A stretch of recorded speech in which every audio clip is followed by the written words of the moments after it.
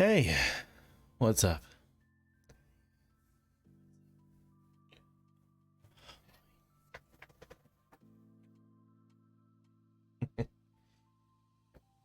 Anyway, how you doing? I uh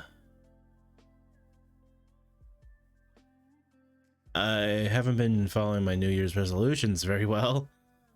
I mean, I told myself, "Hey, I was going to stream more." Didn't stream for a whole week. But hopefully that changes this time. But who knows? Until then, until I find out, like maybe tomorrow or what have you. Yeah.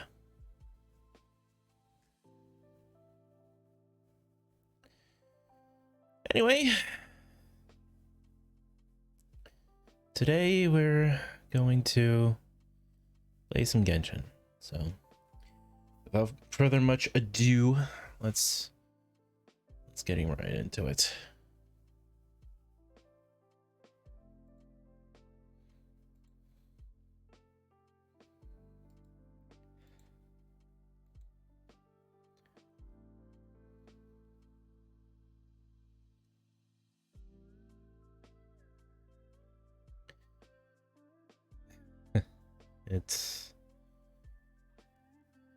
It's kind of funny, actually. I'm not gonna say names. I'm not going to explain why, because perfectly speaking, I have no idea why. But it would seem that I've been blocked by someone, which has never happened to me before. I have a inkling on why I was blocked, but I don't have any concrete evidence. So, yeah, I'm I'm a little astonished, a little sad because I did actually enjoy that person and the content they made, but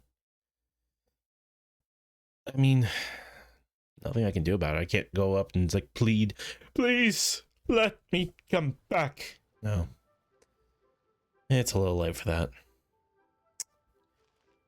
Anyway,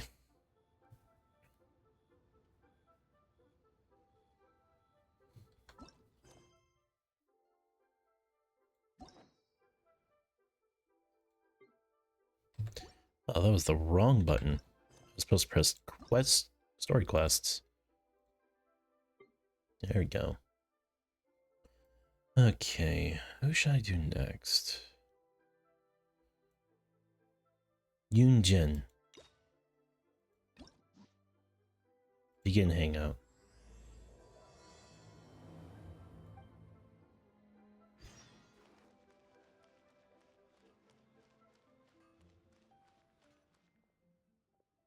Can't you send someone any sooner? The clock is ticking and I need this resolved ASAP. I'm sorry, but we don't have any adventurers available at this instant. What's happening? Your timing is most optimal. Allow me to introduce Yuning, manager of the Yunhan Opera Troupe. She has commissioned the guild to... Traveler? Ugh, Yunjin is always talking about you. Please, you've gotta help us find her. Yunjin is missing? Yep, she's gone and disappeared. Now of all times, just days away from the big performance. All she left was this short note. To whomsoever finds this letter, after some decision about the Divine Maiden play with my friends, I find that there is still much to learn indeed. I have gone to Lingju Pass in hopes of gaining some inspiration. I will return within the day, so do not worry, Yunjin. If our audience doesn't get to see Yunjin on stage, they'll start tearing the place down. I mean, what am I supposed to do, huh? She literally said she would come back. That's what I said too, but... Look, when you're a megastar like Yunjin, you gotta start taking things a little more seriously. Saying she'll be back doesn't give me a whole lot of reassurance when she's showing no regard for her own safety. Why does she have to go and practice somewhere so dangerous? What if something happens to her? What am I going to tell the audience? Worst case scenario, she still has a vision. Well then, what if she gets into a scrape and hurts herself? If she gets so much as a scratch, it'll be a loss to the whole nation. As you can see, this is what we're up against. Would you be willing to accept this commission? Okay, for Yunjin. Oh, wonderful. Ugh, thank the stars. Please, you've got to bring her back, safe and sound.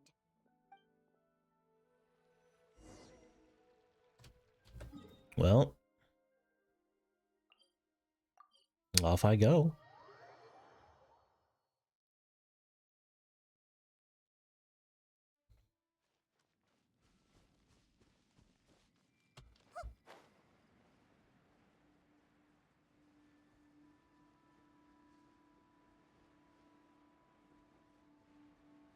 Is that a... Oh my, that is not good.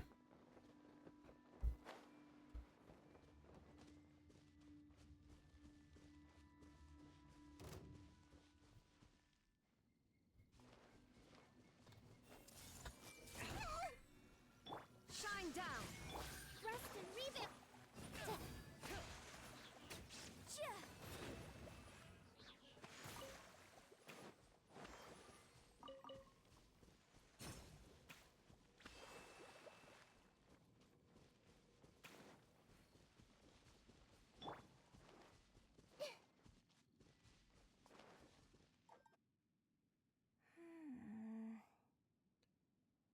Monster attack! I guess I'm taking this fight.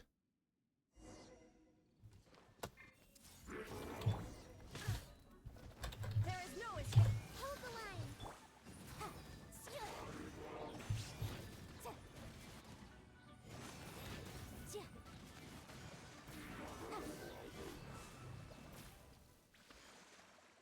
Hey Blue, what's up?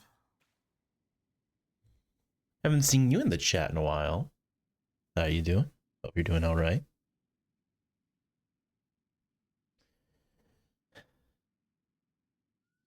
Yes, Blue?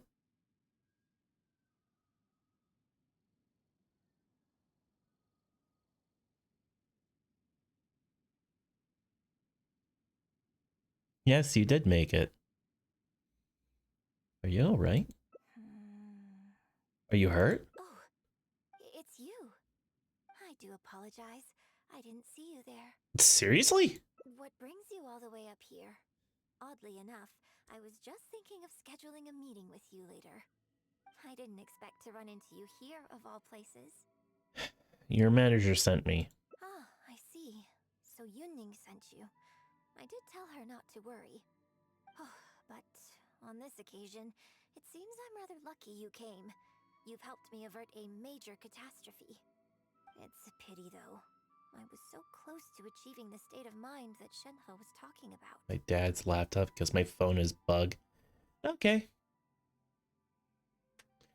What state of mind? Do you remember what Shenhe said about the divine damsel fighting against the evil monster? That in reality, she hadn't acted as courageously as the operatic rendition would have you believe. That it was simply a matter of life and death, and she chose self-preservation. Granted, she later admitted that she preferred the version of events given in the opera, with its portrayal of a divine heroine sacrificing herself for others. But after giving it a lot of consideration, I think that this character is defined by her emotional complexity, and even uncertainty. So the more emotions I can experience for myself, the wider range I will have to draw on in my performance. If access to a different state of mind can help me provide a fresh interpretation of the character and her actions, well, surely it will take my acting skills to the next level. That's why I came here. My plan was to take it slowly, start by just dipping my toe in, as it were. But once I started, I just got completely drawn in.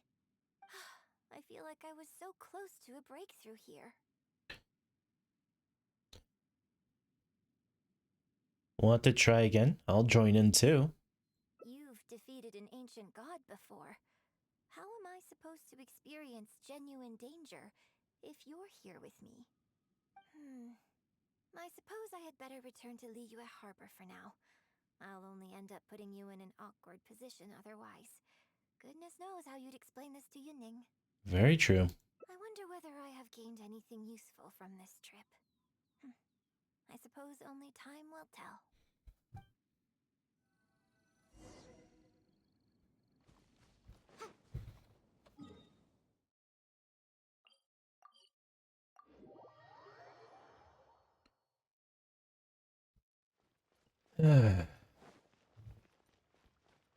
I'm gonna guess that Blue is left, or I don't know what's going on with them. Can you put a few more adventurers on the case or something? The clock's still ticking away.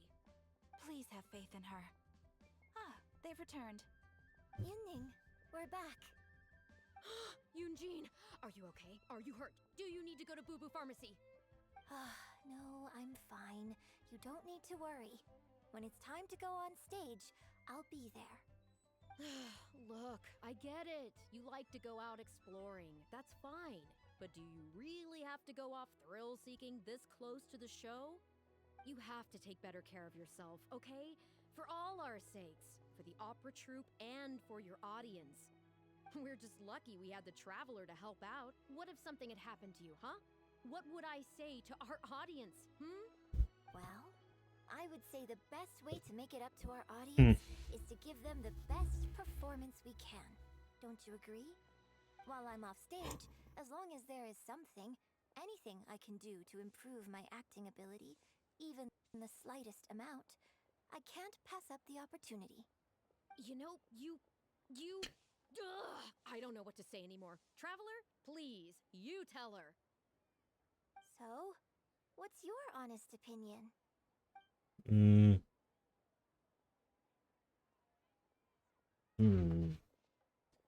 Safety first or pursuit of your ambition?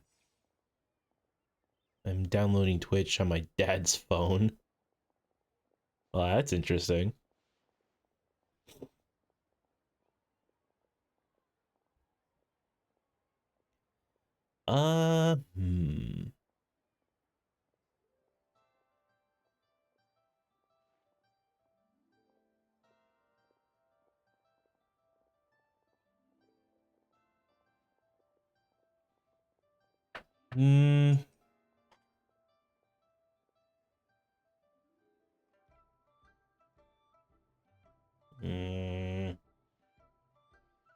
You know what? I can always come back. So ultimately, safety should come first. Exactly. Just think of all the people coming from far and wide just to show you their support. Why do you make it sound like they are coming to see me and not the show?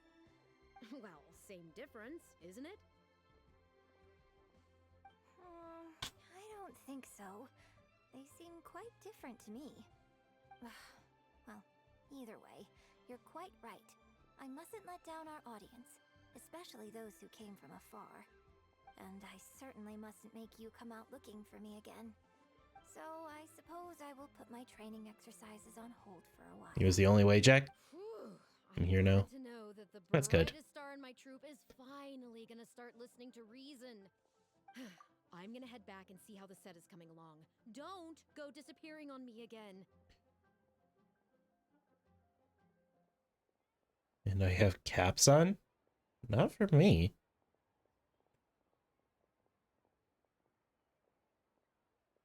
Oh, the and start of the sentence. Yeah, okay. It doesn't really matter. I have mine. My caps are on my phone, if that's the case. Never really turned it off because I really didn't see a need to. Anyway.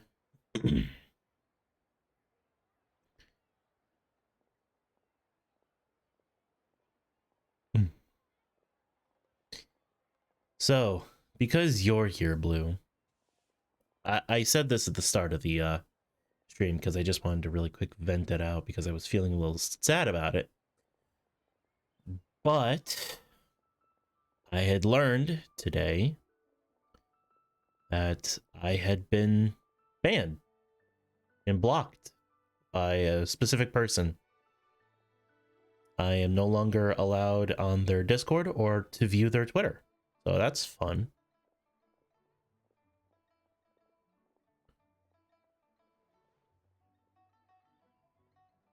It's whatever. I mean, ultimately,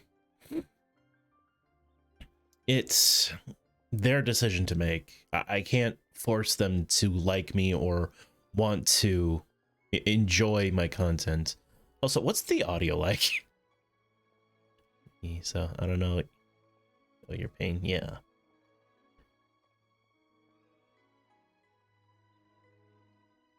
Am I too loud compared to the game?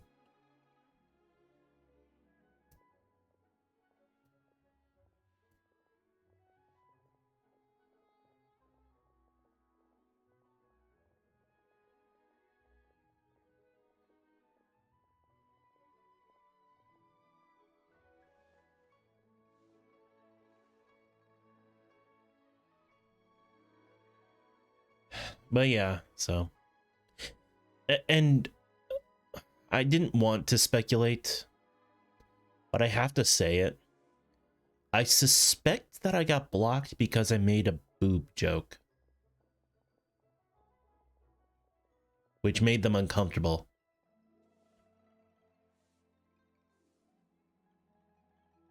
I missed your streams. Oh, I'm glad you're here. I missed you too, Blue.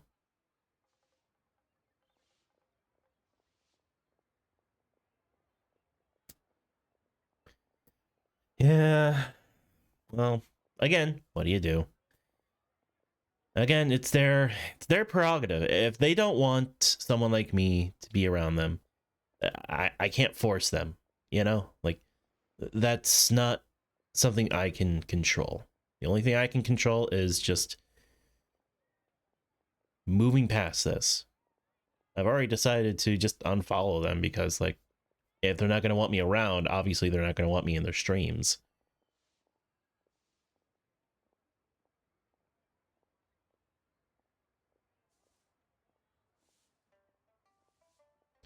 They don't want someone who makes boob jokes around them, then they aren't a good person because be comedy. No.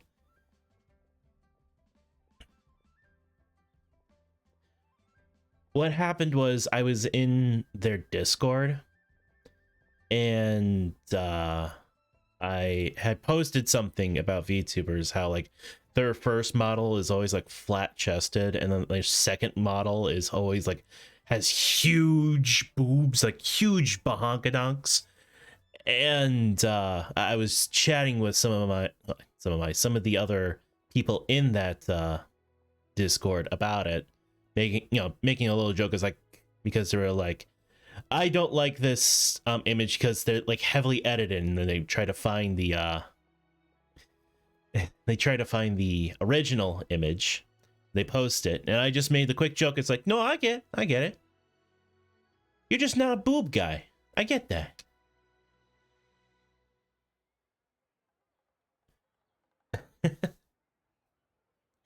And when she made the statement, it's like, hey, this is weird, but I'm gonna get rid of these this threat, like these comments and these posts, because making it uncomfortable. I made a stupid joke saying, yeah, you're right, we shouldn't do this in Discord. We should be doing this in chat, because then we get the content out of it. And a few days later, boom, blocked.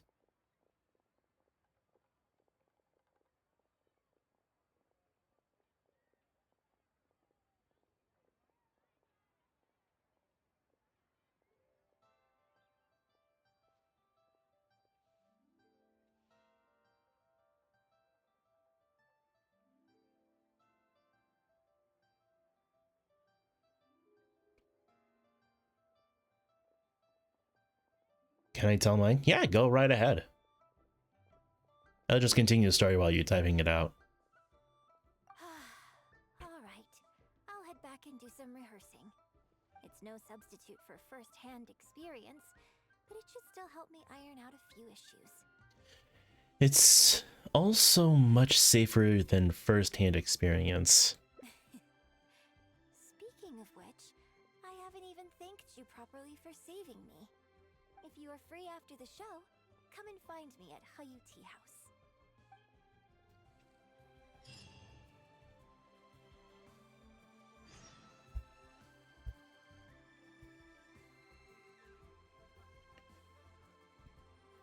Wait for the performance to end.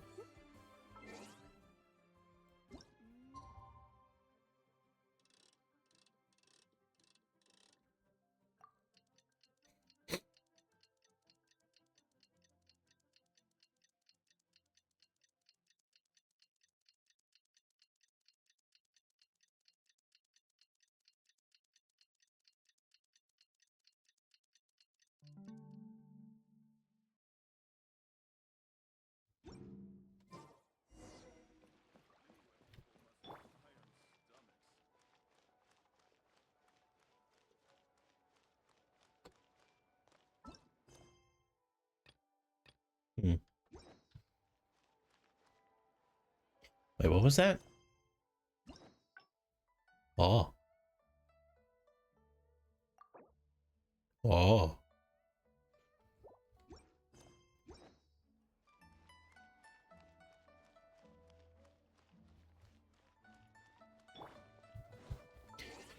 The guy I liked unsure at the moment, completely ghosted me for weeks, and then we finally talked again. He was being a real asshole and I was upset. Long story short, shit happened involving me having to come out to him and also confessing. And he seems just genuinely pissed at me, but I never knew what had happened. We talked earlier and he explained, but bro does not have good communication skills. I get that. I suck at communicating, eating wise. Like, I have to audibly explain myself, and even then I'm shit at it. Oh, wrong tea house, my bad.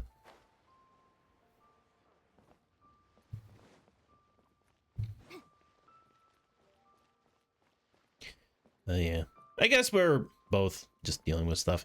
Except, like, Tobin's seems to be doing alright, though. They, I don't know if they have a partner yet. I think they do.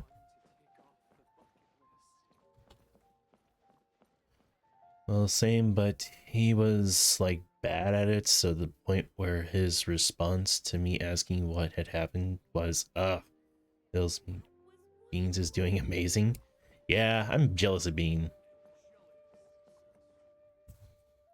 Liyue opera is really something, but Liyue opera performed by Miss Yun, now that's something else.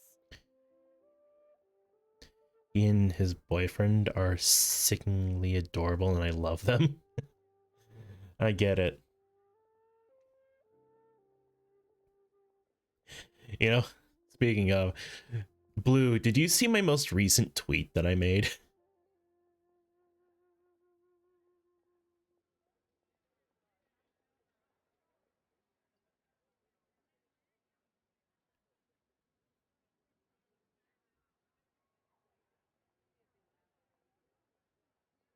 I don't know, but I'll look now. Okay, you do that. Thrilling performance! I've never seen anything like it before in my life. Your reputation is well deserved. Well, I've had the pleasure of seeing the talented Miss Yun on stage many a time in the past, but the songs still sound fresh and new every single time.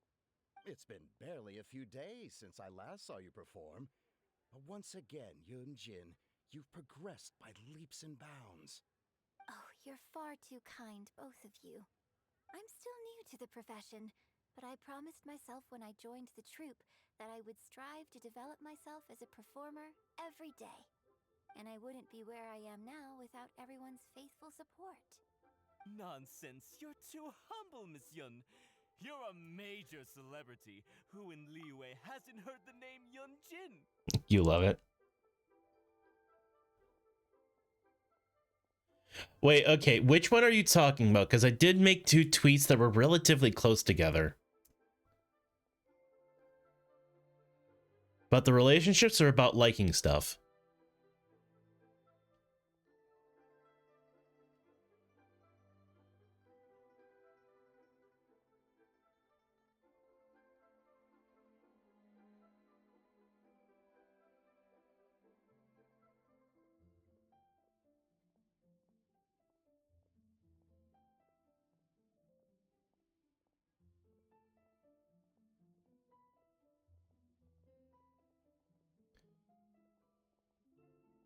The one I made an hour ago?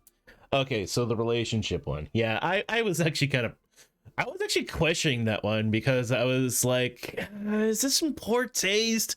But then I realized, wait, I can make this funny. Because at first I was just going to leave it off with just the first part, but then I put that comment below and it's like, funny.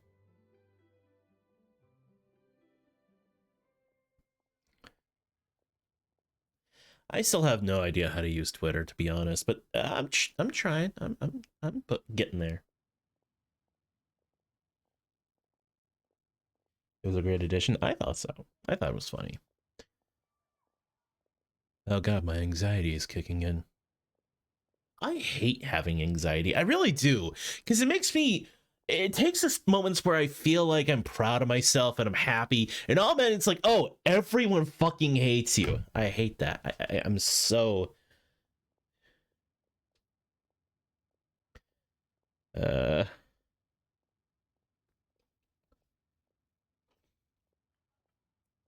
you just love it?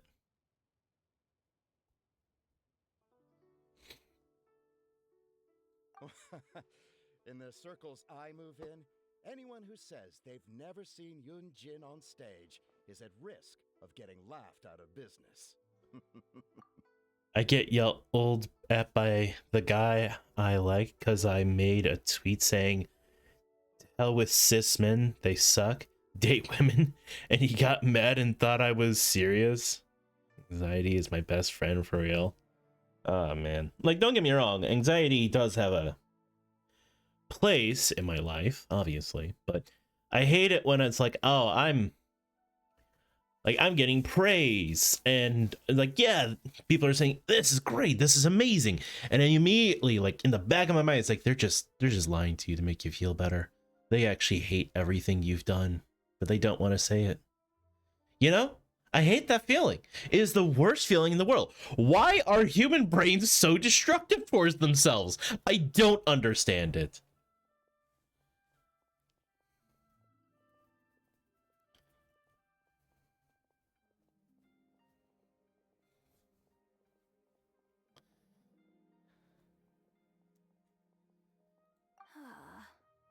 As it happens, I have a business meeting at the Xinyu kiosk with a client who is also a big fan of yours.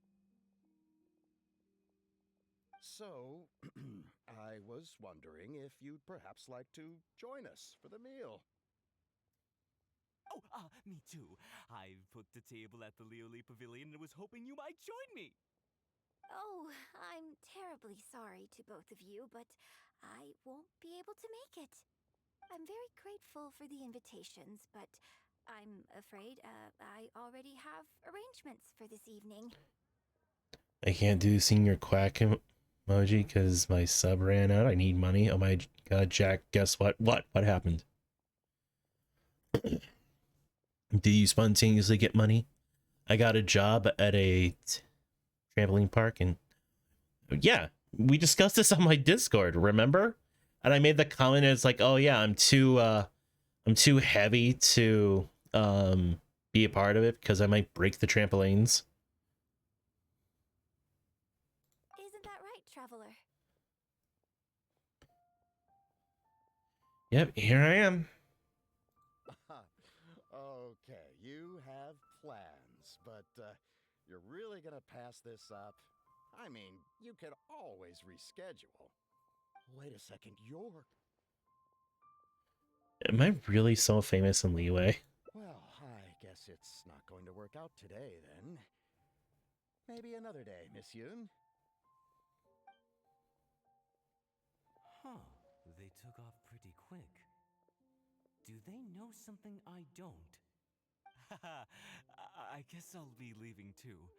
Wouldn't want to cramp your style. Take care, both of you. Sorry that I can't see you off.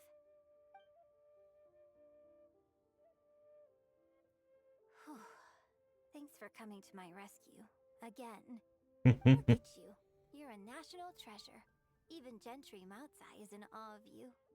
I feel a little sorry for Shinue Kiosk and Liuli Pavilion. I just hope the food won't go to waste.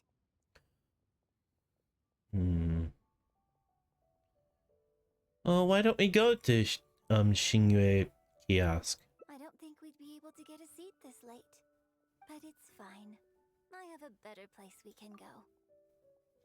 My dad just walked in asking if it smells like skunk in the house, and he just sat here knowing full well our neighbors smoke weed.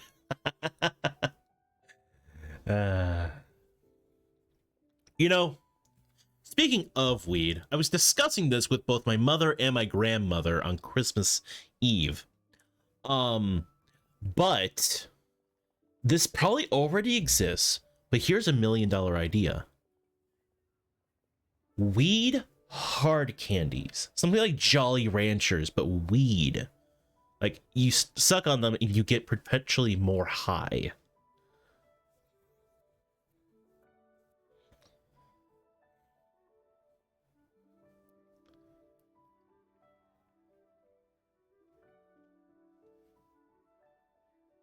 Those exist. Weed throat lozenges. Yeah, that's what I thought. But this is more of a candy, something like weed gummies, not kind of a medicine.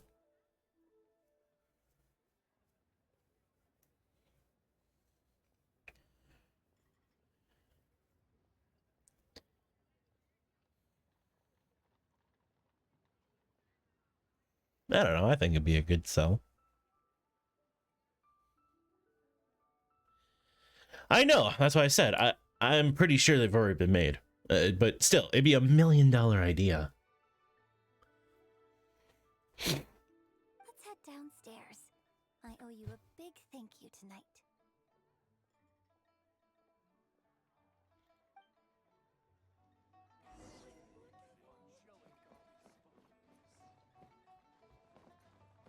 Oh!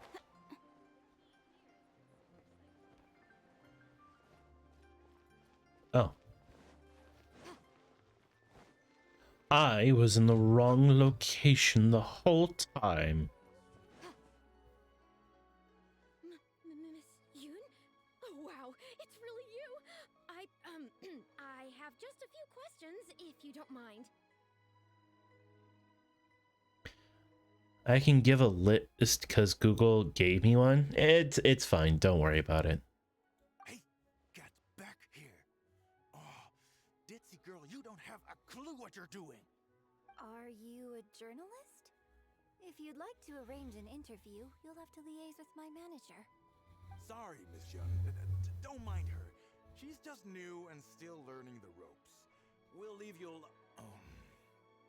Miss Yoon, I'm interested to know why you added a silk dance to the scene where the divine damsel makes her appearance. Hmm? You noticed that? Yes, based on the original script, that scene would see your character perform the Adeptus Walk. But the addition of the silk dance meant that the whole way you carried yourself was so much more... Animated.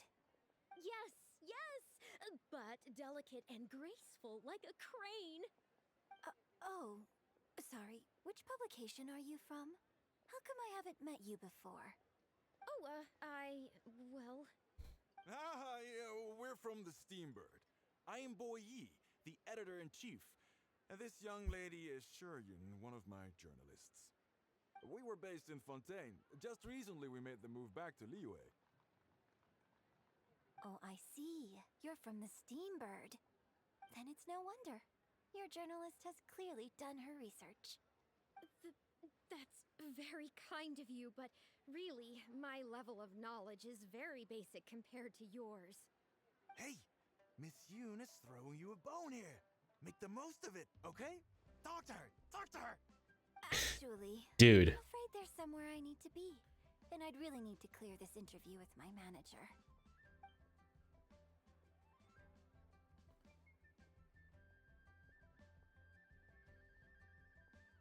Let's play it safe and book the interview with your manager. Yes, you're right. I'm very sorry, but I'm afraid the troop is pretty strict about the rules for this kind of thing. So we'll have to do this one by the book. Please liaise with my manager, and we can do this interview another day. Jack, want to hear a fun fact about Europe? Of course, I'm always happy to hear fun facts. You know, why are kids always bouncing in the background? The Steambird is a highly reputable publication, so I'm sure my manager won't give you a hard time. Once the interview is arranged, I'll be very happy to answer any and all questions you have. But... fair enough. Sorry if we're being intrusive. Please forgive us. We'll leave you in peace. Hey, come on, quit dawdling. Yes, I'm coming. Bye, Miss Yun. Hey, wait! That's the wrong way if you wanted to talk to my manager. They're gone. Oh well, never mind. I have a friend who works for a paper. I'll ask them later. For now, though, the top priority is making good on our plans. Now that I think about it, I've turned down 3 social engagements tonight. Come with me. Our plan is the only one remaining, so let's make the most of it. Yeah. I get to go on a date with this girl. I'm going to smooch her so hard.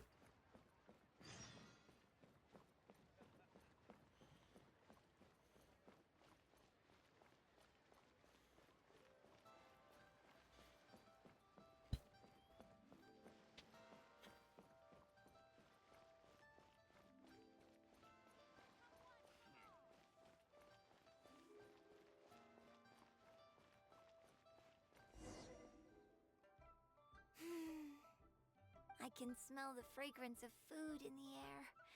Yes, Cherhu Rock is definitely the place to go after a performance.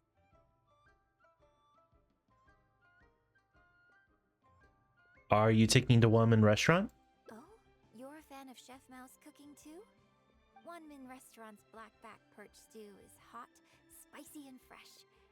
But it's not kind on the throat, so unfortunately I can't eat much of it. Also, it's a bit cramped in there. I prefer open-air restaurants. Hey, have you been to Chen the Sharp's place before? His grilled tigerfish is the best around. So you know how in the US people make a huge deal about underage drinking, while in Europe, especially French, where I lived most of my life, they literally encourage underage drinking even at the age of 5. Yes, I'm aware. My parents also encouraged my brother and I to drink at the age of 5. Third Round Knockout and One Min Restaurant are both great restaurants. But when it comes to barbecue, this is the place to go. Enjoying some nice food and drink, sitting by the hot coals in the cool breeze? Let's go.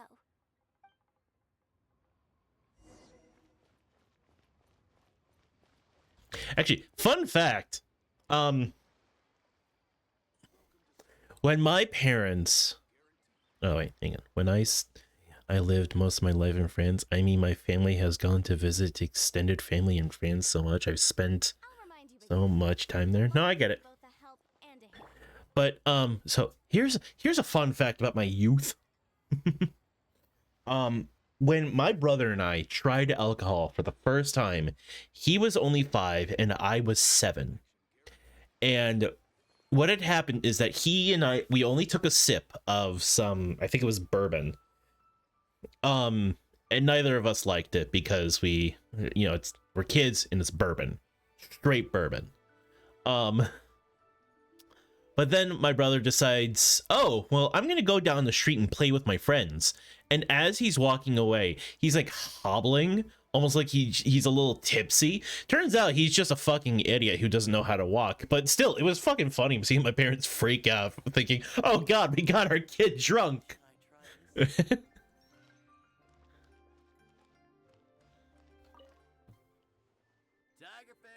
grilled tigerfish, hot off the grill. Oh, hey there. Is this a Miss Yoon which I see before me? It's been a while. What'll it be? The usual? Yes, please. I'm out with my friend today. Let's start with a plate of stir-fried meat and a handful of skewers. And of course, some grilled tiger fish. 2, please. One with just a hint of chili, and the other one,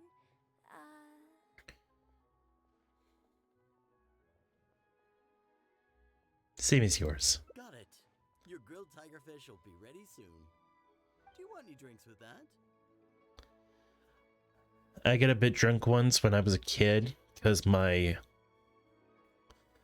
family just didn't stop me from drinking champagne. I just want to sleep really early, apparently.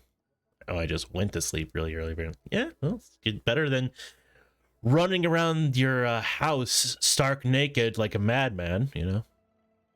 You serve drinks here? Yeah, I don't advertise it though, because it's just something I'm experimenting around with for fun. Miss Yun likes a drink with her barbecue, so I ended up getting her to try them out for me. So, would you two like some tea, or? Anything new? Well, I managed to scrounge some milk from Dongsheng next door. A merchant from Mondstadt told me a while back that there's this popular drink doing the rounds there called milk tea. I tried my hand at making it too, but the response has been kind of lukewarm. Still way off being ready to add to my menu. Tea with milk? Sorry, milk tea? It might not be the best thing for my throat, but if I'm just having a little taste, I mean, I think it should be fine. Oh, but what about you? Anything you want to drink? I'm gonna take the milk tea. Okay, let's get yours in first. And then, I'll have one of each if that's all right. I'd like to try them all. Okie dokie. And here's your tiger fish, fresh off the grill. Come on, let's enjoy it while it's still hot. Piping hot barbecue and a nice cool drink is the best sensation.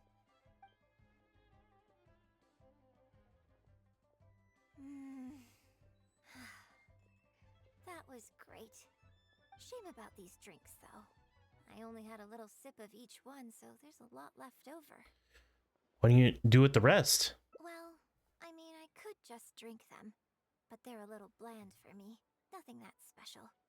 I guess he must have toned down the flavors to make them palatable for a wider range of customers. We could just add some flavor back in?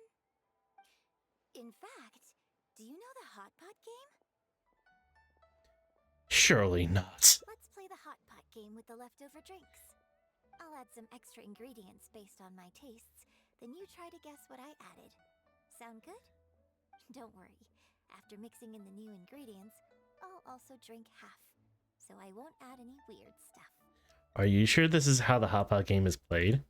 We don't need to worry about every last detail. Come on, I'll go grab some ingredients from the shop next door. Once you've psyched yourself up, come and join me. Oh. Poor Toma.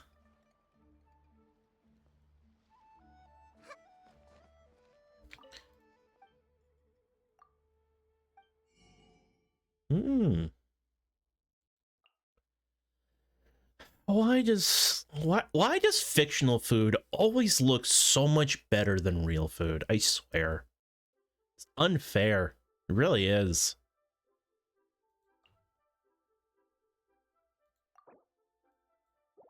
Oops.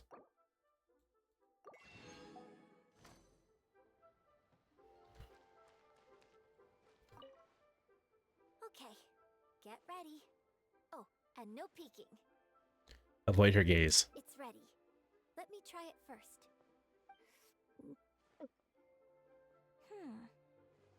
Pretty good. Your turn.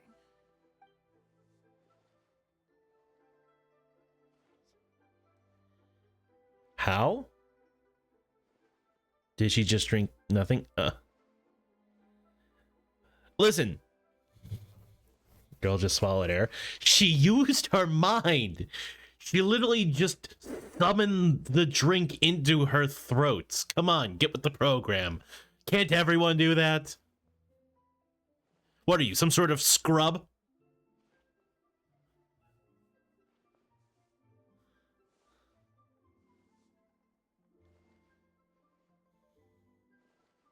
Yes, I am, Jack. Well, I would say no scrubs, but I like you, so you can stay.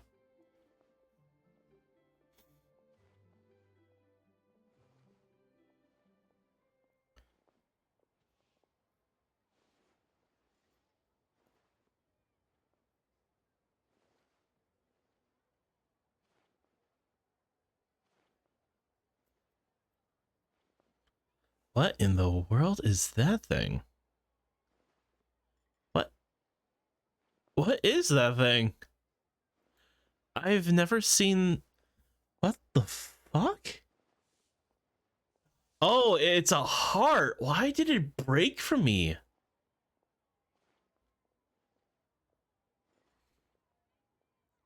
Hang on. No, I am going to fucking show you what I am seeing on my thing. Hang on.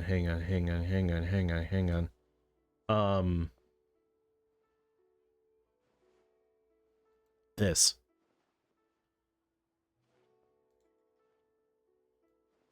Hang on. This. Look at this. This is what I'm seeing. Just a freaking white ball.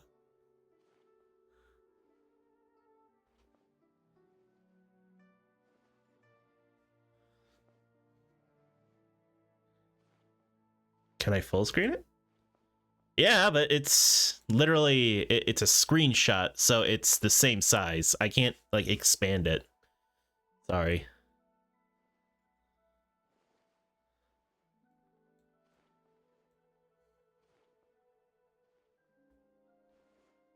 What is that? Yeah, I don't know. Oh, I did that.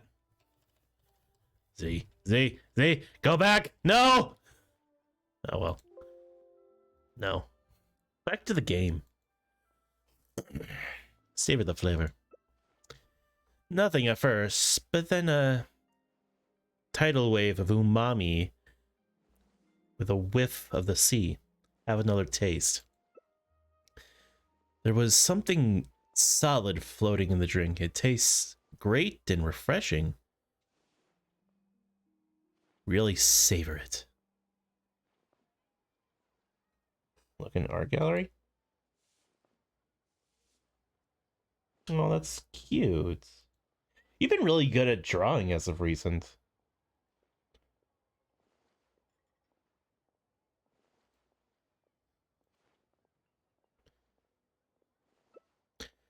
The complex flavors of the rich soup hit the back of your throat. How did you drink this with a straight face? Huh? Oh, just regular facial expression control. Besides, it's nothing that unusual. I think it tastes okay, doesn't it?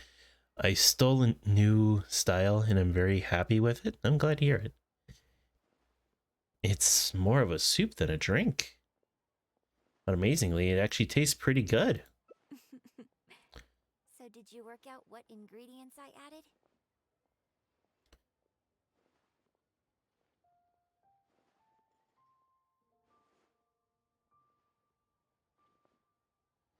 Matsutake, tofu, and salt. Or crab roe. No, it's matsutake. You guessed them all correctly. It was crab roe. Have a well-developed palate. Because it was a tidal wave of flavor, so... Next time. I wonder what kind of new flavors I could create with some more traditional teas, like pine nectar or snow blossom. I can't wait to try it out. I'm getting excited just thinking about it. I never thought that this is what you would be like off stage. Huh. Well, people do often say that getting deep into a character is about identifying the part of you that is similar to them and bringing that into the performance. So in that sense, I can't say it's incorrect to conflate an actor and the characters they play on some level. But there are many more sides of me than the few you see on stage. So ultimately, yes, I am not the same person on stage as I am off stage. Sometimes, when I get letters from people, I can tell from the way they write that they see me as someone cold and aloof. I can write back, but I have to be very careful about what I say. Likewise, when I get invited along to banquets and so on, I have to make sure to keep myself calm and composed the whole night.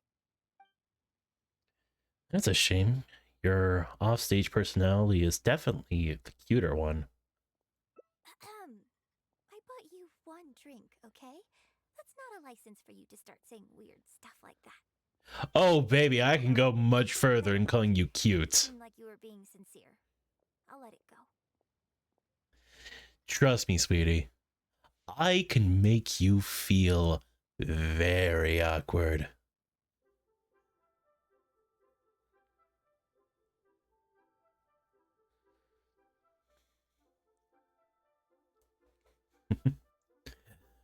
Let's just say back in high school, I could never get a date, but I could flirt with any one of them, and I could make almost every single one of them flustered. It was a superpower I had.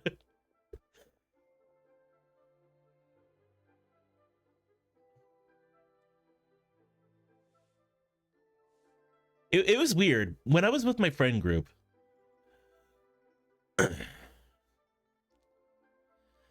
well, I'll give you an example of something that happened back in high school. When I was in high school, my friend group, we were hanging out after school, at the school, and we had this guy. Let's call him Jason. He was an openly gay man, and you know, as part of the friend group, we gave him some shit, some flack, stuff like that. We weren't like making fun of him for being gay or anything like that. We were just like, we were just trying to be funny. And here comes me, fucking 17-year-old me. I walk up to this boy. I put my hand around his shoulders, and I look at him deeply, and is like, "Hey, how you doing tonight?" And he got so flustered right away because I was right there. It came out of fucking nowhere.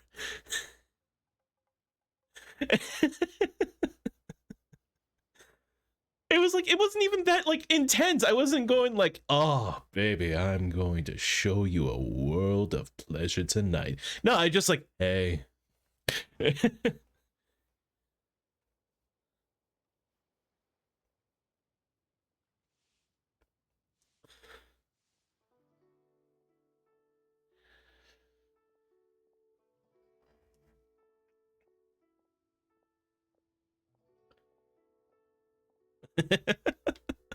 Oh, you should see me with my best friend Shamar.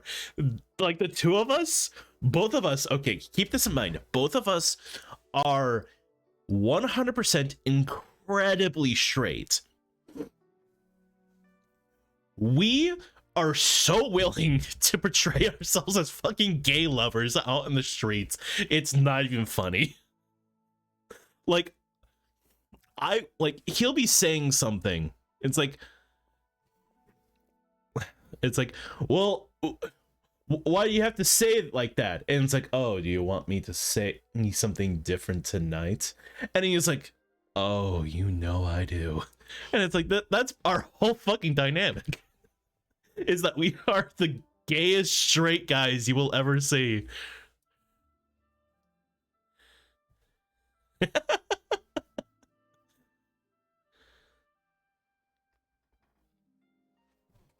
Oh, my chair is falling.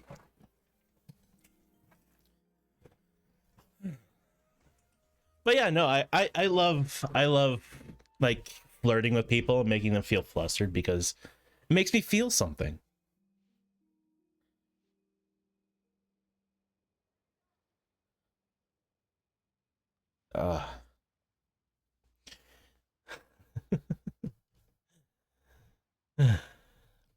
Let me, okay, if I can ever get the chance to play flirt with someone on stream, It's gonna be a fucking show.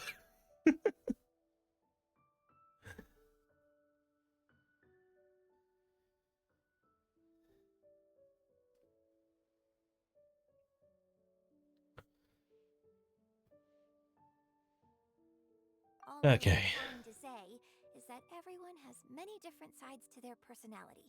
And if you get fixated on just one of those, there's so much you'll never discover about a person. Let me tell you now, if you ever say anything to me that's even just like, you look cute, just platonically, I will crumble and just fall to my knees in a Walmart parking lot. Hey, Blue. You, looking really cute tonight. You wanna maybe hang out sometime? Just you and me?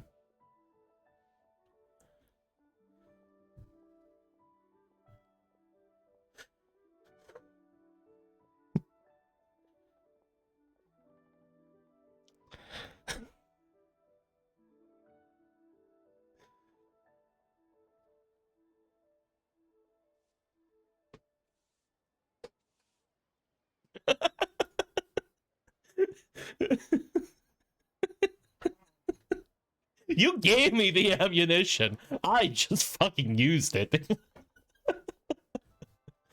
I love that.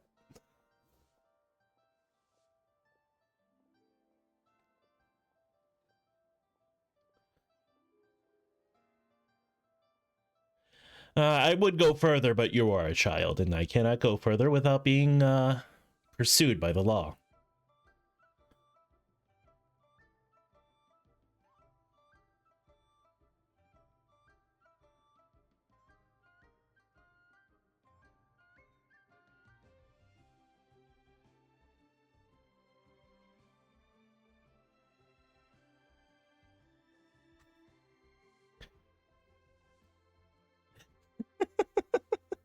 Are you actually?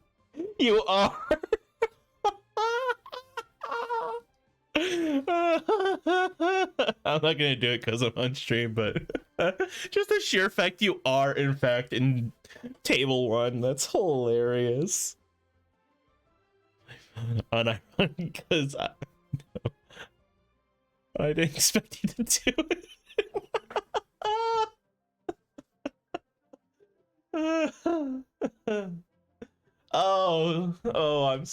I'm having so much fun. I missed you, Blue.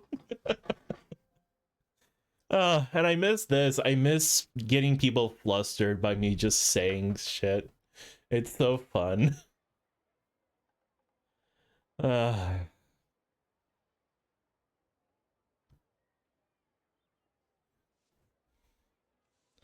wish Tobings was here.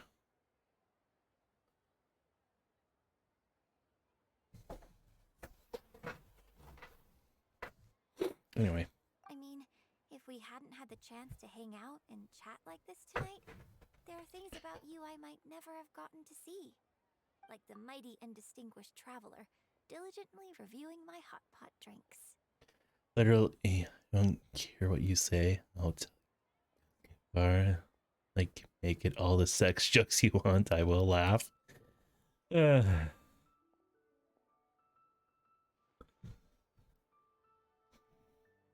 No. I shouldn't. The amount of times my best friend and I have flirted, even though we're 5 years apart. Like, you're giving me permission, and now, like, all of these, like, things I could say are, like, going through my mind is like, no, stop, no, stop.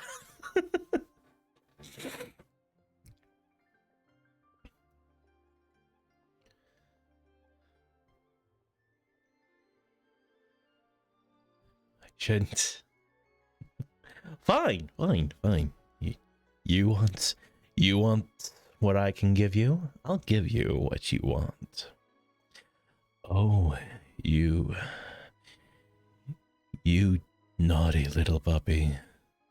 I'll give you exactly what you want if you want.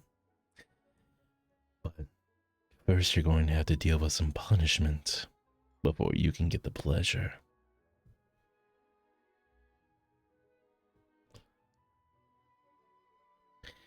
And let me tell you,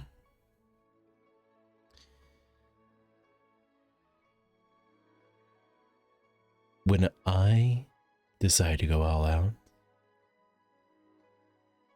you're not going to be sleeping all night, and you won't be able to get out of that bed all day.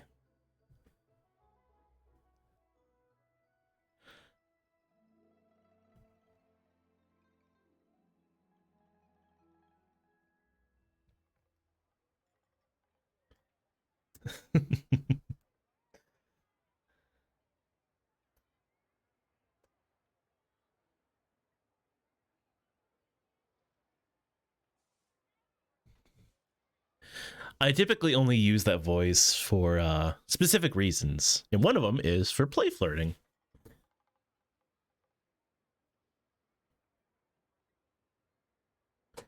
I went to...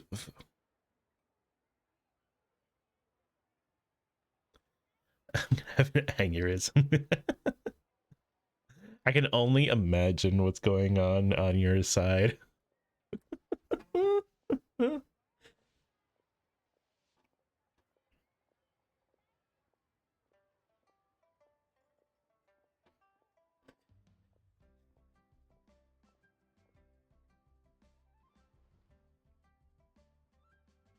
I would have assumed you were serious all the time. Me? Serious? On stage, I guess. But off stage. Oh no! I killed someone with the power of seduction. Just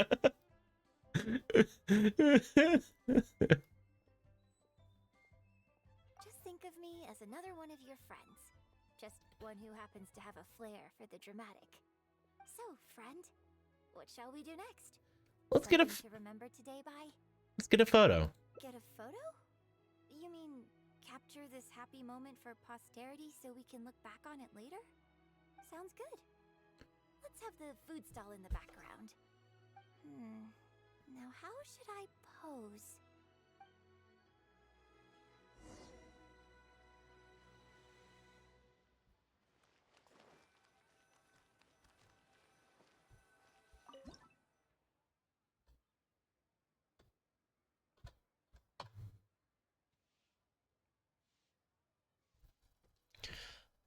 F1.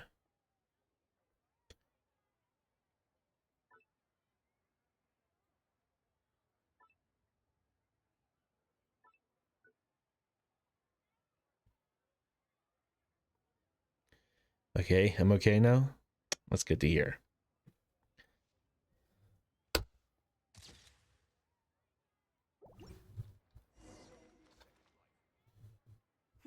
It looks good. I hope whenever you look at this photo in the future, it will remind you of the good time we had today. So goodbye for now. Hold on. How is one photo going to be enough? We'll both need one if we want something to remember each other by. Yeah. Right, you have a point. You take this one, and I'll take another photo of you. But could you find another location for us? I'm thinking somewhere around Feiyun Slope with a good view. I'll join you in a moment. I have something to prepare here first.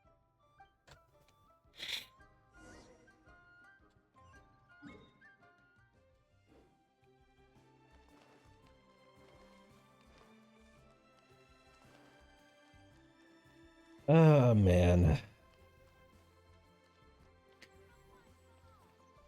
This is gonna be my favorite VOD ever. I'm gonna clip that moment. And I'm sure I'm gonna get yelled at by Burb for flirting with a, was it, 15-year-old or something like that? So long.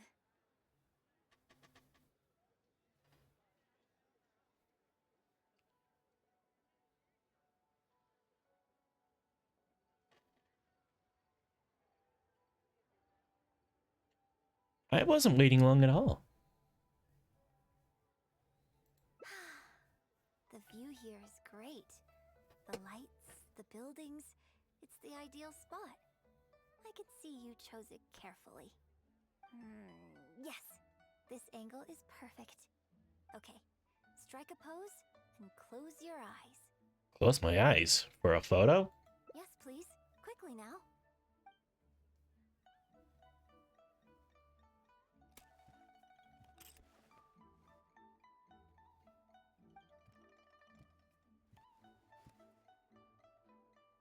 Get ready. 3, 2, 1. Open your eyes.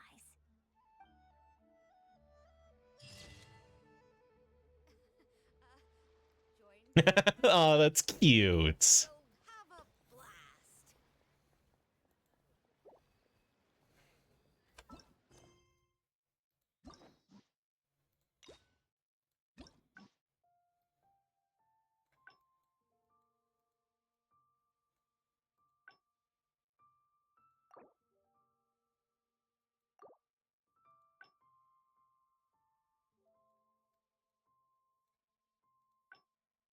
Hmm.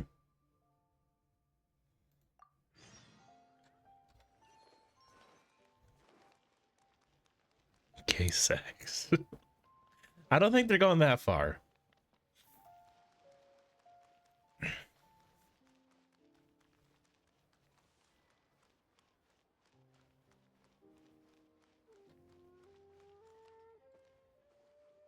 We can try some more combinations next time. I wonder what kind of new flavors I could create with some more traditional teas, like pine nectar. And people do when they're offline. I can't wait to try it out. I'm getting excited just thinking about it. Haven't you ever seen Wreck-It Ralph?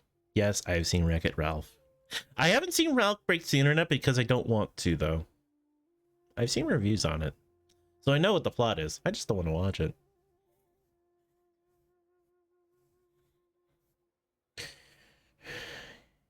The real you and the characters you play are nothing alike. Huh. Well, people do often say that getting deep into a character is about identifying the part of you that is similar to them and bringing that into the performance. So in that sense, I can't say it's incorrect to conflate an actor and the characters they play on some level. But there are many more sides of me than the few you see on stage. So ultimately, yes, I am not the same person on stage as I am off stage. Sometimes, when I get letters from people, I can tell from the way they write that they see me as someone cold and aloof. I can write back, but I have to be very careful about what I say. Likewise, when I get invited along to banquets and so on, I have to make sure to keep myself calm and composed the whole night. Neurodivergence? What's this about neurodivergency? As a persona is more striking. It's unavoidable. You think so? So you prefer the way I am on stage too? It's fair enough. After all, every detail of my onstage presence, You can tell what people think by their handwriting. is carefully crafted for maximum appeal. And I've worked hard to try and cultivate an image that appeals to everyone, regardless of age or gender. But if I can't lighten up and joke around, even with my closest friends when I'm off stage, that's a real bummer. Never mind. Talking about this is just going to kill the mood. Tonight was about me showing my gratitude to you. So, did you have a good time? Is there anything else you want? Like something to remember the evening by? A souvenir, perhaps? Anything you can think of? Oh, I know that if I ask this that she's going to be disappointed, but it's my only option. Kiss her, Jack? I would love to, but I can't. I can't do that. I can't reach into the game and kiss this girl. I hate this. Okay, here you go. You had one prepared already? Well, people ask me for autographs all the time. Usually what they want is a signed picture of me on stage. Apparently that makes it more valuable. Yunning suggested that I keep a bunch of them on hand at all times to make things easier. Ah, yes! That one is a picture from the Divine Damsel of Devastation. I have one just like it on my wall at home. Hey, are you guys talking about Miss Yoon's autograph photos? I have one in the store too. Oh, everyone has one. Well, what do you think? Is this souvenir valuable enough for you?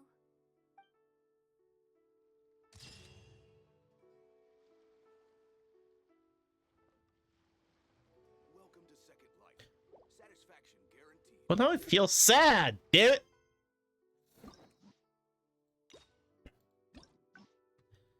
Why do they have to put these sad endings in here? What the fuck? Why can't they all be like this?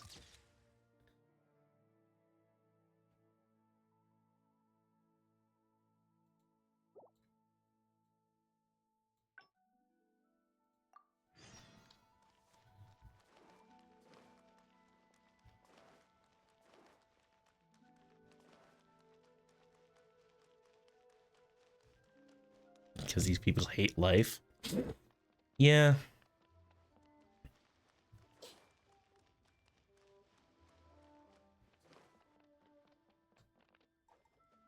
Love how she runs. All of the younger characters run like that.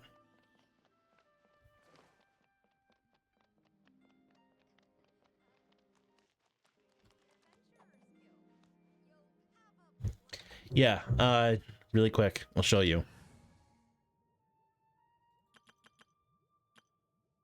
Hang on, I'll switch out you with you. So, what's the deal? So as you can see, she runs like that. She runs like that.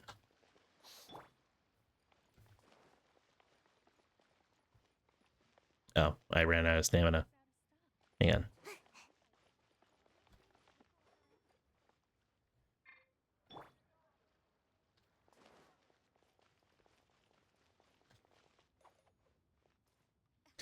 Every single little character runs like that.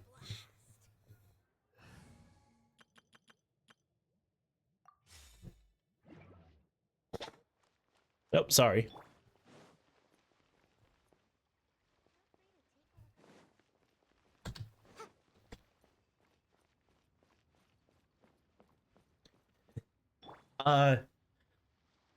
Blue, just an FYI, the green one, Nihida, is a literal god.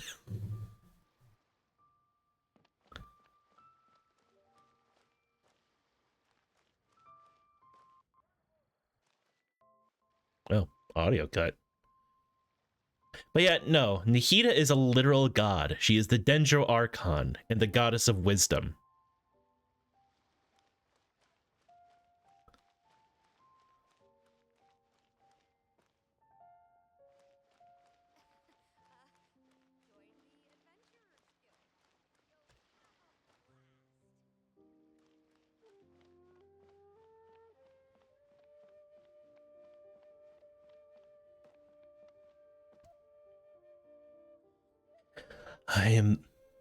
I'm the god of I don't fucking know, but I'm one of them. I'm simply God.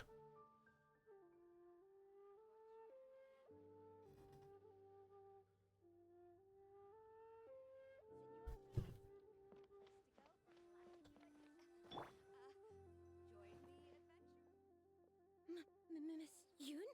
Oh, wow, it's really you! I have just a few questions, if you don't mind. Hey, get back here. Oh, ditzy girl, you don't have a clue what you're doing. Are you a journalist? If you'd like to arrange an interview, you'll have to liaise with my manager. Sorry, Miss Yun. Don't mind her. She's just new and still learning the ropes. We'll leave you Miss Yoon, I'm interested to know why you added a silk dance to the scene where the divine damsel makes her appearance.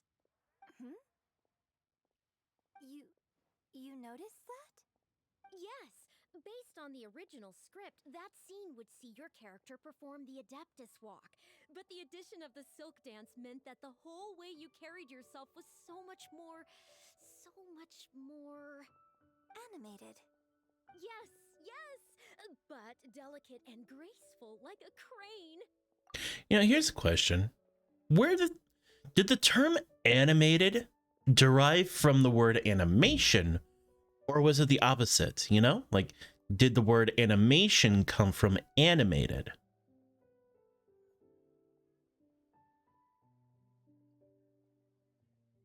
I know that the term reanimated came about way before animation was a thing, but still.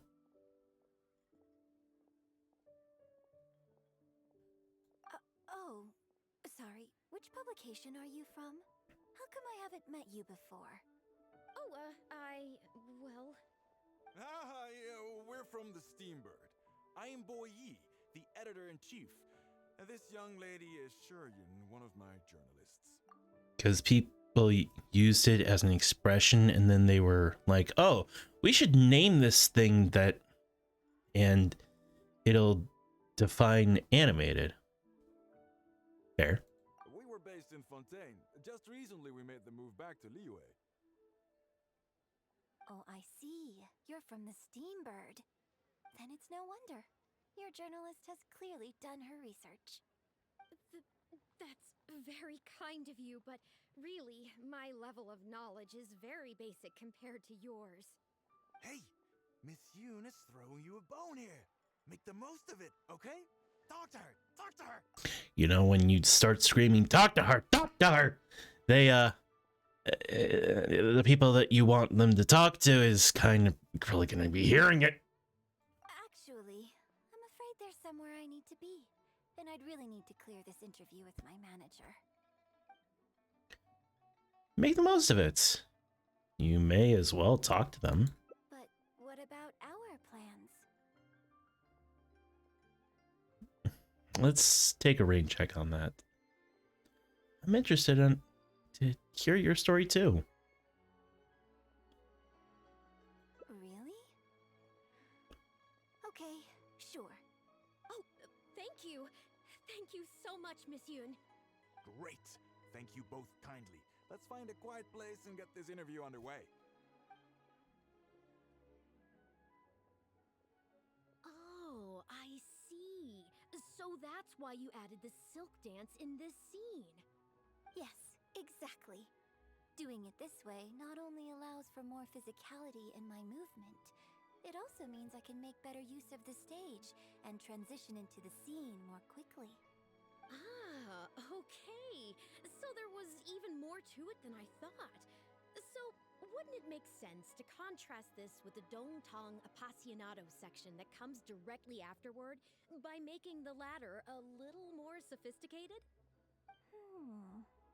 I think I know which section you're talking about. Sorry. What am I saying? This is a fixed formula, isn't it? My suggestion would completely break the format.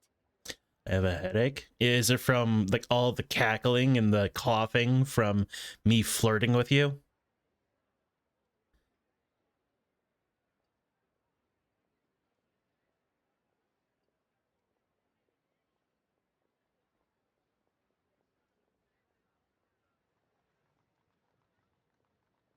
No, it's okay. It's an interesting idea for sure. I'll give it some thought. Thanks for the suggestion. Speaking of coughing and wheezing, as you may or may not know, I have asthma. And I told you that I was talking to my grandmother about the whole drugs thing. Well, guess what? I had told her that I had been going through some asthma problems as of late. So she literally goes into her kitchen closet, mind you, and just fucking hands me an unopened thing of an inhaler. Like, it works. It's fine. But I'm just like, what? Why?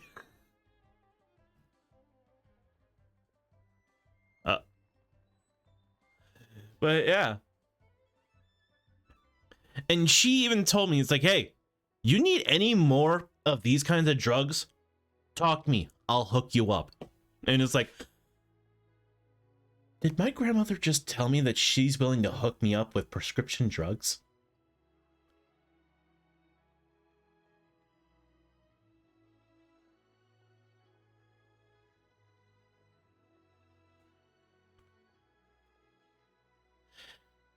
But then again, that it would actually make sense given my mother's side of the family. My grandmother can hook me up with over the counter medication.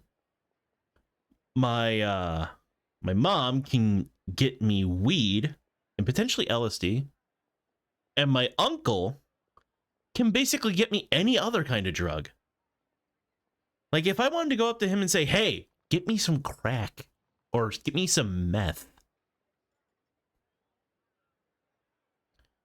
That you were going to say, you'll be doing that tonight, screaming out. And acting me, Jack. Good. Use on your friends.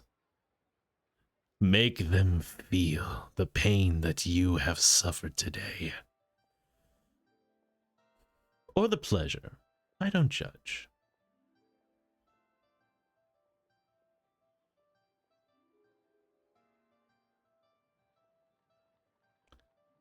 Enough with the boys? I get it. I won't do the boys anymore.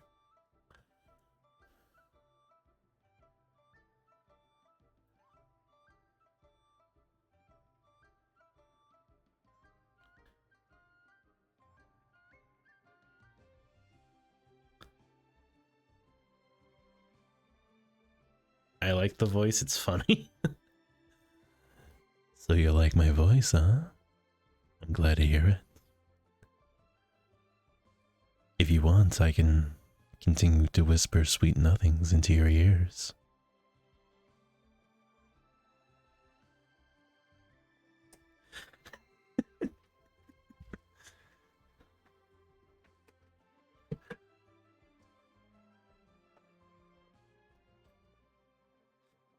Listen, Blue. There's one thing that you need to know.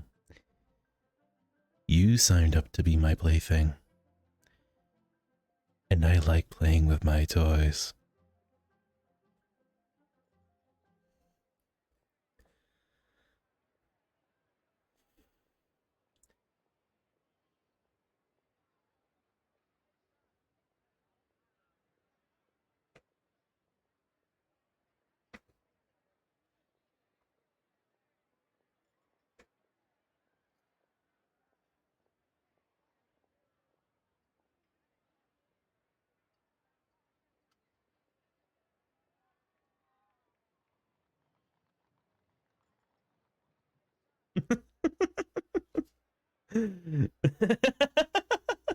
I can't help it.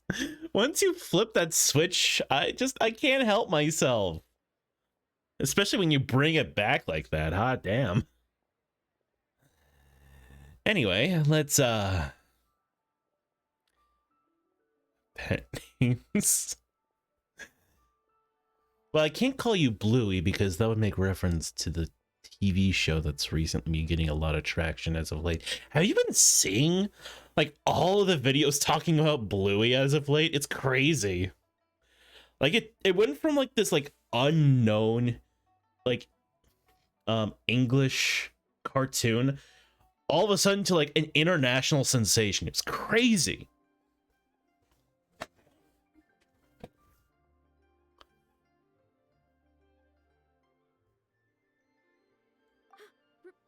Really? Wow, I'm so honored. This conversation is way beyond me.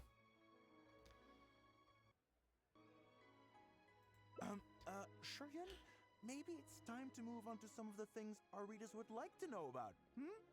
Oh, okay. I was also going to ask for your opinion on the set and the costumes. Yes, well, I'm sure Miss Yun has countless pearls of wisdom she could share on her chosen craft.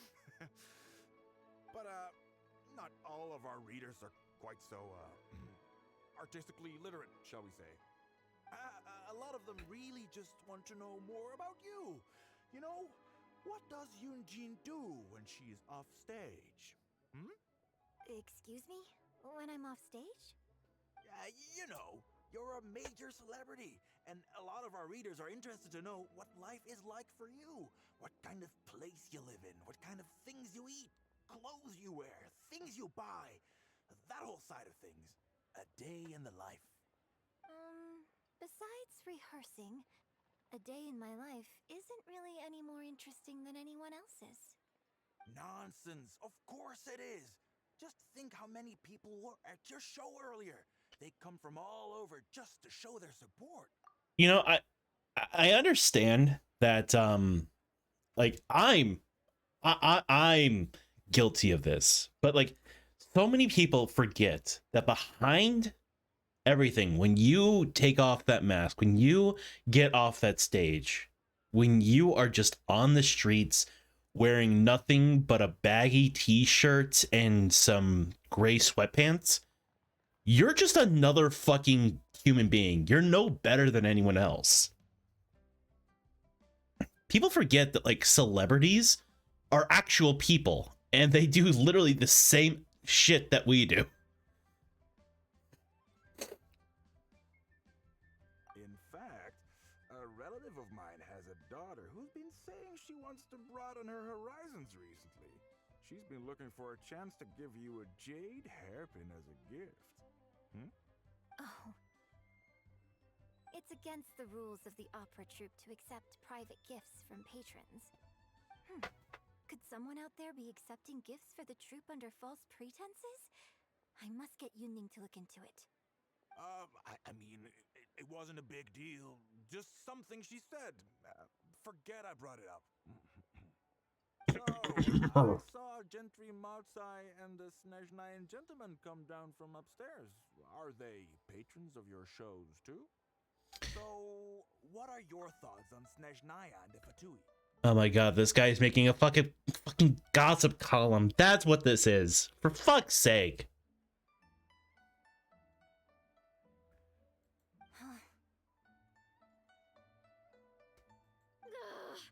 I'm sorry. This is my first interview, and my notes are becoming a total mess. You're fine. To pause and reorganize them a little. Otherwise, I'll never be able to work all this into an article. Mr. Boyi, maybe you should take a look too. Don't be ridiculous! Stopping an interview halfway through to organize your notes? What are you talking about? Hey, all right. Miss Yun, we'll just be a moment.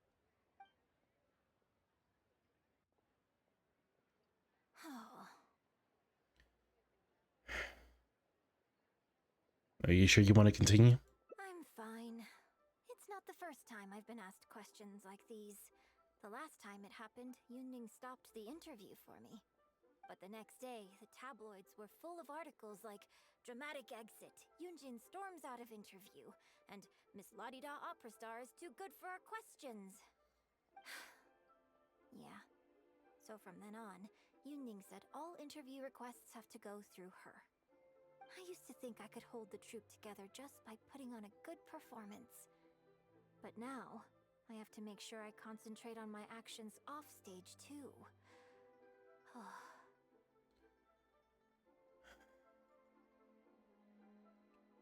I saw a lot of the audience on the way over here.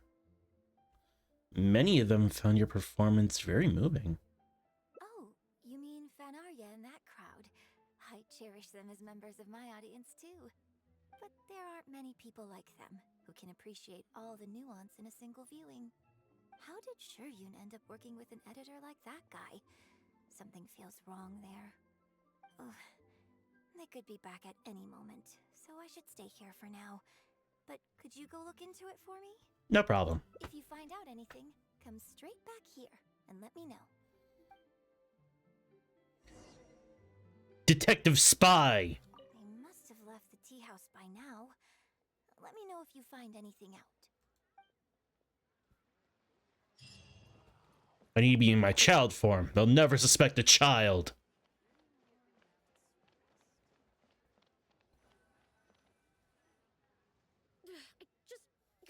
How can you be so cruel to Miss Yoon? Shh, keep your voice down. Whatever you got to say, it can wait until we're out of earshot. We'll both be in hot water if Yunjin finds out. What's wrong with you? Why can't you get it into your head? Quit asking dull questions and start thinking about how to win over our readers. Do I make myself clear?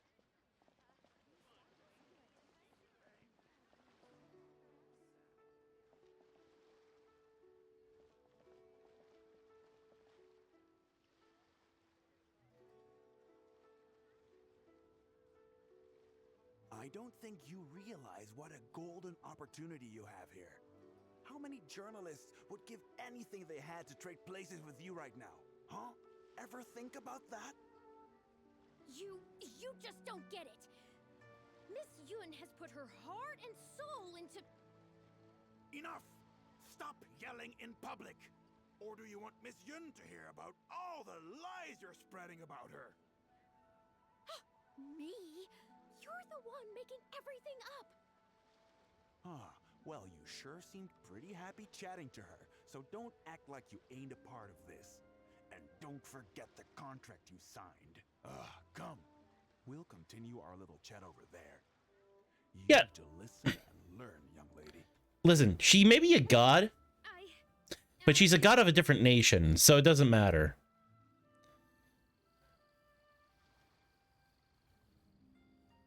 Don't mind me just crouch walking away. Are you ready to stop whining now? Do you have any idea how rare an opportunity like this is for a small-time paper like ours? Just think of the sales if we can get an exclusive. We'd have enough to cover your salary for 2 lifetimes. But what about us pretending to be from the Steambird? Aren't you worried she'll find out? You really think she still would have talked to you if I hadn't told that little white lie? Besides, what have you got to be afraid of? As long as we make it sound like an eyewitness account, how will she be able to refute it? Heck, if she actually presses the issue, I'll probably have to thank her for keeping it current for me. This is horrible.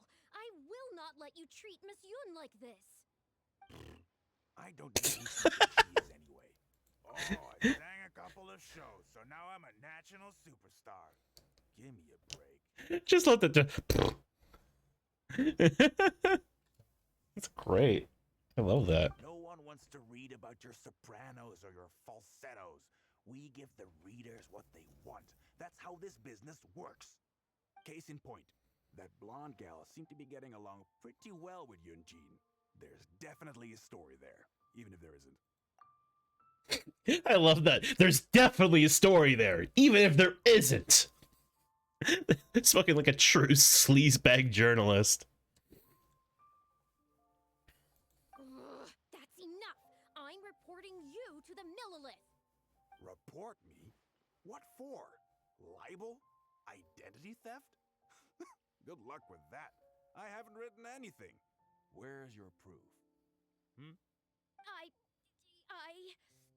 I'm the proof. Tread carefully, Missy. First you neglect your own duties, and now you're trying to get in the way of mine? You signed the contract. You know full well the consequences. If you sabotage this interview, I will make sure you lose everything you have. I will ruin you. You understand? Why? Oh, why did I sign that contract? I need to check in with Yunjin. This ends now.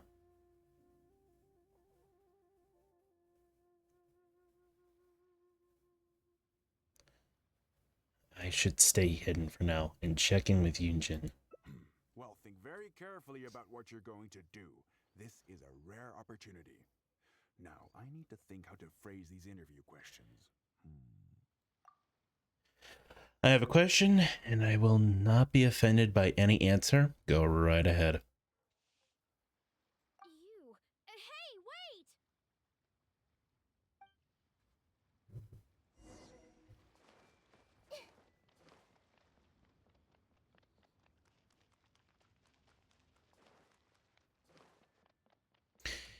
if I ever get a PC and better streaming game setup, would you like to stream together one day? I think it'd be really fun. Yeah, I'd definitely love that.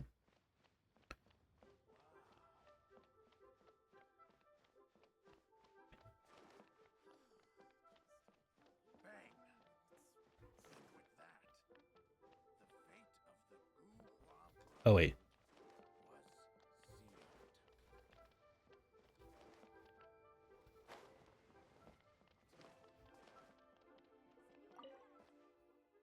Did you find anything out? Well,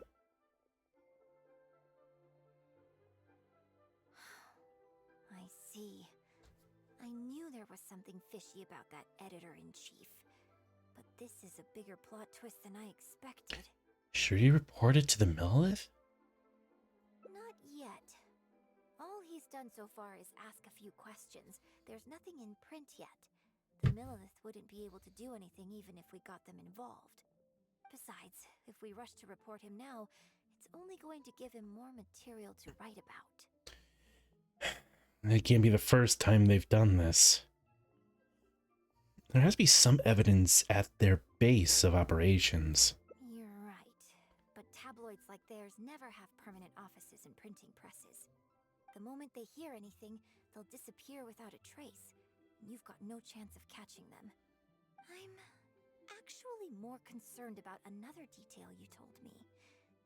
Would you be willing to do me another favor? I want to send a letter to that journalist. Sure, leave it to me. Great. Thank you.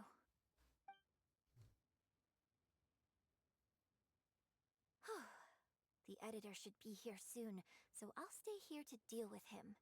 I'll have to rely on you to deliver the letter.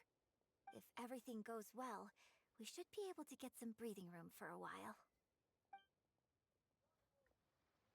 A seat with a view.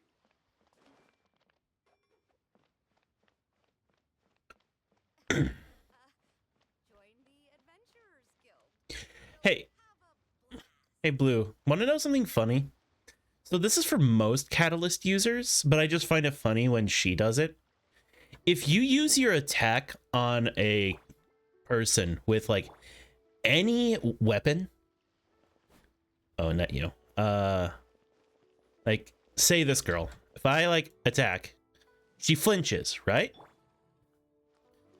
But if I do it with her, she claps. She's happy.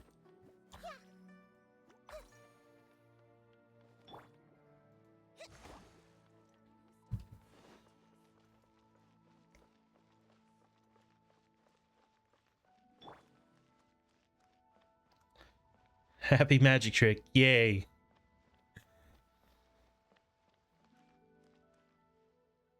I've had it with you. Do you think contracts are just bits of paper? If we weren't on a tight deadline, you'd better believe I'd fire you right here on the spot. You will stay here and reflect on your actions if you know what's good for you. Sorry, but I'm not babysitting you anymore today. Oh, what am I going to do?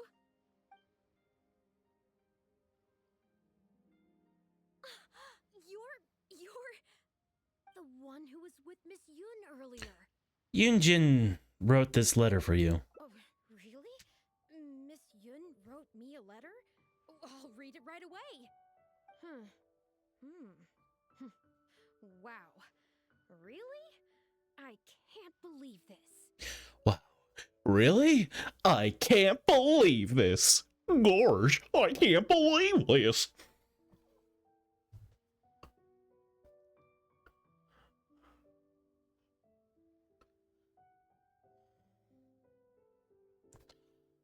Oh god. My Oh no. Why the goofy voice? Well, why not the goofy voice? It's just fun. It's fun to do voices. Wouldn't you agree?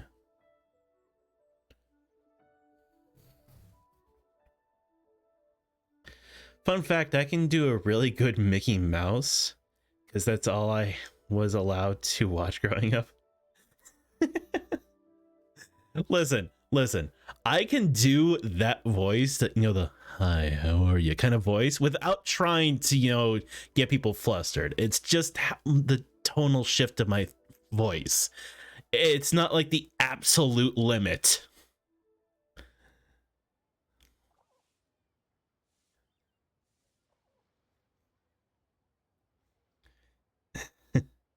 What does the letter say? Miss Yun says that under Liyue law, any penalty charge I have to pay may not substantially exceed the amount of my salary. You can't have a labor contract that would completely bankrupt the employee in the event of a breach. It's not legally binding.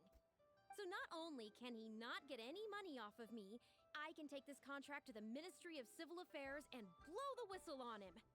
I didn't think about any of this when I was job hunting. I just signed the contract without a second thought.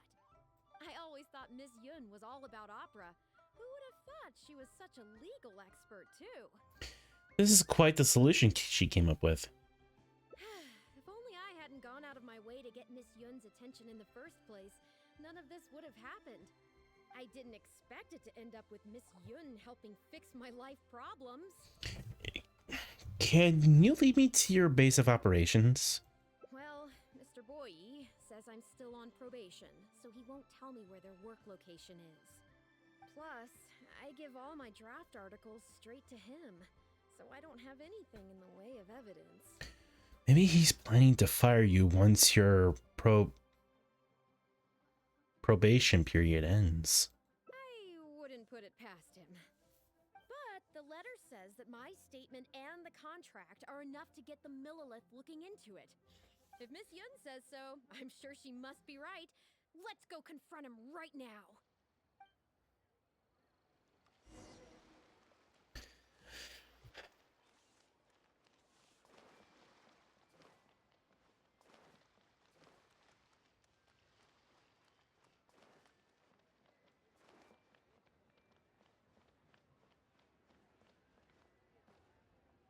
Yeah, I just thought of something really strange. It might be a little, adult. Do you mind if I say it? Join the Adventurers Guild. You'll have a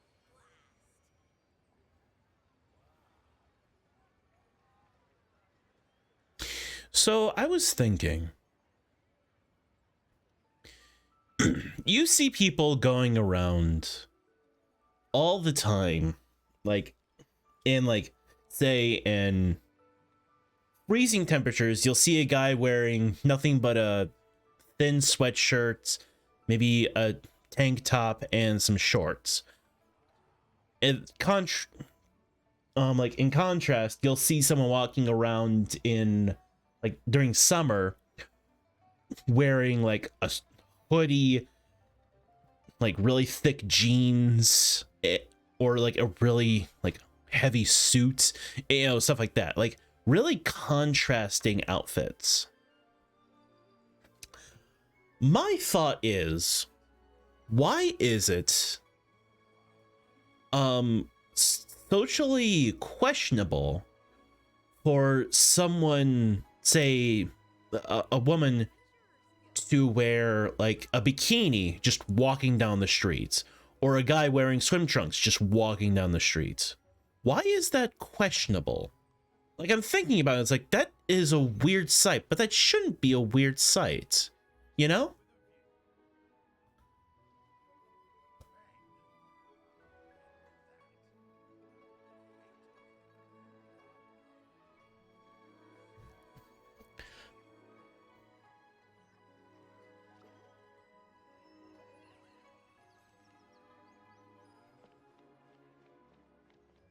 But yeah, no, I find it so weird. It's why is it weird to think of a woman walking down the street casually wearing a bikini?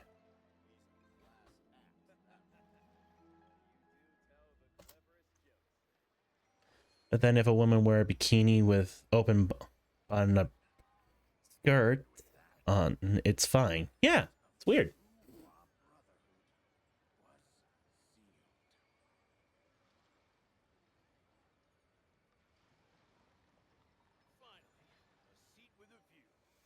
It's very strange.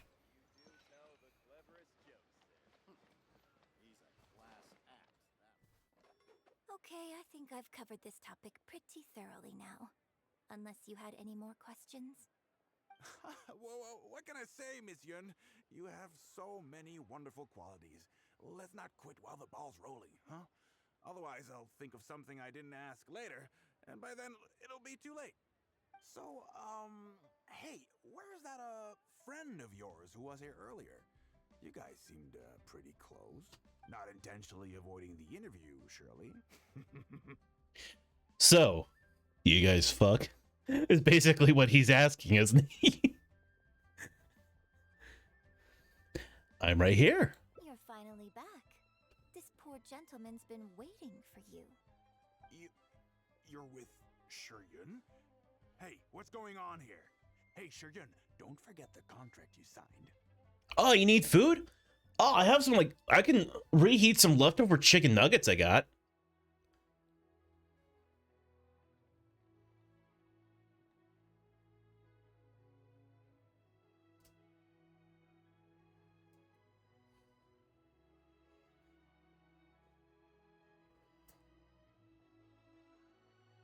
I'll give you my address, send them over. I'll wait until, like, right before midnight and ship it with like same day delivery. They'll have to get it to you.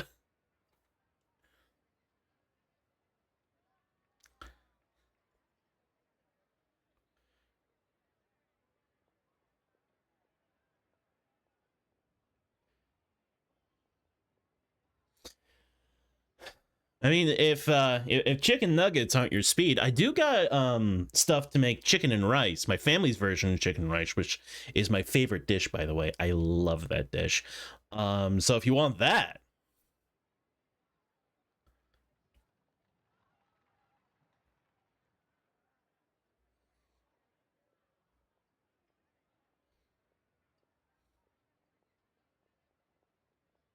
I just want food. Fair enough. I also have stuff for tacos. I do have stuff for tacos too.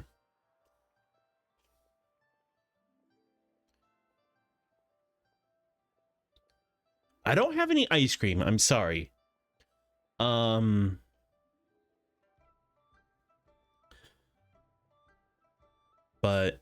yeah. What can I say? I'm trying to lose weight here, man. I can't have fucking things like ice cream in here. I can barely handle the chicken nuggets.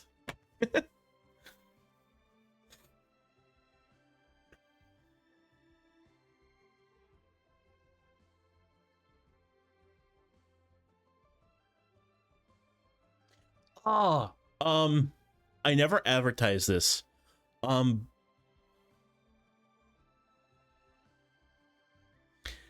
But did you hear what was going on with McDonald's Thursday and Friday?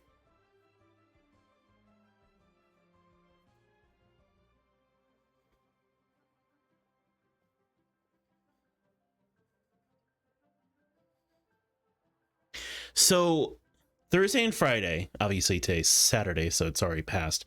But Thursday and Friday, they were doing some sort of promotion where you can walk in every like just an ordinary burger, I believe. Not like a double cheeseburger or anything like that. Just an ordinary cheeseburger was like 50 cents.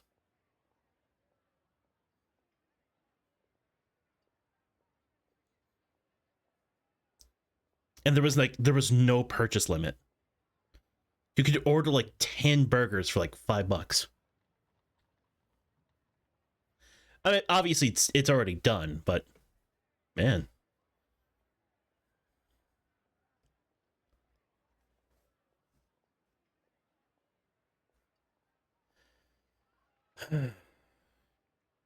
Anyway. Funny, as the contract's just what we came here to discuss. The traveler clued me in.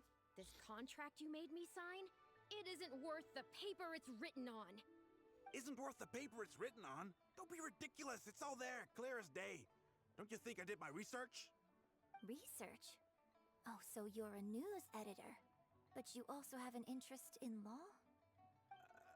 Yeah, she's new, and she's making a fool of herself. She doesn't get how this all works. My apologies. Now, back to our interview? No, it's okay. In fact, I found myself delving into some legal texts recently. It's all so intricate and complicated that it's very difficult to take it all in. The contracts of our opera troupe are a case in point. I'd finally finished reading through the relevant documentation from the Yuehai Pavilion when suddenly the Qixing announced a new interpretation. So I'm just curious. How can you be completely sure that you didn't miss anything when you were researching this? I'm pretty sure I read everything relevant. Can I say a thing that's like slightly adult but also just sad? Just barely? Yeah. Go right ahead. I don't care. Under current legislation, the penalty terms in my labor contract are unreasonable and exploitative. I could report you to the Millilith for extortion. Nonsense! That's ridiculous! My goodness. Sir, it seems that we should probably bring this interview to a close here. Don't listen to her! I run a legitimate business. Everything we do is above board. Oh, I have no doubt about that at all, sir. But this reminds me of a case I read about not long ago.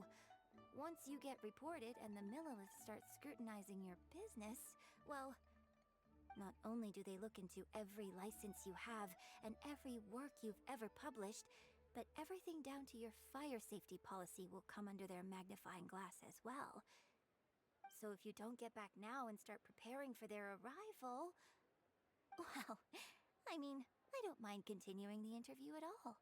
But I'd hate to take up too much of your precious time if there's any aspect of your business you want to double-check from a legal standpoint. You? I won't forget this! Hey, where do you think you're going?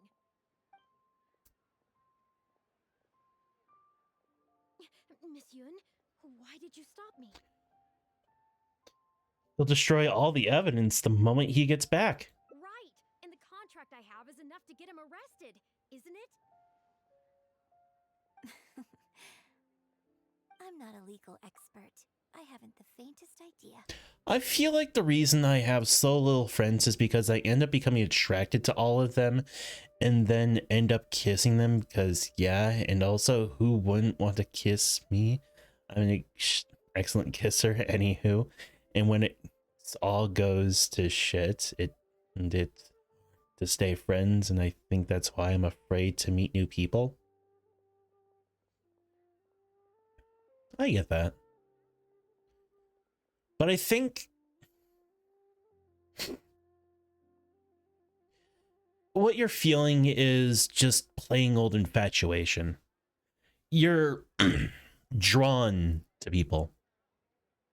I don't know for what reason, but I get it.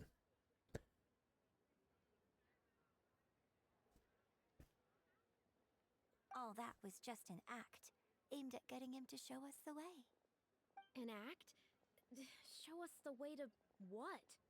Yunjin, the Millilith are after him. Based on his movements, it looks like Boyi is heading back to his headquarters. I really hope they teach these tabloids a lesson they won't forget. It'd sure make my life a lot easier. I see. I see what's going on. Yes, I had Yunning report to the Millilith while you were delivering the letter for me. The penalty terms in Shiyun's contract are too severe. Even if they don't violate the law, I'm sure he must be taking advantage of some loopholes. It's like genuinely difficult and I don't know why.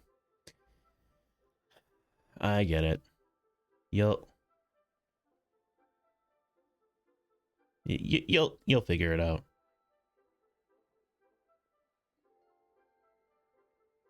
Anyone who works like that is sure to have a guilty conscience. So all I had to do was put on a little show, starring the editor-in-chief of the Steambird. Ascending to the heavens.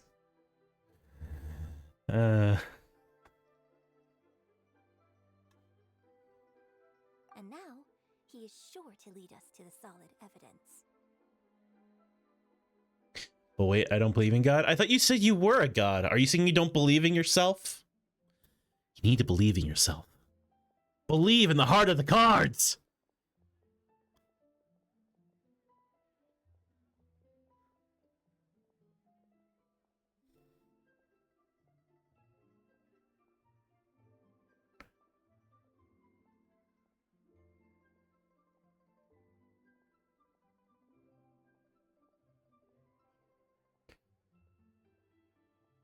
I can't believe you even kept us in the dark. Well, acting has to be authentic to be believable. Their little publication will go out of business in no time. Good riddance, I say.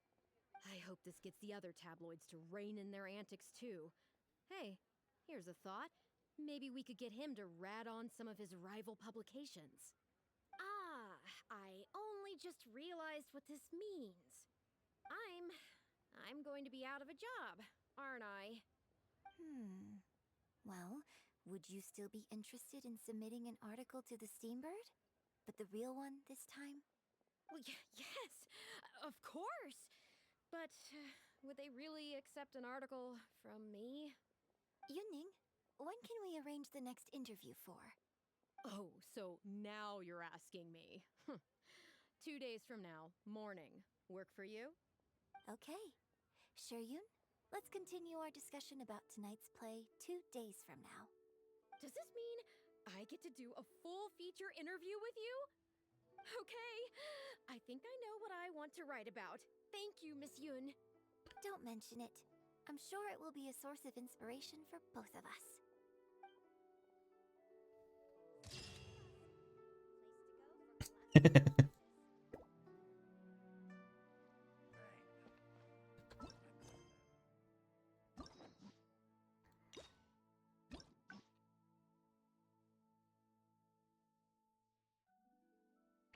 Oh. Huh? What?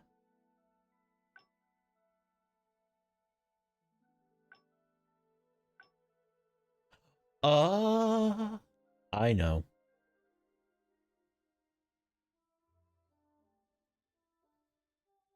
I'm curious what this one leads to. Anyway,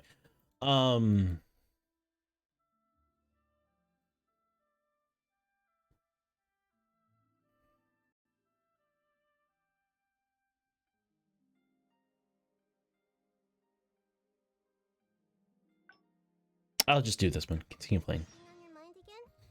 Let's work through it together. 2 heads are better than 1.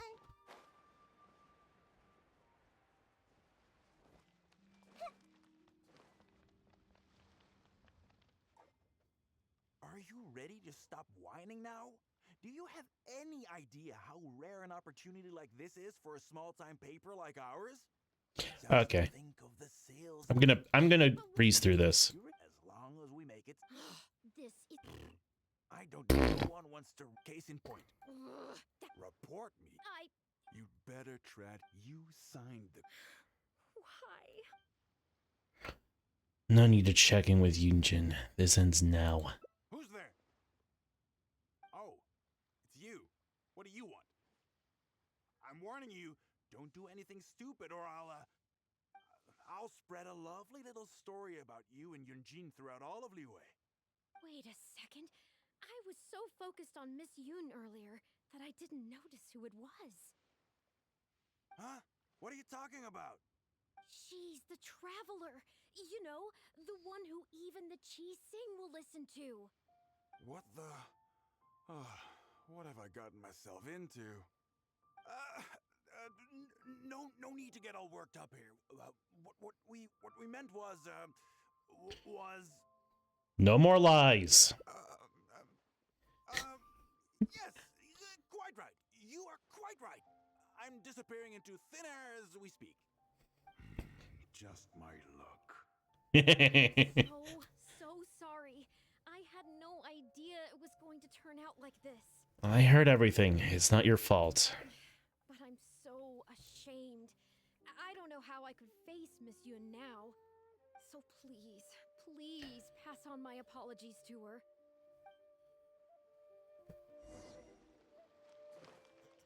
I do not understand Sad Sight's new animation, but it is a sexy ass story. I don't know who that is, so I don't know what you're talking about. Actually, before I continue this story, I'm gonna get a drink, so I'll be right back, okay?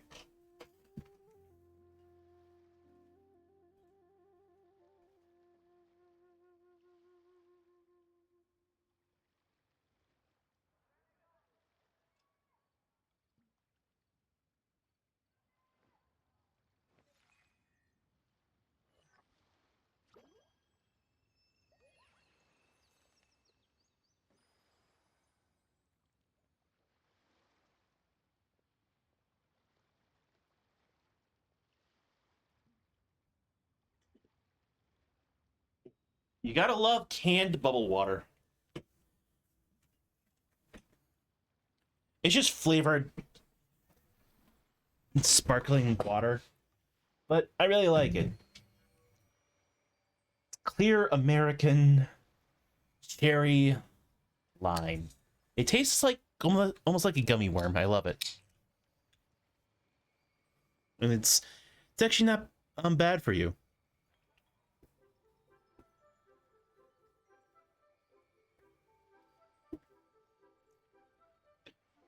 Oh, the carbonation. Oh.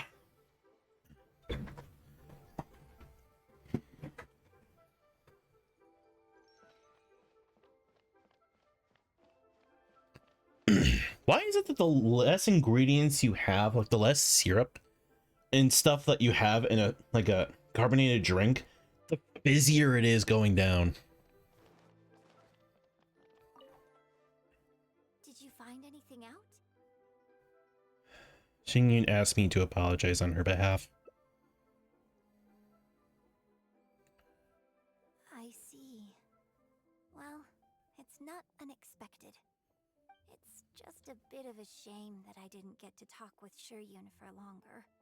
She genuinely understands opera and has a passion for it. That's not something you can act. If I had the chance to talk with her more in depth, it could well provide me with some fresh inspiration. I don't know that she is what you. I don't know that she is what you had in mind. Yoonjin. Did you agree to another interview without notifying me? She didn't say anything to give cause for concern. These tabloid types are total scumbags, all of them. Who knows what innocent detail he might end up turning into the next big scandal? Sure, nothing might have come of it today, but who knows where it'll go tomorrow. Short of catching them all in their lair in one fell swoop, who knows when this is going to end? I'm sorry. I was careless on this occasion. Well, wallowing isn't gonna solve anything. Come on, go tell everyone in the troupe to be extra cautious during this time. Gee, oh Lord, bless us. Spare us any more offstage drama.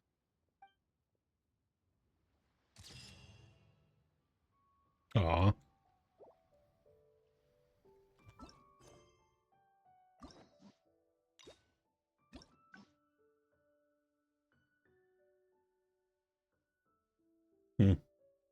Okay.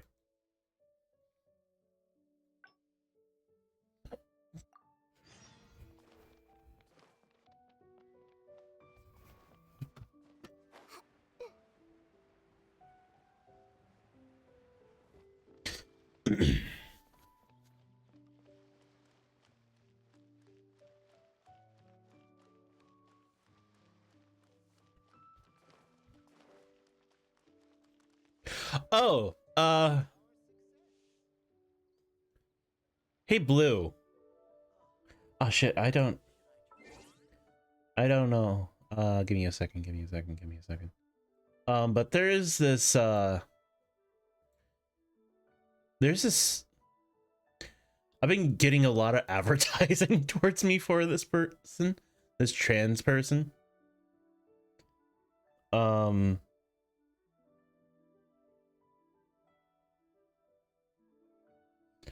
And I gotta say, she is a very interesting character. Hang on.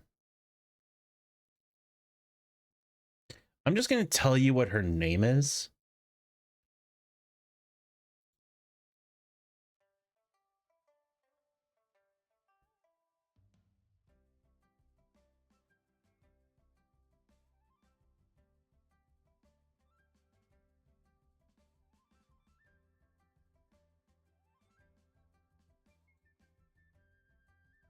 Not you.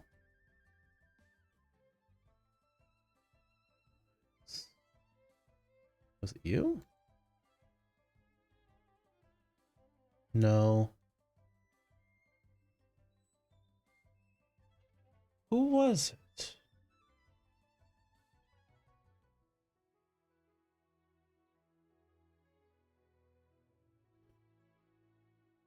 Fuck. I'm trying to find the account. It's proving actually pretty hard.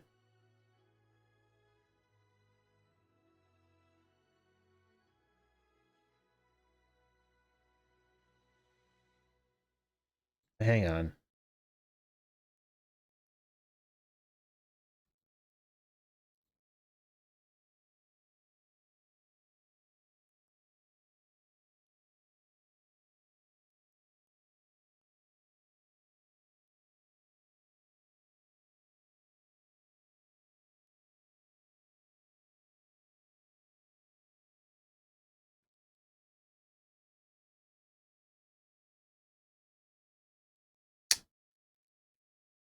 I am not finding her.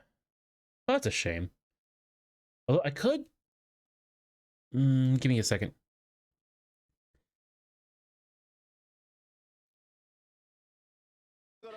Whoa, hang on. View profile.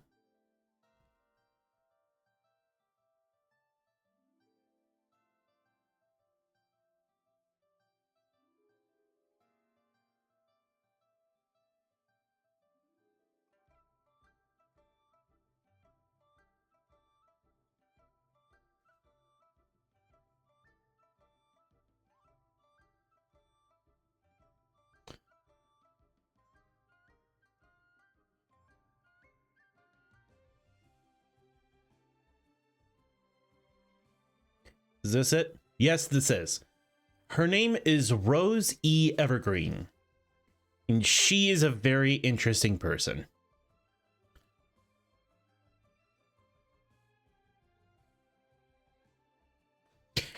She's done a really good transition, though. Like, hot damn.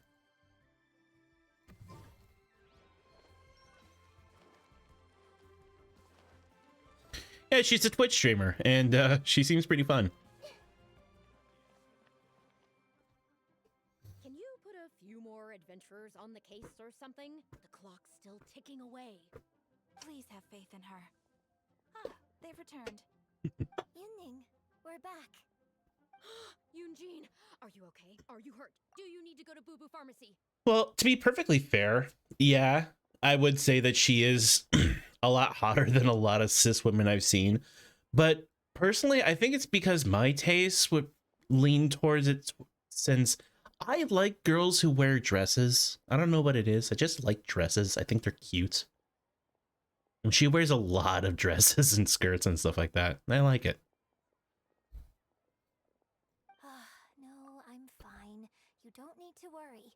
When it's time to go on stage, I'll be there. Look, I get it. You like to go out exploring. That's fine. But do you really have to go off thrill-seeking this close to the show? You have to take better care of yourself, okay? For all our sakes. For the opera troupe and for your audience. We're just lucky we had the Traveler to help out. What if something had happened to you, huh?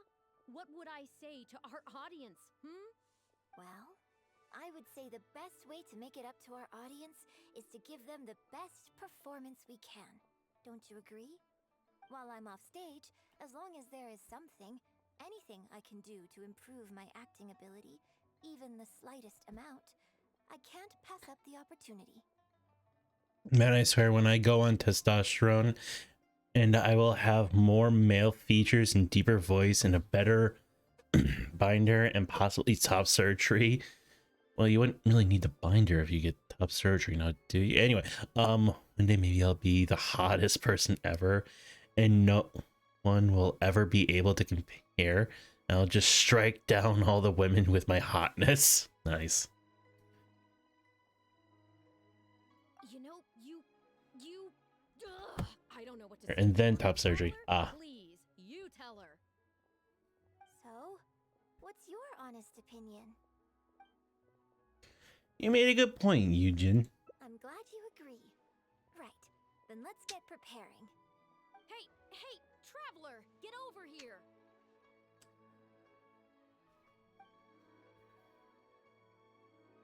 You've only just managed to bring Yunjin back. Now you're taking her straight back out again? What's the big idea? The next show is just days away. Please, if not for me, then for the sake of the opera troupe, I'm begging you, help me convince her that at the end of the day, she's gotta fall in line. That's not going to be easy. That is not going to be an easy task. Well, okay, maybe that's asking the impossible, but at least try and keep her distracted. Please, just keep her occupied until the next show. No more thrill-seeking. What are you two talking about? If it doesn't involve me, I think I'm going to... You know what? It does involve you, actually. The Traveler was saying, that, come on, help me stall her. Oh? Well, what do you need from me? I want to become an actor! You want to become an actor? You do? Oh, yes, of course she does. She was just telling me that she's interested in exploring her dramatic side and, would like you to give her some coaching. Right, good. Well, let's not beat around the bush. Traveler, your master awaits. You know, getting back to what you were saying, I've always, like, I'm sure every single person on this planet has at least had the thoughts, like, I really do wonder what I would look like if I was the opposite gender. If I could get rid of, like, even 80% of this body's mass, I think I'd look pretty fucking good. Why is my nose acting this way? Me in literal elementary school. I mean, yeah, everyone's thought about it. When I was young, like, I was also in elementary school. I had decided that I was going to, do some experimenting. So I was like in the bathroom and I had put on my mom's makeup and I even ended up painting my nails. And I looked at myself and it's like, yeah, no, this isn't really for me. So don't say that I've never tried.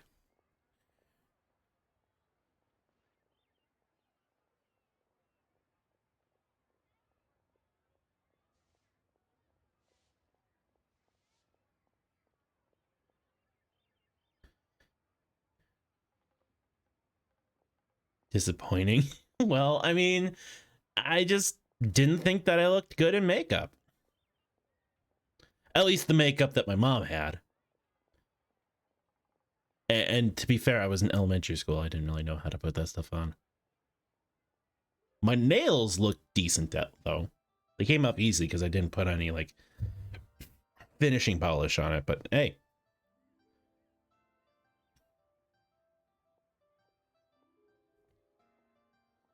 Hold on. I don't know if I'm really ready to take on students yet. Oh, please. This is the day you've dreamed of, isn't it? You certainly talk about it enough. And look, now she's here, ready and willing. You know, I've always thought this, but like maintaining, cutting, polishing, and even painting your nails, I don't really think that is, really should be gender specific thing. Because honestly speaking, I don't have a problem with my nails getting painted. Because they're just nails. It's no different than getting my hair dyed or something like that, you know? At least how I see it. Okay, I get it. You can stop now. Whew. I am delighted that you wish to study the performing arts from me. But the issue is, before you could become my apprentice, I'd have to get approval from the founders that do an initiation ceremony. There just isn't time for all that right now. So, for now, I'll just teach you a few basics. Informally, one friend to another. There's no need to call me master. How about teacher? What? Don't you think that's a bit old-fashioned? Let's work on that later. Until we settle on an appropriate title. What is with all the cutting? Let's meet tomorrow morning on the bridge by the sea at Feiyun Slope. I'll do my best to prepare a good first lesson for you. Whew, what a relief.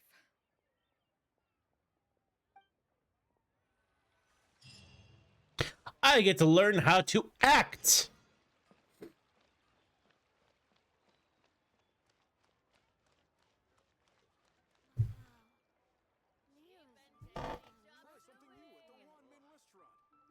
Oh, I tried to swallow and it wouldn't go down. You ever have those moments where you're trying to like swallow spit and just doesn't push down?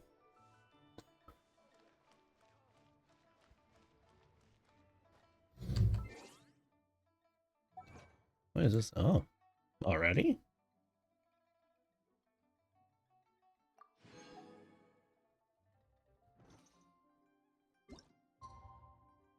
Wait, when do I have to wait? Wait for the morning to meet up. It's okay.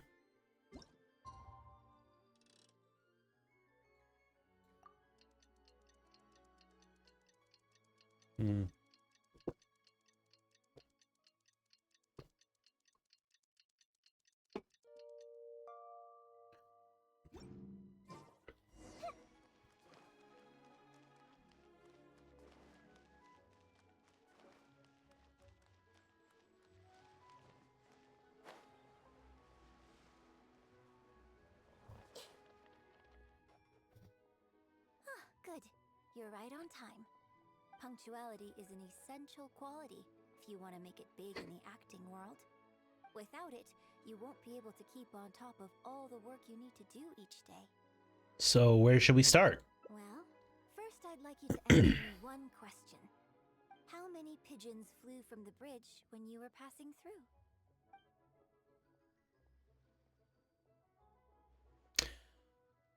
I only saw 2. 6. Close.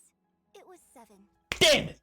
Anyway, the point of this question was to test your powers of observation. Eyes are the medium for the transfer of emotion. You must train your eyes to be bright, active, and strong. Watching the birds fly, hover around, and come into land will not only exercise your eyesight, but also cultivate attentiveness. Indeed, my own daily training routine starts right here. I watch the pigeons to train my eyes, and I sing to the tide to train my voice. So next I need to train my voice? All in good time. Grasping all the techniques involved in opera singing and posture is not an overnight process. Let's start from the very beginning, with some general theories to help you better understand the concept of performance. General theories? Of course. I am in written correspondence with performers from many nations in Teyvat, which has rather broadened my perspective on this topic. For example, let's start with something simple. How would you perform yourself? Try to relive the events of that day when you were battling against an ancient god and fighting off the Fatui. What can you see? What did you feel? Now, I want you to look out at the ocean in front of you and recall the raging waves and the atmosphere of peril from that day. I'm tired. Ow. Meow. Meow. I became a cat when I'm sleepy.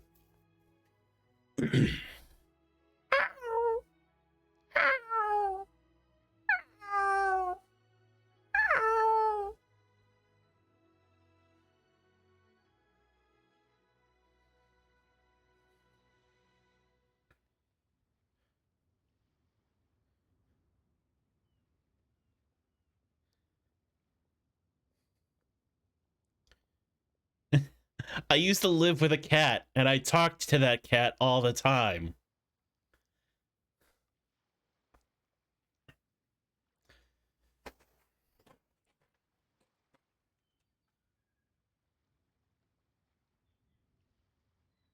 Like, whenever my cat would, like, be running around and, like, they'll, like, start howling and, like, doing that weird cat shit they do, they'll go, like, "Ah!" And I'll respond, like, "Ah!" And then they'll come running to me.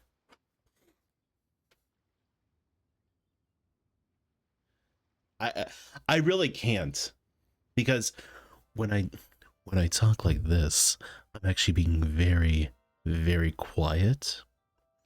But when I do the cat voice, I am fucking loud.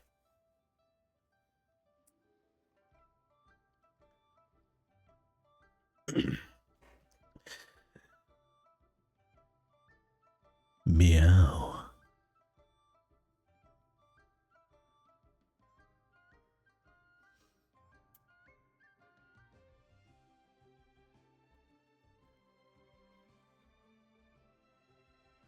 Take a deep breath. Now, gradually, embrace the scene, immerse yourself in it, and let all the emotions back in.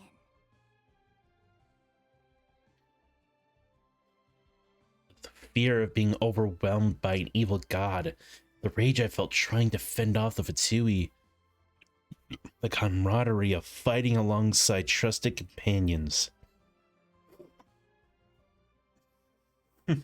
Honestly, if someone came in right at that moment and heard me seductively say meow, I would not be upset. Because that's exactly the kind of content they would be signing themselves up for by, following me and stuff.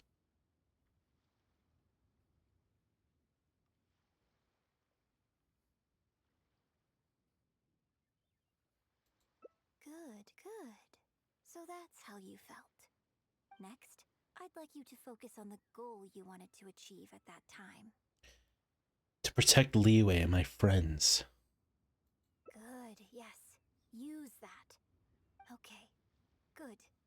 Now, all of this overwhelming emotion is welling up inside of you, and I want you to let it all out. All at once. Okay, should I go with la la la, or should I go ho ho ho? Which one should I do?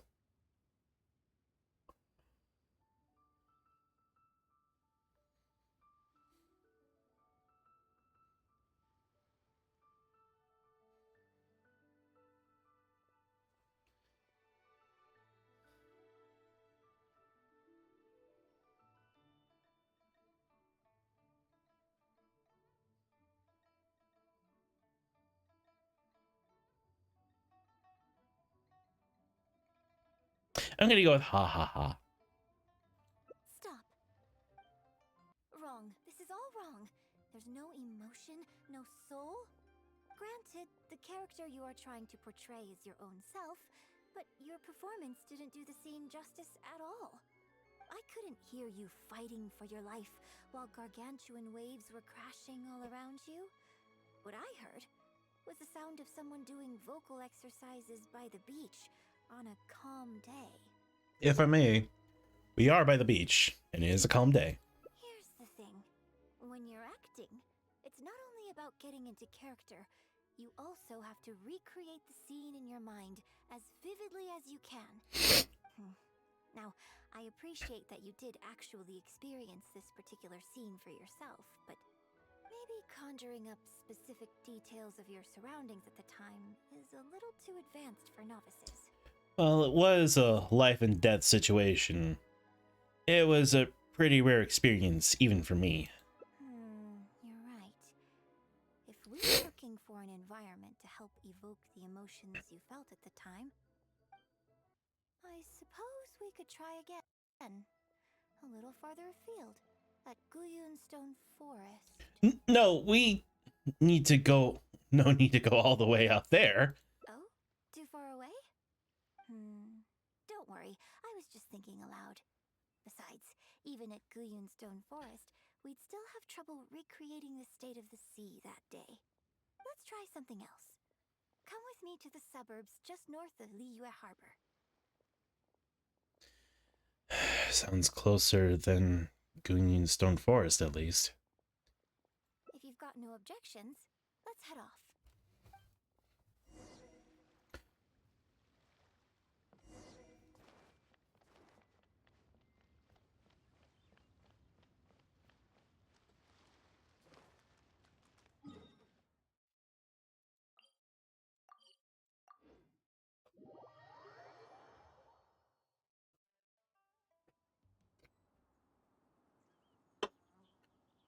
Ugh.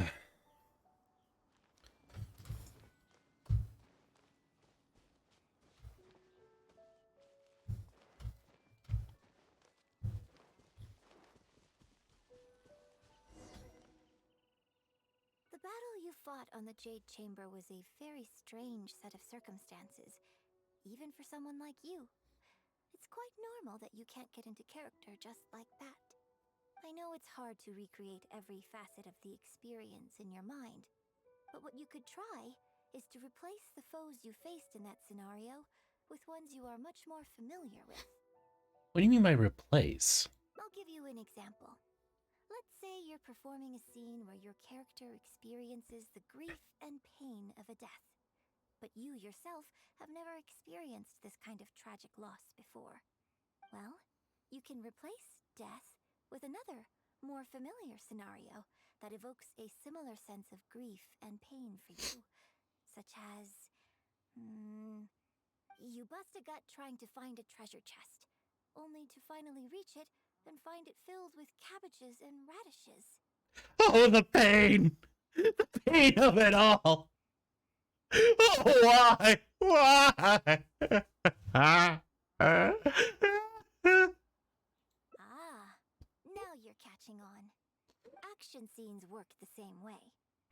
Perhaps the experience of facing an ancient god is a challenge to recreate.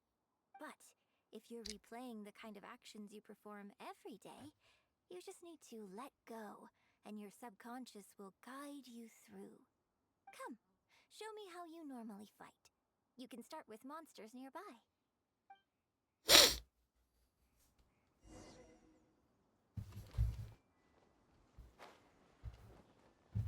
They're coming. Just do what you normally do in this situation.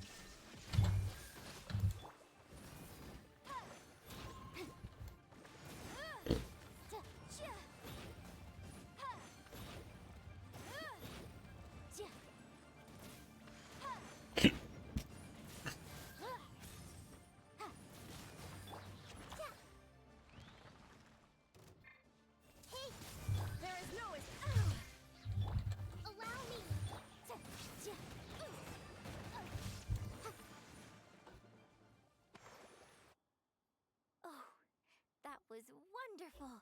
Such deft and fluid movements. Just like a real adventurer. I am a real adventurer. Let's perform the scene again now, while the battle is still fresh in your mind. Look at those red-clad scarecrows. But I want you to see them instead as those Fatui who brandish the sacrificial knives. Now, let us reenact the battle on the Jade Chamber. It's okay if you can't recall the events clearly. You can just replace them with the movements you are most familiar with. And... attack! The three Adepti are manning the Guizhong ballistas. Do not let the Fatui disturb their work.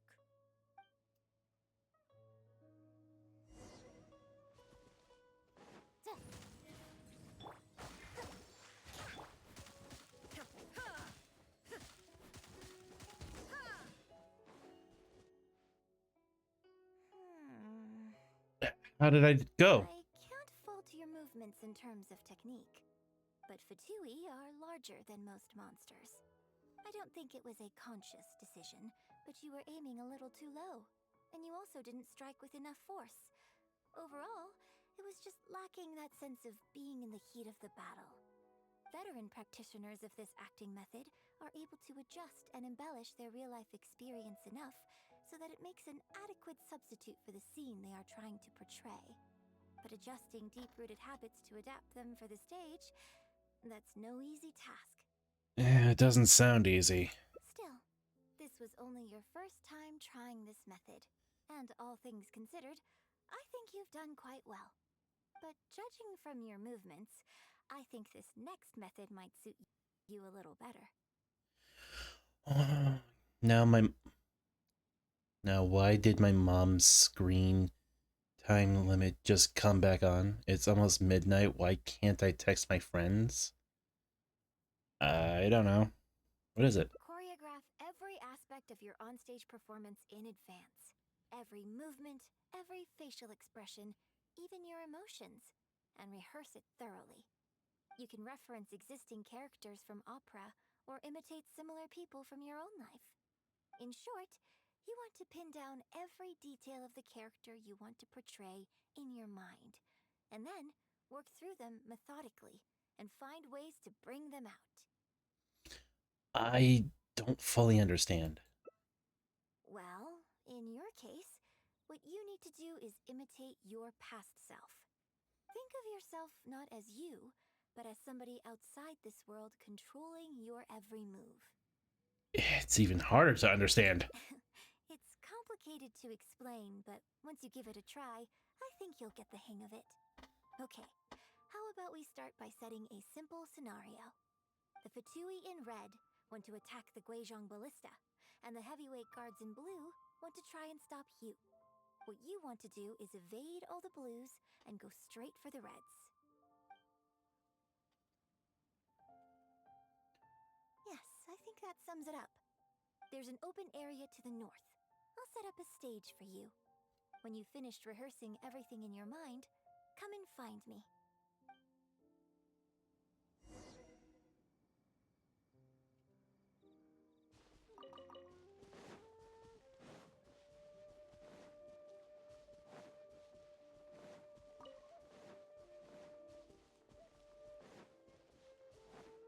Oh, this is one hell of a stage.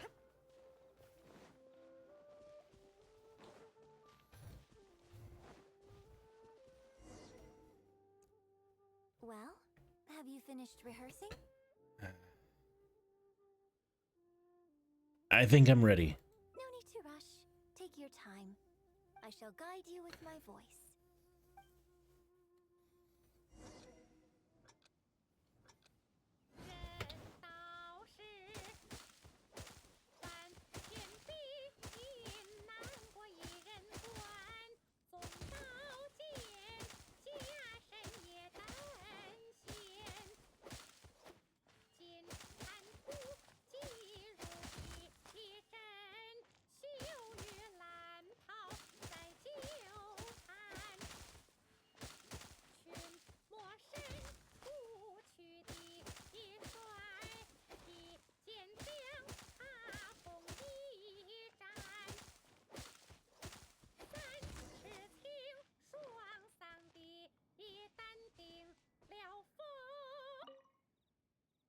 Now that was a little better.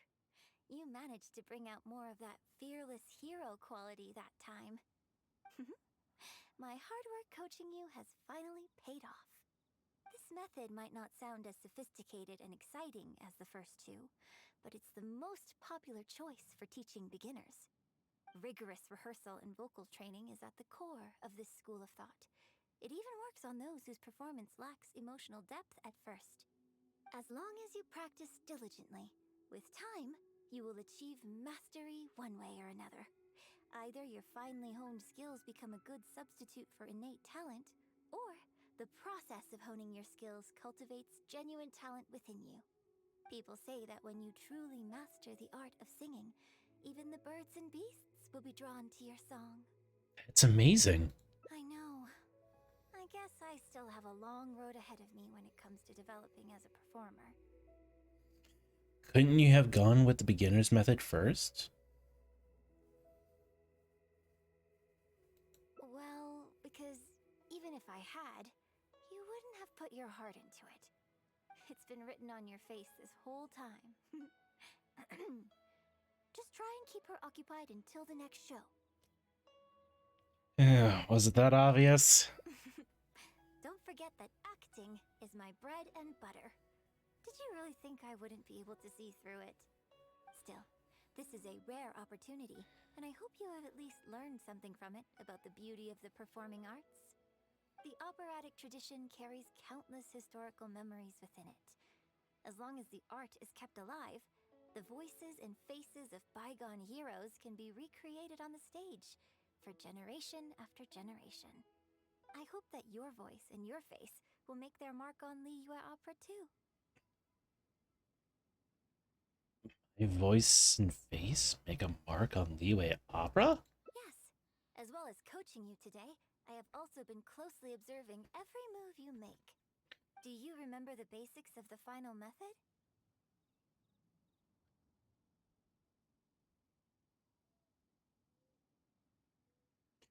Imitate similar people for your own life. Or was it reference existing characters from opera? You. Don't you think there's a striking similarity between you, who stood up for Liyue and fought off a god of old, and the divine damsel in the play? With you as a reference in mind, I'm sure I can finally make a breakthrough in creating my own adaptation of this character. Studying me can help you achieve a breakthrough? So why was your first method to go put yourself in danger? Because as far as I'm concerned, the immersion method, drawing on life experiences, and imitating others are all valuable acting methods. Even if my every movement is rehearsed to perfection, I can't move the audience without conveying emotion. And even if I fully master the character's emotions, a little choreography will help make the performance more polished and appealing. Whatever the method is, as long as it offers something that can improve my performance, I will always give it a try. Thank you for trying them out as well. It means a lot to me. And congratulations on making it to the end of your first acting class. When's my graduation ceremony? Graduation ceremony? I'm afraid that's still a long way in the future. For now, I hope to incorporate part of you into my performance of the Divine Damsel. But one day, I hope to write an opera all about you. When that day comes, I hope you will be able to join me on stage and give me some constructive criticism. It'll take a lot of hard work to reach the point where you're ready to go on stage. But I'll be here to keep you on track every step of the way. You're such a strict teacher. Here we go again. So old-fashioned. Then again, I suppose I will have to give you a lot of instruction along the way. And if I won't let you call me master, teacher, or coach, I've got to think of something you can call me. I've got it. You can call me mentor. What do you think?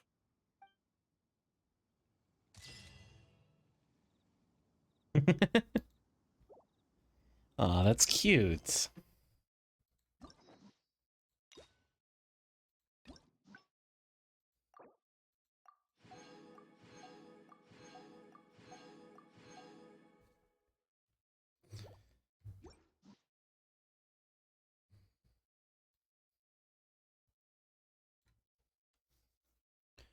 Okay, really quick.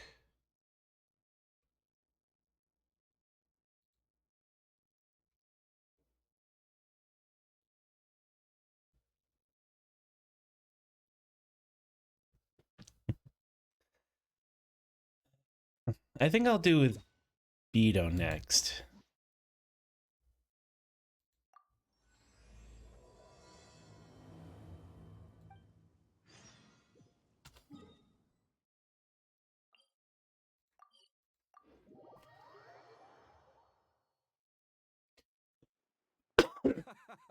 Well, would you look who's here?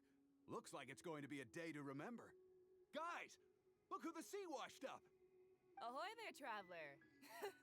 So Captain really did invite you to join the homecoming celebration. Hey, I heard that you took care of another crisis while you were in Inazuma. Are the rumors true? That's what I heard too. Thanks to you, Inazuma's Vision Hunt decree was finally put to an end. Well done, Traveler. Captain's got quite the eye for people. She said she was sure that your trip to Inazuma would stir up some waves. And sure enough... All I wanted was to have a chat with Electro Archon. It was a joint effort. I can't take all the credit. Look at you, being so modest. We all know what you did to protect Liyue Harbor. I've heard that they tell stories about you in Mondstadt, too.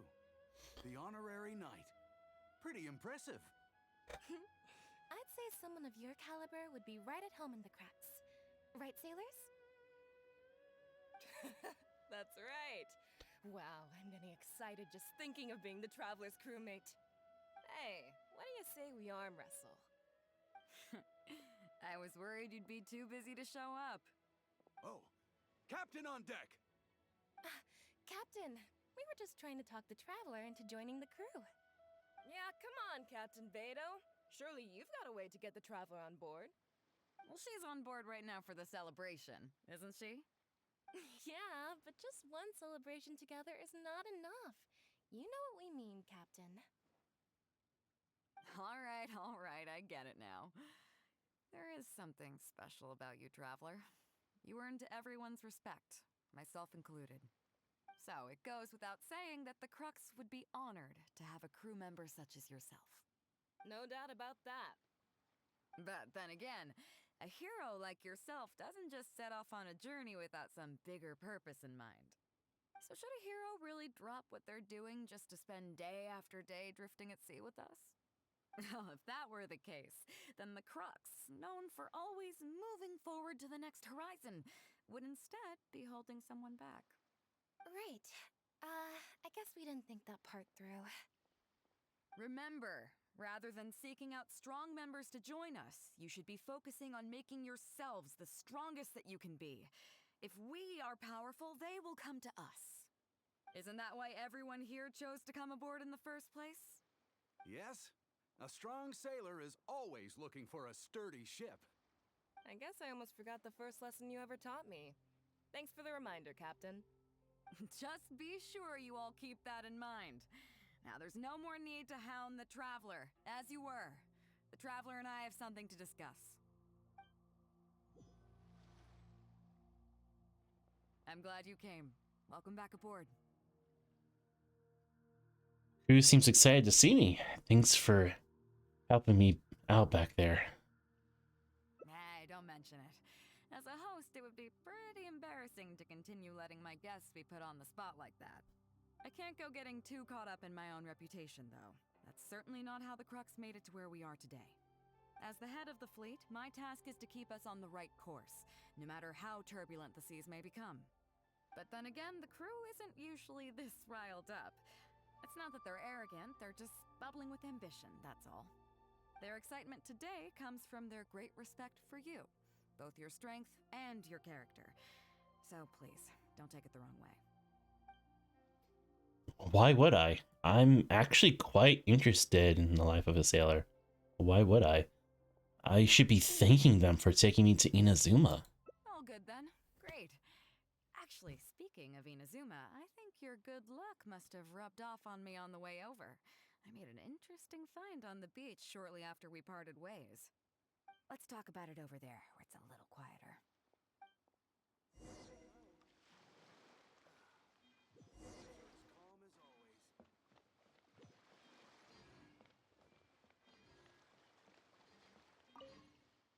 So after we dropped you off in Rito, we found a shipwreck nearby. Probably belonged to Inazuman pirates. We searched the wreckage and found a map. At first, I thought it was a nautical chart. I was thinking we might discover a new sailing route if we were lucky. But after a closer look, I realized it wasn't a map of the sea at all. It was a Liyue treasure map, and no ordinary one at that. Why are songs the only visible time to say you and me? Oh, viable, not visible. Viable times you and me, not you and I. Maybe because a lot more things rhyme with me. I don't know. I don't write songs. Although I do have a music program on here. What was the name of it? Hang on. It was, hang on.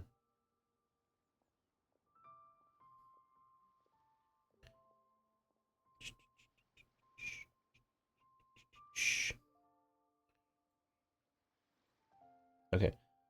It was called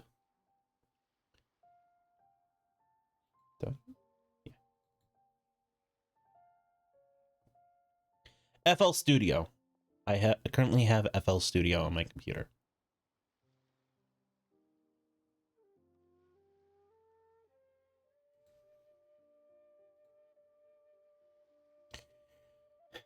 Is an evil chi active in the area? Is there a great demonic presence in the area? Nothing like that. I just mean that the map was a mess. So it was the most I could do to figure out that the treasure was probably in Lyra. As for its exact location, I have no idea. I'd say I've explored Liyue pretty extensively, but still, this one managed to beat me. So, I thought of you. Nobody can beat you when it comes to treasure hunting on land, right? I have a really cool lyric I wrote. It's so hard to hate you because I love you. And you know I hate to love you. Not bad. I need a better music program, lol. So far it's just me recording on my iPad. I'm posting it on YouTube. I mean, everyone has their beginnings. I wouldn't say I'm the best treasure hunter of all time.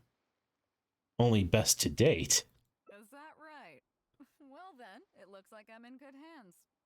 Here's the map. See what you can make of it. So, where do you think it is? Oof.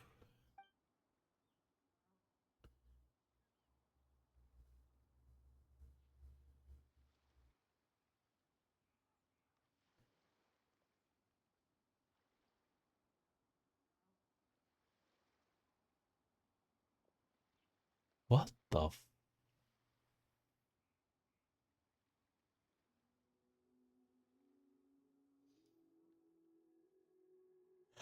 I can't make heads or tails on this one. What the fuck?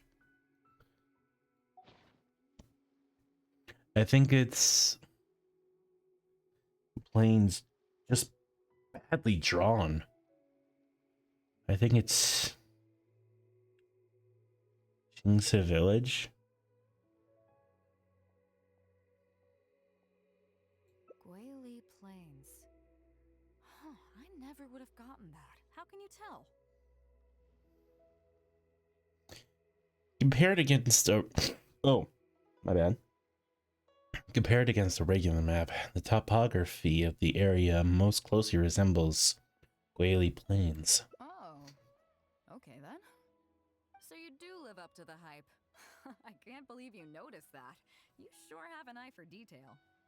Let's head over there and take a look. I'll need you to help me zero in on the specific location once we're there. Grow!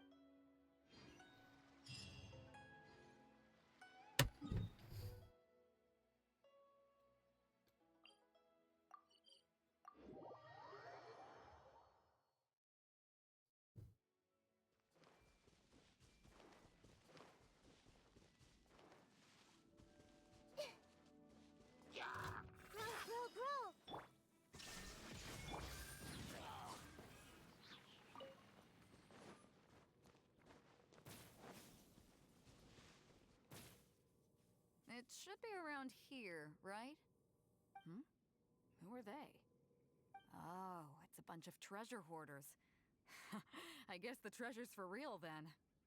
There are quite a few of them. If things go south and fists start flying, stay behind me. I'm more than a match for these amateurs.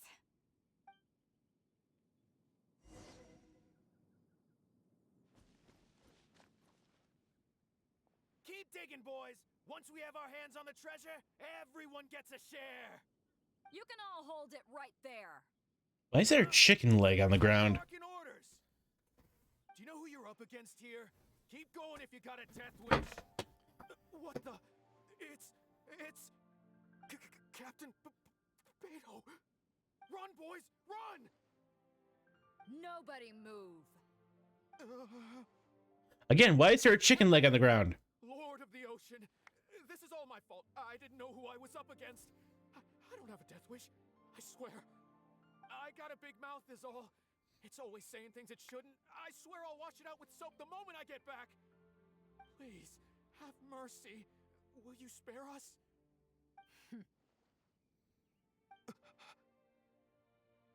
Well, spare them, at least. These guys are just trying to put food in their mouths. They'd never hurt a soul. If you need to take anyone, take me. Please, let them go. It was me that disrespected you. They never did and never would. Is that right? Fine. Seems like you've got a heart in there somewhere, seeing how you treat your crew. I'll let you off the hook this time. Get out of here! Thank you, Captain Beto. Thank you. Wait. Yes? What else might the merciful and mighty Beto require? Stop. This treasure's still up for grabs. The Crux fleet honors the rule of first come, first served. You found it first, so name your price. I can't have any rumors going around about Captain Beto stealing other people's treasure, can I? Captain Beto, we wouldn't dare take more from you. Take the treasure as an apology for my foolish words. Please, take it. Please. Oh? Well, if you insist. I accept your kind offer, and I'll make you one in return. You don't seem like terrible folks, so let me help you get onto the right track. If you want to mend your ways and put all this behind you, the Crux can probably arrange some odd jobs in the port for you. It'd be humble work, but at least it'd get you on your feet and making an honest living. A much better deal than what you've got going now, if you ask me. Wow, thank you, Captain Beto, on behalf of me and all my boys.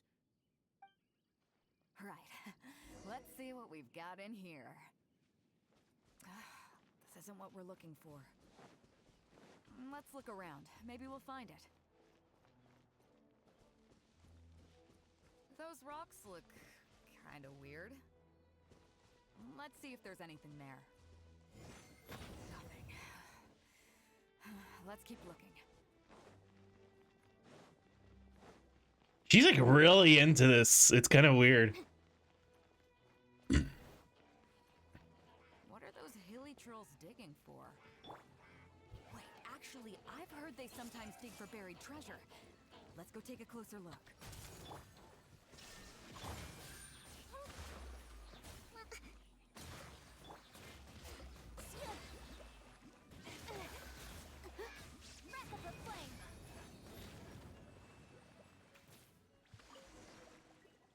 Nope, not here either. Now that we've searched all the places of interest in this area and come up with nothing, you got any ideas? What's the treasure you're looking for? It's Captain Beto! Captain Beto! Huh? Hey, what brings you back here? Captain Beto! Actually, we've just been wandering around nearby. We didn't go far because we were thinking about what you said and... Well, me and the boys decided we're ready to move away from all of this and get on the straight and narrow. My God, Jack, just guess what? What happened?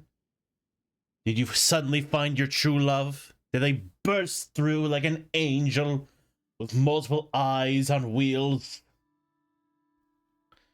I mean, you do you. I don't judge. Oh? Are you sure? Yes, absolutely sure. Okay then. But I'll warn you right now, you won't have it easy. It might just be menial work in the port, but in the eyes of the general public, you'll be associates of the Crux. So there'll be a grueling test you have to go through before you can start. I understand.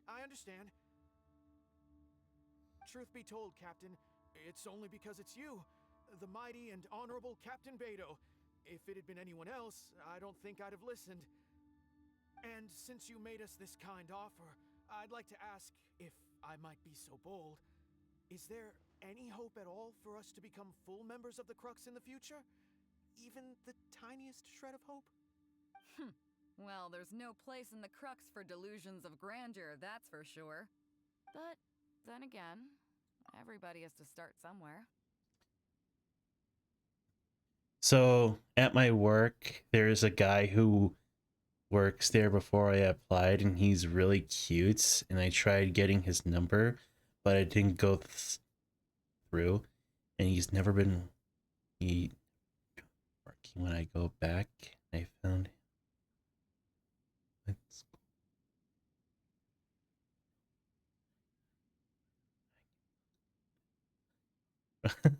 I was just fucking guessing. So, it comes down to you. If you manage to impress me and earn the respect of my crew, then yeah, nothing's impossible.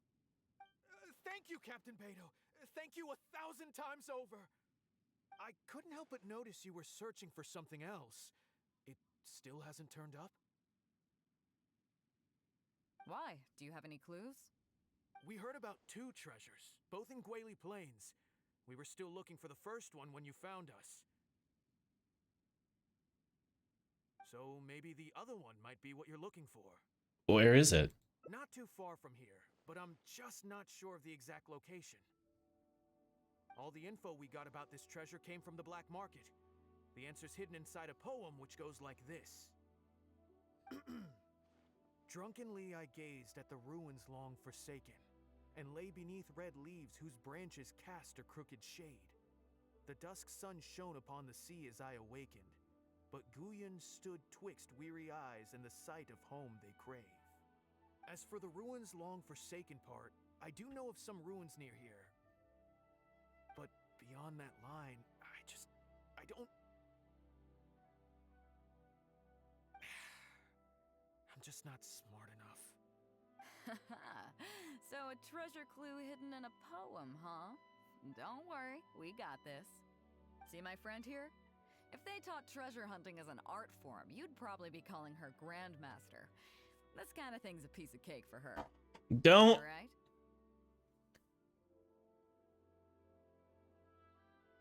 I have no interest in being Grandmaster of anything. Let's maybe head to the site first.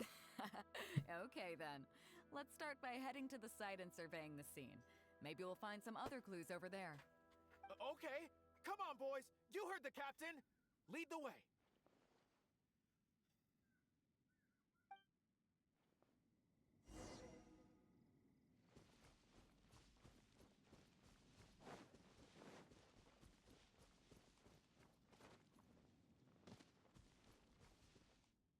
These are the long forsaken ruins from the poem.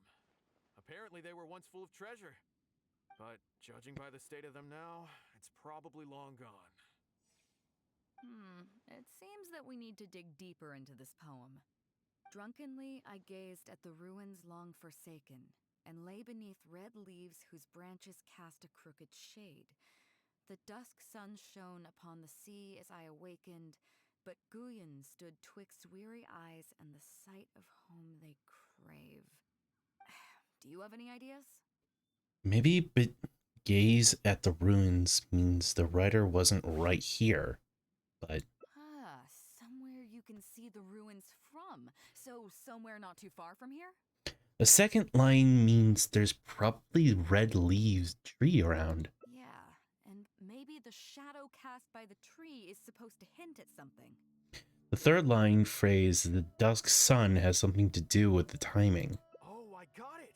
This guy fell asleep and woke up just before sunset. Dusk and the shadow of a red-leaved tree. I think we can work with that. Let's take a look around. I think we're getting close.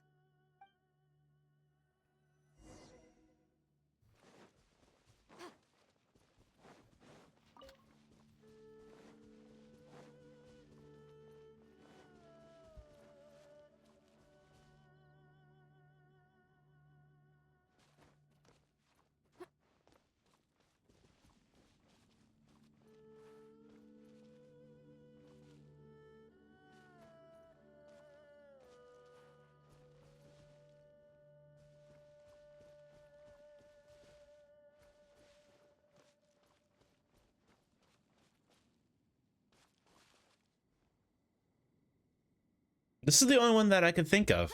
It has red leaves and it's crooked.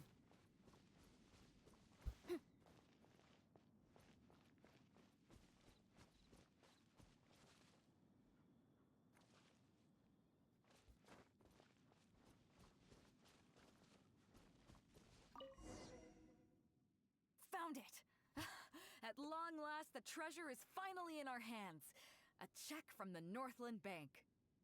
You really came through. We found the spot in no time. Without your help, I don't think I ever would have gotten my hands on it. I was expecting to be something a little more unique. To us, this is just a check that you can exchange at Northland Bank for some Mora. But to some people, it's of huge importance. When I found the treasure map, it was tightly sealed inside a small bottle along with a letter. I'll let you read it for yourself. If you find this bottle, I may no longer be in this world. I originally thought that these pirates, having their way and means, might be able to send me back to Liyue, which was why I got on board their ship. I never expected that. Forget it. I suppose this is what they call destiny. Before I came to Inazuma, I worried that my old mother's place would be burgled as she lived alone. So I left a check for all the Mora I saved over these past few years, buried in the location marked out in the map. Please help me retrieve that check and exchange it to the Northland Bank. The Mora will then be yours to do with as you please, save for a small portion that I would like to use to pay my mother's living expenses. Her name is Minamoto Kotomi, and she lives in Guyun Plains. Please do this for me, and thank you. I'm sorry, Mother. I found loads of these sakura blossoms that could be found all over your homeland, but it's a shame that I cannot take them to your side. Send them to your side. So it's the dying wish of a man who met a tragic fate. It was the last will of a faithful son. Yeah, I can't fault him for what he did, but the way things turned out, all I can say is life is unpredictable. Well, let's fulfill his final wish by taking this check to where it belongs.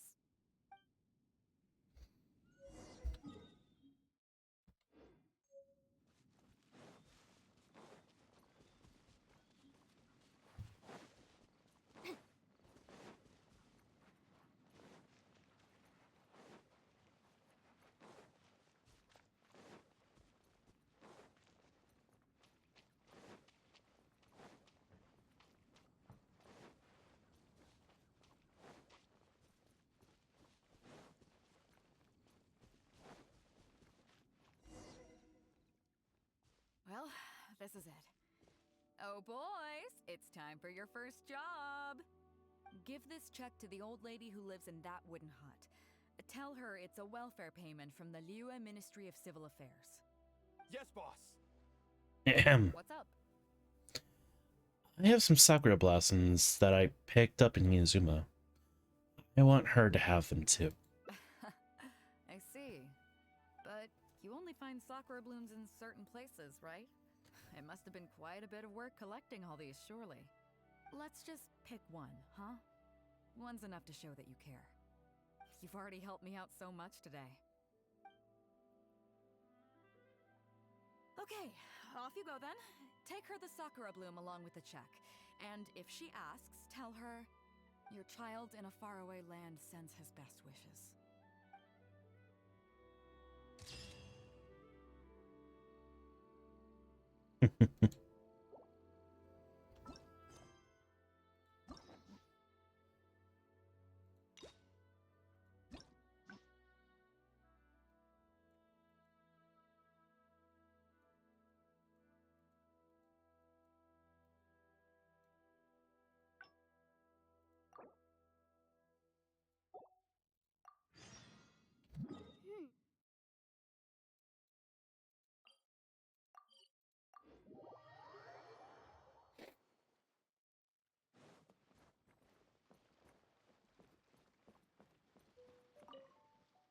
So after we dropped you off in Rito, we found a shipwreck nearby.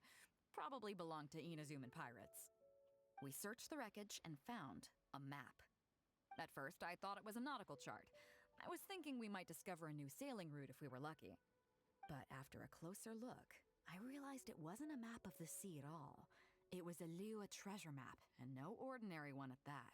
Is there a demonic presence in the area? Nothing like that. I just mean that the map was a mess. So it was the most I could do to figure out that the treasure was probably in Liyue. As for its exact location, I have no idea. I'd say I've explored Liyue pretty extensively, but still, this one managed to beat me. So, I thought of you. Nobody can beat you when it comes to treasure hunting on land, right? I wouldn't say I'm the best treasure hunter at all time, only the best to date. Is that right? Well then, it looks like I'm in good hands. Here's the map. See what you can make of it. So, where do you think it is? I think it's in Qixing Village. Just very badly drawn. Qingce Village. I don't see the resemblance at all. How'd you come to that conclusion? Qingce Village has a lot of trench land, which means to match the counter lines on the map. Oh, okay then. I'm definitely a rookie at this. But your word's good enough for me. Time for a trip to Qingce. You're coming with me, of course. I'll need you to help me zero in on the specific location once we're there.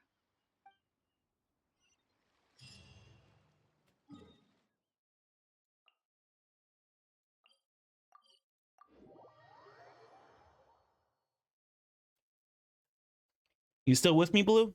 Or have you passed out yet? Ah, Beidou! Wow, and the traveler! My goodness, what's the occasion? Just here to visit us old folks once again? It hasn't been all that long since we last had a visit from the Crux. But I'm glad you picked today. You're just the people I need. These two young rascals, they've been arguing with each other non-stop about some petty nonsense or other. I'm too old to get through to them. They won't listen to me. Please, talk some sense into them. Rest assured, Granny Zhuoxin. Whatever the situation is, the Traveler and I will take care of it. Oh, thank goodness. It's Captain Beidou. You couldn't have come at a better time. You're the voice of reason I need in this situation. Captain, please. Help me get justice. Whoa, hey. What exactly is going on here? Spit it out. Tell me everything. It makes me mad just talking about it. G here, I don't know if he's got a screw loose or what his problem is. But anyway, he took it upon himself to raise, well, practically a whole army of finches, okay? And now guess what? They fly onto my land and completely destroy at least half of my crops. I asked him to pay compensation, but he refused. Now how is that fair? Captain, I'm innocent. They're not even my finches. I just thought they looked kinda cute, you know, so I fed them a couple of times. They're wild birds, though. A couple times? Are you kidding me? That's rich. Really rich. There were 2 of them when you first started. 2 finches. Now you have a whole roof full of finch nests. I swear, every time I come by your place, I think I'm at a bird market. I'm telling you, you are not gonna get away with this anymore. So, yeah. I mean, they laid a few eggs, made a few nests, but finches gonna finch, you know. These are wild birds. I mean, they'll do whatever they please.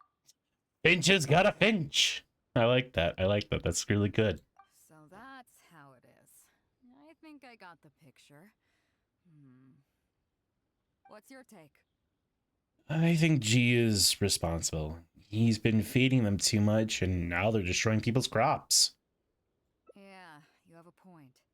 Gee, let's say I'm interested in buying these finches off you. What would you say to that? Are you serious, Captain? Oh, that would be great. Honestly, with all this trouble they've been causing me lately, they've become a bit of a burden. So if you're happy to take them off my hands, that would be perfect. All right, deal. My only condition is you have to use some of the money to compensate Wenjing for her losses. Oh, come on. But I never raised them, did I? Well, you tell me. You took my deal, that means you admitted to being the owner, doesn't it? Otherwise, what gives you the right to sell them to me? Captain Beto's right. If you didn't raise them, what makes you think you can go taking her money for them, huh? Well... Don't worry. My offer includes plenty left over for you after deducting the compensation. This way, you get something back for looking after them. Okay, then. Okay. I'll pay the compensation. I hope you two are very grateful indeed to Beidou. I dare say no one else will be quite so accommodating toward the people of our village. Granny Zhuoshin, as you know, many of the boys from your fine village do sterling work for the Crux. The fleet wouldn't be what it is today without them, so please think nothing of it. Gee, Wenjing, I guess you're free to go. Captain Beidou, you're here. Pops Shing, it's been a long time. How've you been? Don't get me started. I've been having some real trouble with that neighbor of mine, Zhen. We keep having the same argument, and it just goes nowhere. I heard you were in the village, so I rushed over to seek your help. What's the issue? Oh, come with me. You'll see. Let's go find Zhen and clear this whole thing up, face to face. Well, so much for treasure hunting.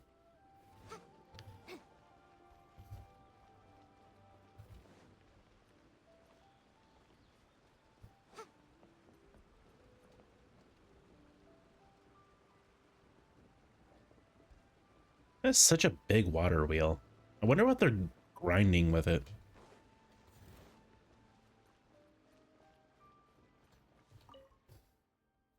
Captain Beidou, you're here. You're here. I heard that you and Pops Shing had a little misunderstanding. So, what's up? Tell me about it. Zhen planted a tree on his property a few years back. I had no issue with it at the time. It's just a tree. But a few years on, it's grown taller than the roof of my house. Every morning when I get up and open the window, I just want to feel the sun on my face. But I'm greeted instead by the looming shadow of my neighbor's tree. It really affects my mood. I asked Zhen to cut it down so I could get some sunlight back on my property. But he said no. It's like he's done this on purpose just to drive me crazy. Captain Beidou, you gotta believe me. I didn't intend to block the sunlight, but there's nothing I can do about it now. It's not just any old tree, you see. That tree was planted there by my late father. Not long after he planted it, he passed away. And just before he passed, he left me with some parting words. He said our family's fortune was inauspicious and we needed something to suppress the bad luck. That's what he planted the tree for. How can I just chop it down? I'll be honest, I spent a few years studying in Liyue Harbor, so I don't actually share his superstitious beliefs. But still, that doesn't change the fact that this was my father's dying wish. Okay, I think I'm all clear on the situation. What are you thinking? I don't think it's fair to suffer over this. I think Jin deserves some leniency. I was thinking along the same lines as you. Look, Pops, I'm not trying to make excuses for Zhen, but just try putting yourself in his shoes for a moment. Zhen's desire to protect his tree isn't for money or because he wants to hurt anyone, or for the sake of any superstition. He just wants to honor his father's dying wish. Pops, you have kids too, right? Yeah. When you put it like that. Pops, if you can agree to it, I'll have a word with Granny Zhuoshin and see about getting you some money from the relief fund, as compensation for having your sunlight blocked. As for the tree... That sounds good to me. Whatever you think, Captain Beto. The tree can stay. Some compensation would make me feel much better about the whole thing. He just wants money. Thank you, Captain Beto. And thank you for understanding Pop's Xing. I'll make sure to trim it back when I get home to let some more light through.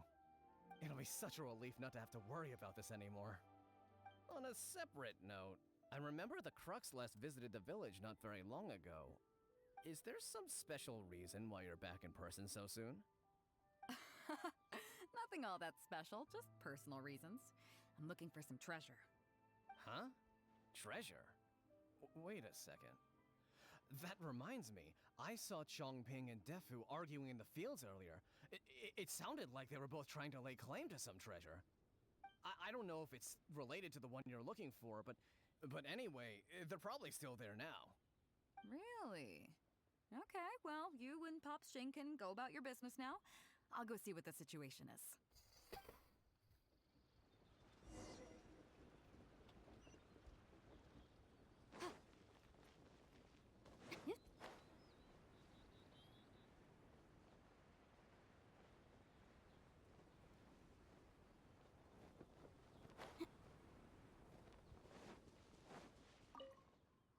Huh? Beto, you're just in time. Defu's being completely unreasonable. What happened? I'm not being unreasonable, Captain. I got Chongping to help me plow my land because it's the busy season. And then, what do you know? He plows up a treasure chest. Way I see it, it's my land, so the treasure belongs to me, right? I think it's a pretty clear-cut case. You say that, Defu, but what you're forgetting is that I came to help you plow your fields out of the goodness of my heart, and you haven't paid me a single mora. It was also my plowing that turned up this chest. However you cut it, surely I'm entitled to at least some of the treasure. The domestic drama just keeps coming today. What are your thoughts? I know a legal expert. I think she's better suited to handle this kind of stuff.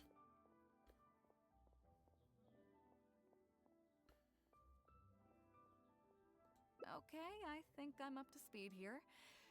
If you two really want to take this further, I can get a legal expert from Liyue Harbor to adjudicate. As for the costs, I'll cover them. What do you think?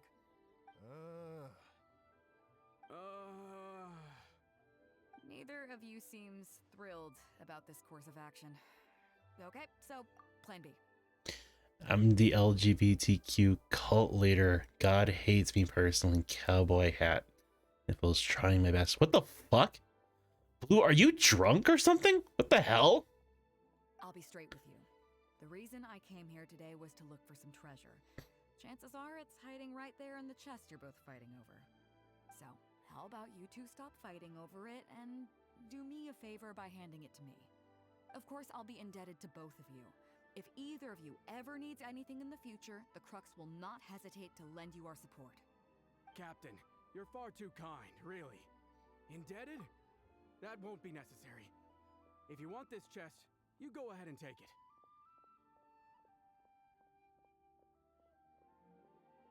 What?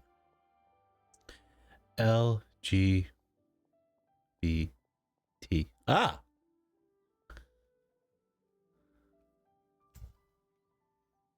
Okay, I get it now. I agree.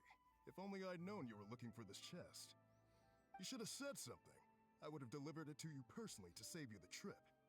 It seems like it's been quite a busy day for you, helping us settle all our little quarrels. Come on, let's go to the village. I'll rally the masses. We'll get some good food and good drink and have a good old get-together.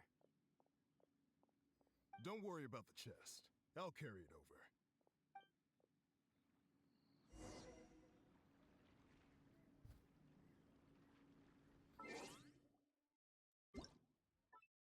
Wrong one.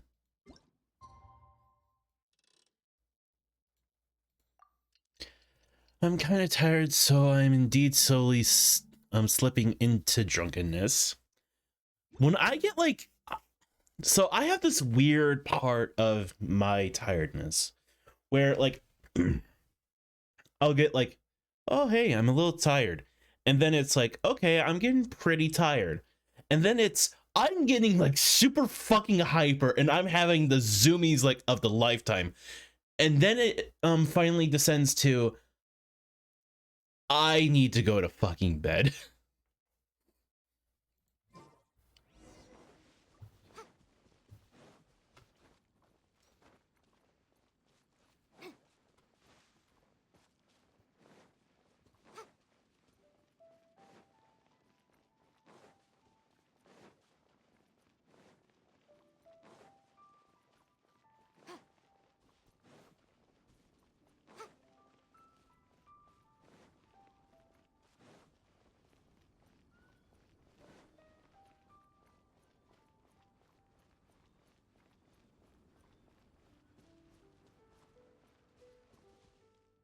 What a fine day today has been.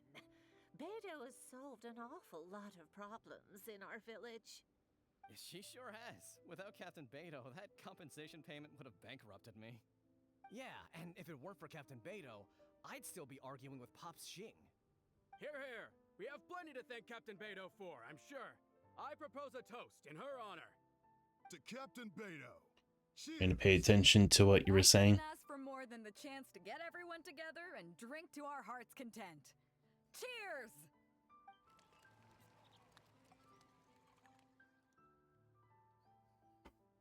Phew, that really hit the spot. Want to get some air? The view in this place is pretty good. We can take a look through the contents of that chest while we're at it. Chongping placed it by the water wheel. Are you sure you haven't had too much to drink? Are you kidding? Beto can handle her liquor. Come on, let's go.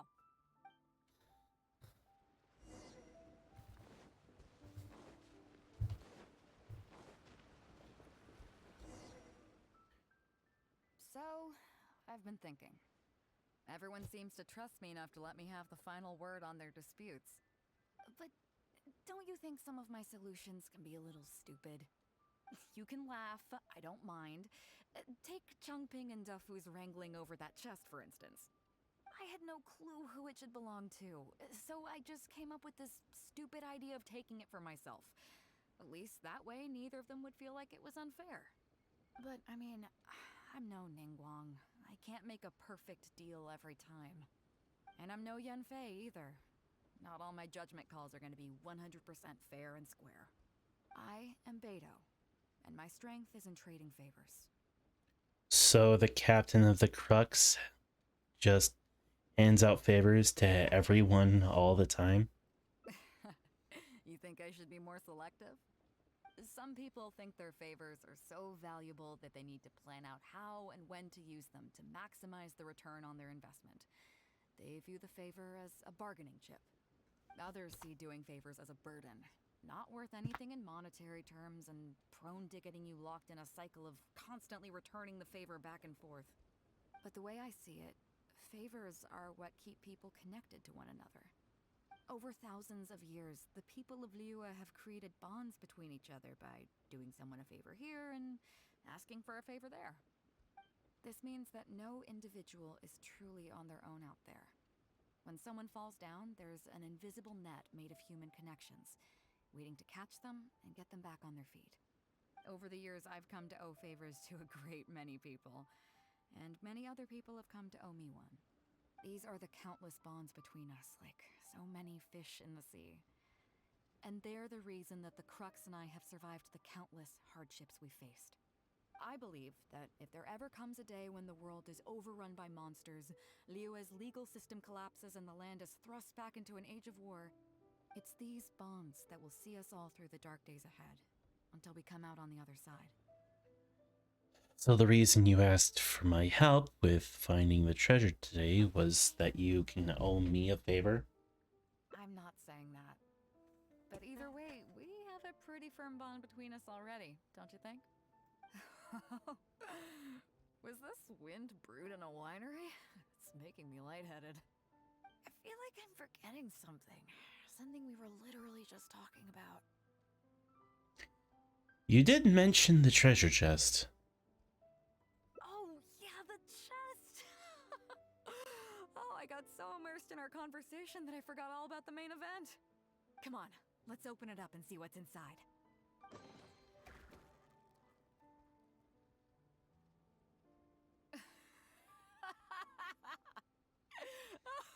That's it? A whole lot of nothing? It's not exactly what I was looking for. But you know what? I don't care. The fun part was going on a treasure hunt with you. Come on, let's get back to the party. Tonight, we go big before we go home.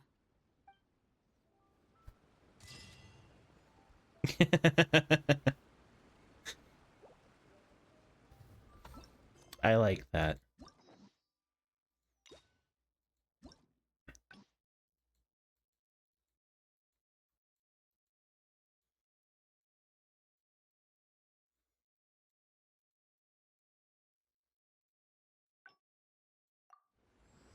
The case before us is a strange and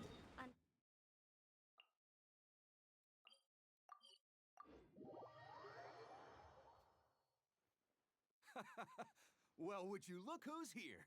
Looks like it's going to be a date. Ahoy there, Travis. I mean, I'm just gonna breeze through this. Captain's got quite the eye for people. She said she was sure that your trip to Inazuma would stir up some waves. And sure enough. All I wanted was to have a chat with the Electro Archon. Look at you, being so modest. We all know what you did to protect Liyue Harbor. I've heard that they tell stories about you and Mondstadt, too. I'd say that's right. Hey, what are you... I was worried you'd be too busy to show up. Oh, Captain on deck! Captain, we were just trying to talk the Traveler into joining the crew. Yeah, come on, Captain Beidou. Surely you've got a way to get the Traveler on board. Well, she's on board right now for the celebration, isn't she? Yeah, but just one... All right. So it goes without... No doubt about that. But then again, so should a hero really... Oh, if that were the case... Right. I guess we... Remember, rather than... Isn't that why everyone here chose to come aboard in the first place? Yes? A strong sailor is always looking... I guess I almost forgot the first lesson you ever taught me. Thanks for the reminder, Captain. Just be sure you all keep that in mind. Now, there's no more need to hound the Traveler, as you were. The Traveler and I have something to discuss.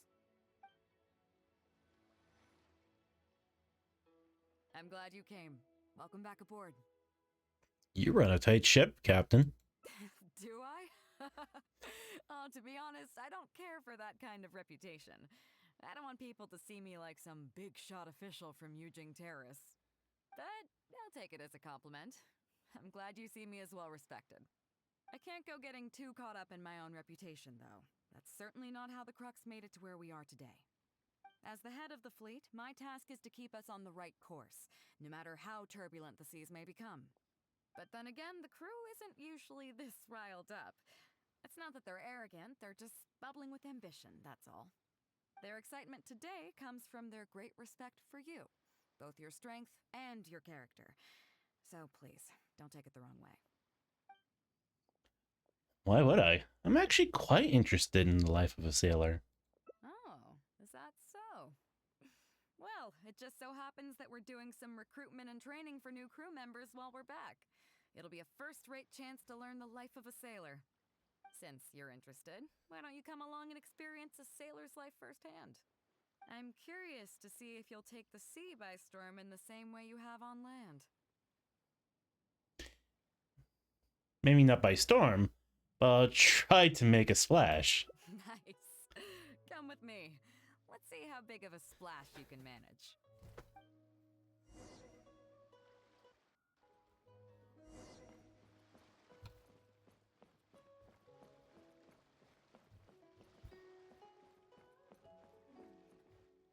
Chief Mate Juza's breaking in the newcomers, but I think we can spare you the tedium of that. After this, the new crew members will be arranged into 2 teams for more specialized training, according to their own aptitudes and the needs of the fleet. One team will learn comprehensive survival skills, including maritime emergency rescue, marine meteorology, psychological counseling, and so on. They will serve as the support team for the fleet, ensuring safe navigation. That's why we call them the Shield of the Crux.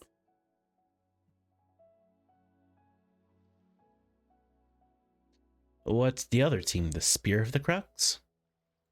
That's right. You catch on quick. As one might expect, we call the other team the Spear of the Crux, because they'll be learning about naval warfare. They'll make up the armed portion of our crew. Also, they're responsible for handling the fleet's cargo deals. So, what do you think? Which team is for you?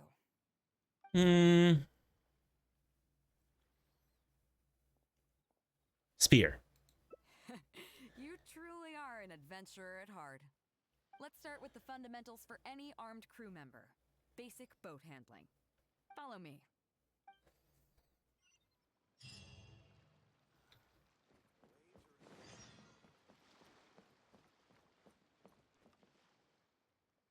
These are some older skirmish boats that we keep on the Alcor as backup. Although they've been made redundant by newer models now, they're still fully kitted out. They're perfect for when we need to do simulated battles as part of crew training. I thought I'd be steering the Alcor in a battle simulation. Disappointed? So this isn't quite on the scale that you had in mind, huh? To be honest, the Alcor going into battle is the last thing I'd ever want to see. In fact, out of all the confrontations we've ever had, almost all were resolved by negotiation.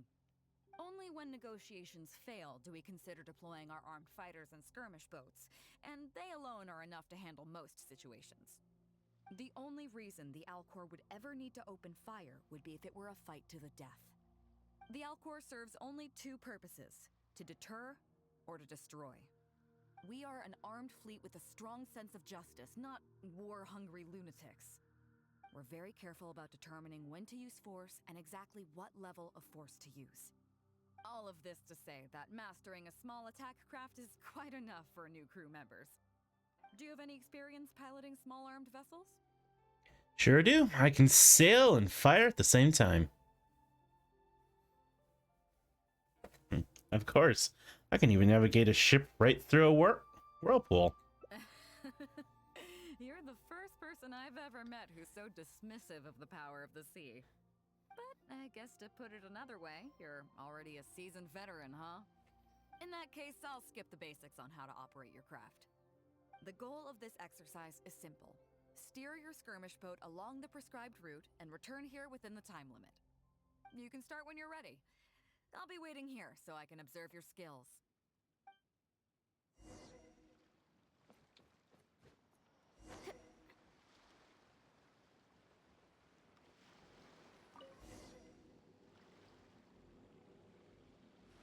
Oh, calm down. You're a little fast.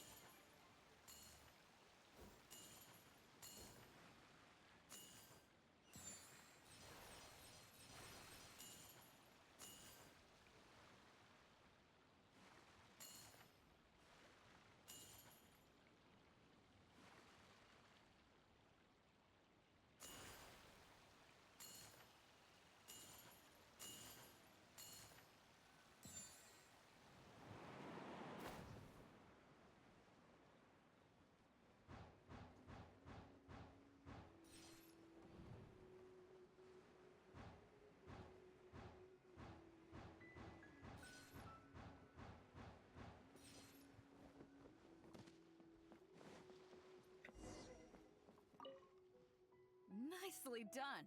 That was a joy to watch. Perfect timing on the turns, you kept your craft stable on the straightaway. It was like watching a well-rehearsed show. I've had a lot of training on sailing. All right. It's high time I introduce introduced you to some of the more serious business that the Crux takes on. Come with me. We're going to Liyue Harbor. What was that sound?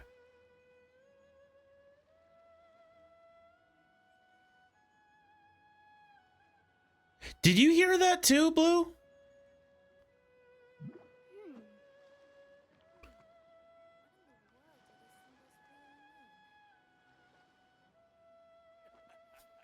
I just heard a really weird sound.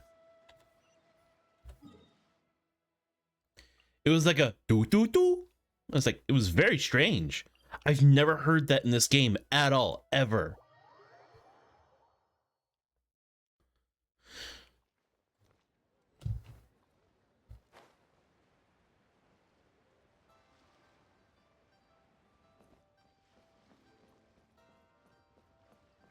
I think my game of Genshin Impact is haunted.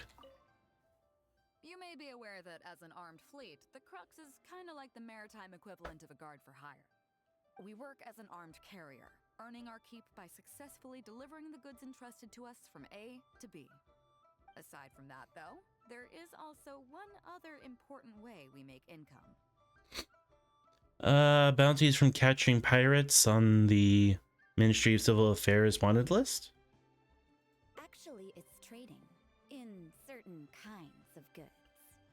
Hey, my hotshot accountant. Nice of you to join us. Cut it out, boss. Juza sent me here with a message. He says preparations are now underway. If you give me the all clear, I'll head straight over. Okay. Be careful. What's your bookkeeper doing here? Well, she has something to take care of. Mora Grubber was right, though. The other important side to our business, the less official side, is doing exactly what merchants do. Importing here, exporting there. The only difference between us and regular merchants is that our transactions aren't entirely above board. You'll see what I mean by that shortly. I'm taking you to see one such transaction for yourself. Come on, let's go meet our trading partner for the day.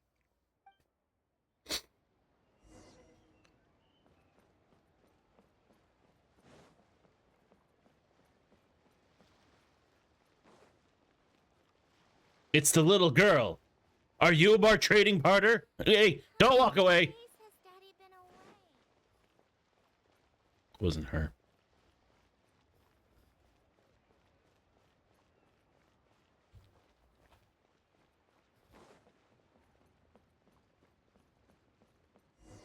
This guy? He's a fisherman. Seafood! Fresh seafood! Catch it while you can! What do you have? Hello there! Here at Nay's Professional Fishmongers, we've got everything you could ask for. So what do you need?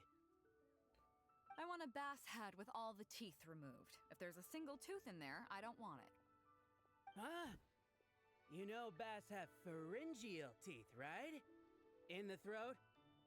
How do you expect me to get all those out? Then I'll have a bass trunk with 2 swim bladders. Again, if it's short by 1 swim bladder, it's not the bass I want. You're not making this easy for me. 1 bass means 1 swim bladder. Afraid that's not up to me. Okay, then I'll take a bass tail with scales that are yellow on the outside, black on the inside. Also, it's gotta have a total of 81 scales. That's 7 times 7, no more, no less. What kind of fish scales are yellow outside and black inside? You sure this is a fish you're talking about? In any case, you can try all you want, but 7 times 7 is never gonna get you 81. Pardon my asking, but you're not a fish expert, are you? I'm sorry, ma'am, but I'm afraid I don't have any of the things you're looking for. Didn't you say you have everything we're asking for? Look, I'm a professional. So are most of the people I serve. I can accommodate anything they ask for. Seems you two are amateurs. So I'm sorry, but you'll have to go someplace else. Anywhere you'd recommend? Like I said, Nay's Professional Fishmongers is for professionals. For amateurs, the place to go to would be Wise Amateur Fishmongers. So that was all code. Wondering why that guy was saying he didn't have what we wanted. That was just the first step in the transaction to confirm our identity. The real deal will come later.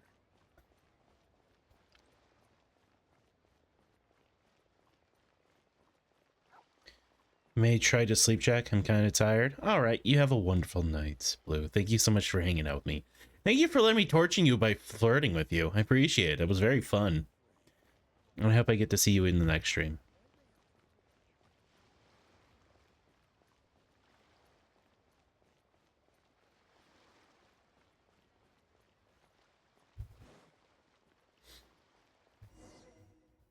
Fresh seafood!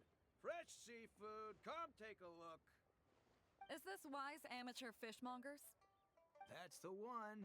We have all kinds of amateur stuff here. The more amateur, the more of it we got. What would you like?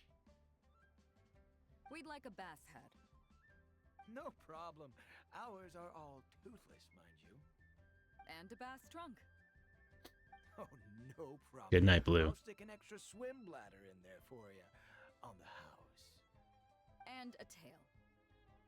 Sure thing. I'll paint the scales yellow on the outside and black on the inside, so you can tell at a glance, this ain't no ordinary fishtail. Do the scales add up to 81 or 7 times 7? If it's 7 times 7 you want, I can do you 81, 138, or even 648. It's up to you. Great. I like your style. We have a deal. Appreciate your patronage.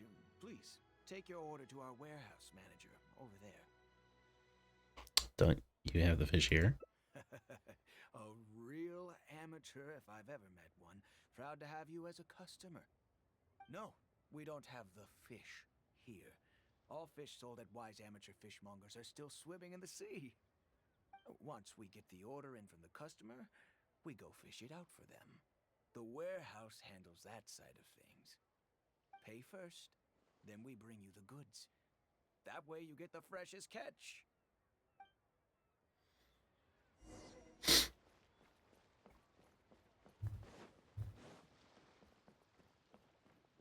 I'm all alone.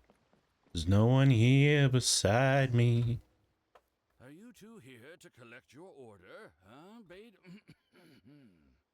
Yes, sir. We're here about that bass. I didn't expect you to come in person, but we still need to follow procedure.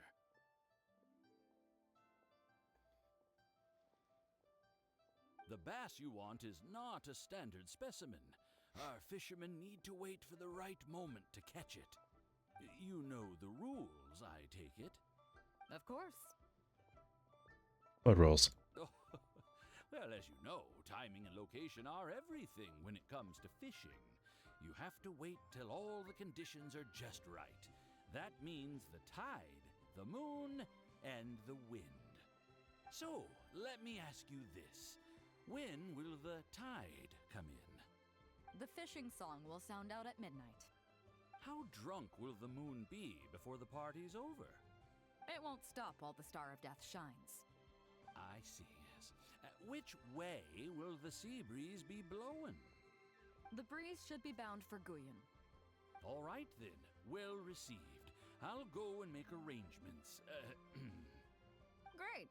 I think that wraps up everything we needed to do in Liyue Harbor. Let's head back and wait for the delivery. What do all these riddles mean? The three people we just met are our business partners. Nay's Professional Fishmongers and Wise Amateur Fishmongers are just cover names. The bass, obviously, is the code name for the goods. The numbers of teeth, swim bladders, and scales all represent different specifications. Meanwhile, the conversation I had with the warehouse keeper was the instructions for the deal itself. Let me translate it for you. Tonight at midnight, the deal will take place in Guyan Stone Forest. The Alcor will wait there as long as needed. As for what the actual goods are, well, you'll see tonight. This is all so mysterious. Is it as shady as it seems? What if I were to say yes? What would you do then?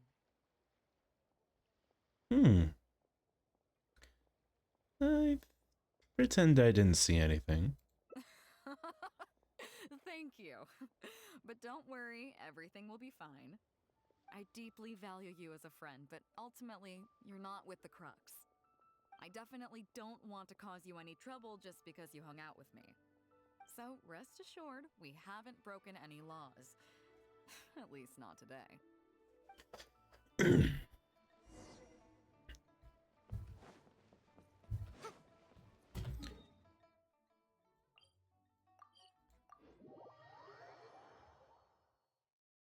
Friends!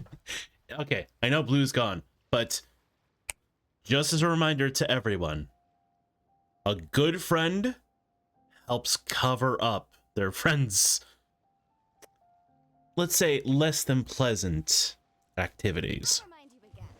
The law can be both a help and a hindrance.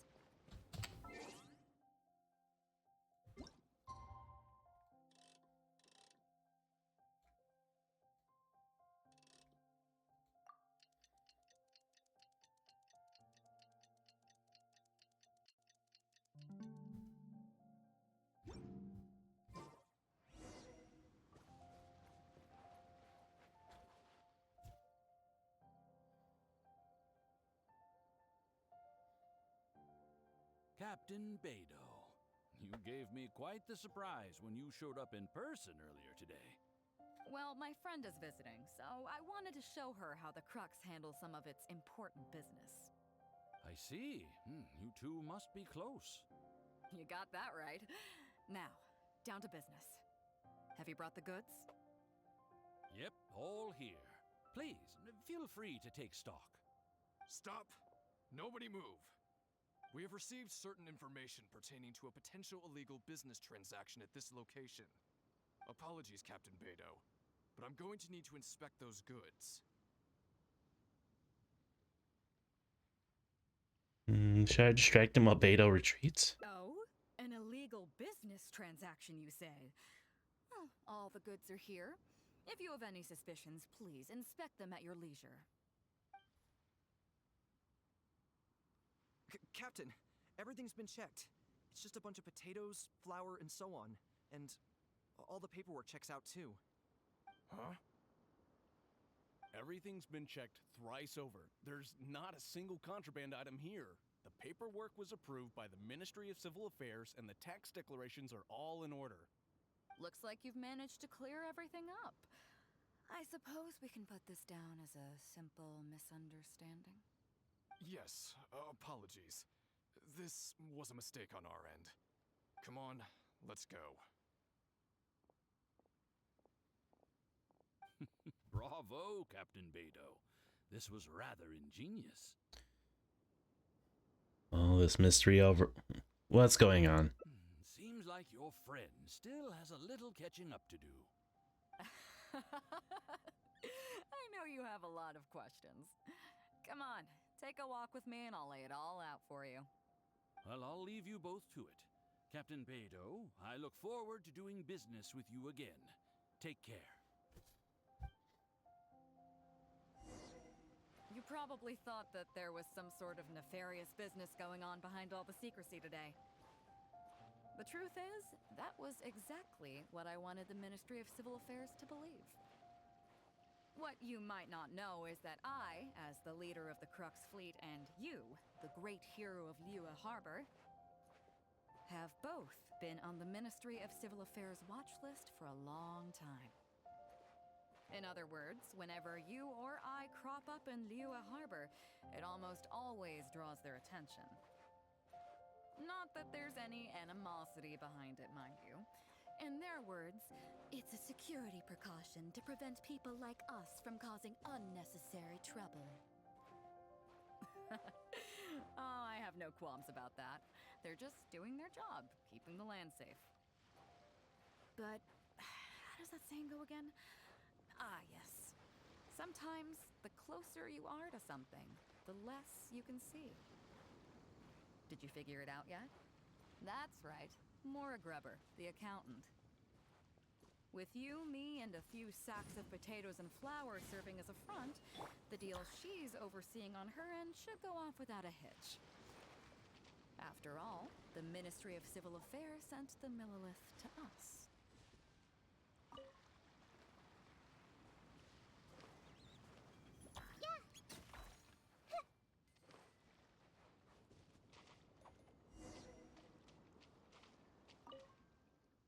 looking at the time, it should be any second now. Look, that's the signal.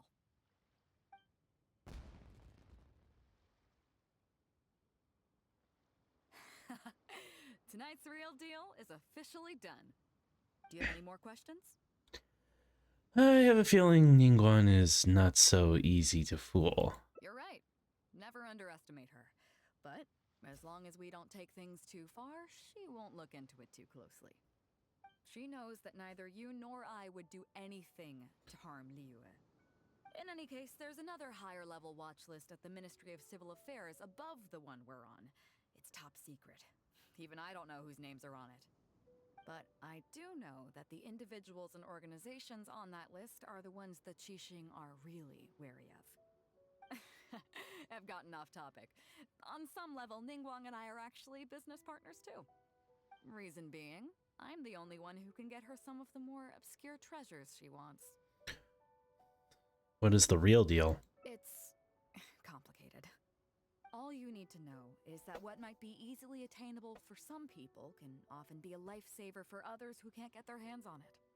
That's where we come in. It's as simple as that. You mean medicine? You still have some important things to take care of, don't you? As long as you don't know what I was referring to, you'll be safe. So, I'm sorry, but I can't tell you for now. Of course, if the day comes when you've traveled to every corner of the world, found your sibling, and neatly tied up all your loose ends along the way, you're welcome to come back here and I'll tell you all about it. You'll always be welcome in the Crux fleet. I hope I get to see you on board again someday.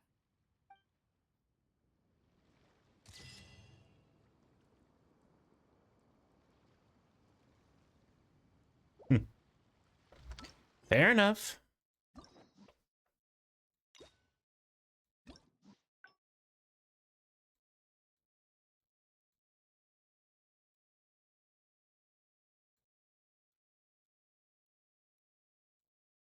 Two more endings, huh? You're not sure what to do next.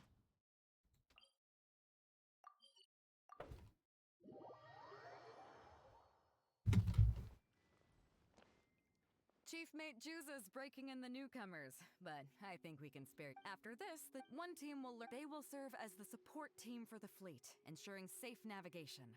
That's why we call them the Shield of the Crux. That's right, as one might expect. Also, they're so, what do you think? The Shield of the Crux. As I expected, you have a will to protect others. There are two main subjects that the Shield of the Crux focuses on: survival knowledge and entertainment. As I was saying earlier, survival knowledge includes prevention of injuries and diseases at sea, navigation and cartography, basic meteorology, etc. You can go learn about these skills from Yinxing, Huixing, and Liushi. They're all seasoned hands in their respective fields. There are crewmates who know even more than you, Captain? Each sailor has their own strengths and weaknesses. I'm no rookie, of course, but you shouldn't underestimate the knowledge of the crew. If there's anything I'm most proud of in the fleet, it's my people. Go and get to work. I'll have some questions to test you later. I look forward to seeing how you do.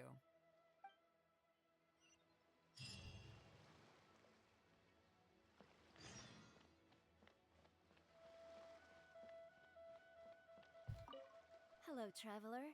I'm Yinxing, the Crux's surgeon at sea. Whenever a sailor has a health problem, they come to me. I deal with it all, from seasickness and common colds to amputations and everything in between. I'd like to learn some about treating injuries and illnesses at sea. Oh, I presume the captain arranged this, correct? All right then, let's begin. First of all, let me ask you this. What do you think is the biggest danger that all new crew members face? Getting seasick? That can certainly be a problem at sea, but it's not the biggest danger. The most dangerous thing for a newcomer is to underestimate the dangers of life at sea. Oh, I have seen many new crew members who see themselves as young and fighting fit and have no regard for safety. They think that since they are tough enough to look after themselves on land, they'll be fine at sea as well. Those are the ones that always end up in the sick bay. Everyone should know that being a sailor, especially on a long voyage, is a brutal job in an unforgiving environment. We have to face malnutrition when we're short on supplies, all kinds of injuries and diseases that the harsh ocean weather can bring, and even the psychological problems that can arise due to isolation and the lack of entertainment.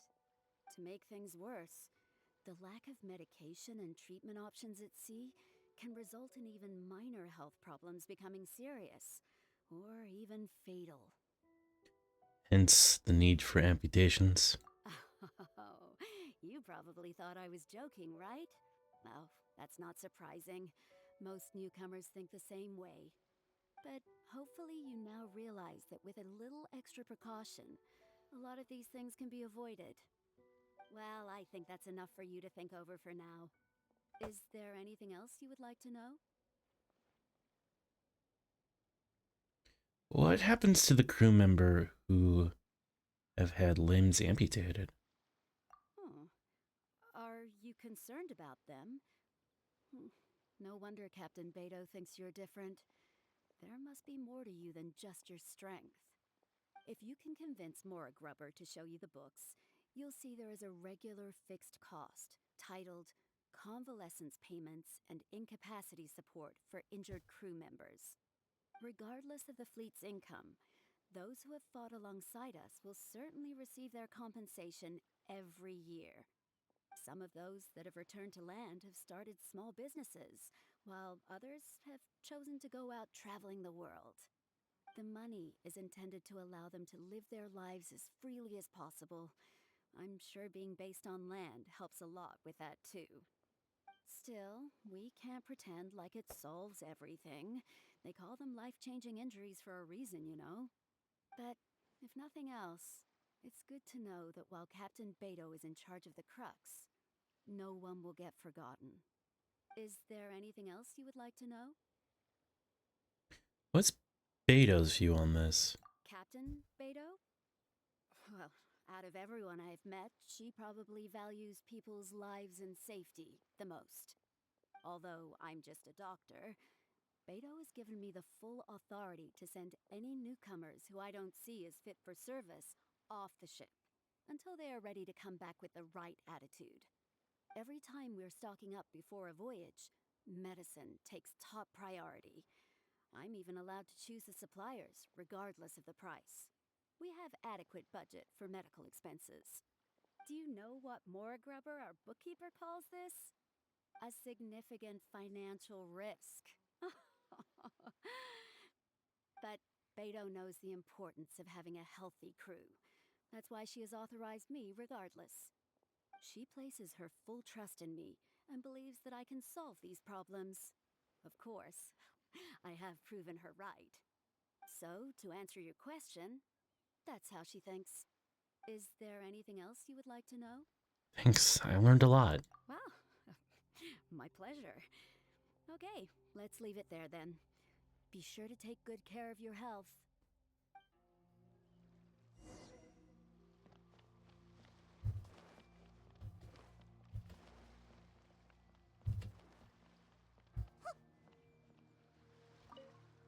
Sorry about earlier, Traveler. We were so caught up on getting you to join the fleet that we didn't notice we were going a little overboard. Good thing the captain stepped in. It's okay. I was hoping to learn a little more about cartography. Oh! Well, in that case, you have come to the right person. I'm not just blowing smoke. You're looking at the most talented navigator in Liyue Harbor. I'll start by introducing some chart reading essentials for new sailors. Feel free to interrupt if you have any questions. Let's start with what to look for when you get a set of complicated charts. First, you should always look at any indicated shorelines, islands or reefs, water depths, hydrological conditions, and other hazards. With these features in mind, you can answer the basic question of, can I chart a safe course through this area? Visually, nautical charts are a little unique. Unlike land maps, most charts do not have a fixed scale, which means that it can be hard to precisely determine the exact distance between 2 points. The most advanced nautical charts come with a supplementary chart, which has different colored lines marked on it to indicate distances. It's worth mentioning that under my direction, the Crux is using these advanced kinds of charts. Some cartographers mark out other points of interest on their charts, usually with their own special symbols. If they don't leave any accompanying notes, they can be very difficult to interpret. For example, charts inherited from the previous navigator? Not only those, we have tattered and torn charts that we've picked up from all over the place. To be honest, it can be quite a challenge, even for me. Some of these charts are really old and have symbols that I've never seen before. But if we don't decipher them, we will certainly miss many secrets of the sea. Fortunately, we have the captain with us. She managed to find some ancient books on semiotics that I can use to study the charts further. I don't think anyone other than our captain could manage to get these kinds of resources. Old charts and ancient books on semiotics are not the kinds of things that are sold in your average marketplace. Oops, I've gotten off topic. Well, that just about covers the basics of chart reading. I've learned so much. Anything else you would like to know, Traveler? Do you have experience drafting nautical charts? Drafting charts? That's certainly a more advanced topic. To be honest, I've only attained a smattering of knowledge in that area. The charts we are using now are just revised versions of the ones left by the previous navigator. So my mapping experiences have been primarily limited to updating our charts to reflect changes in the sea. I think you can ask Captain Beto more about cartography. One time, the fleet sailed into an uncharted area by mistake. It wasn't long before we turned the fleet around and returned the way we came out for fear of potential hazards.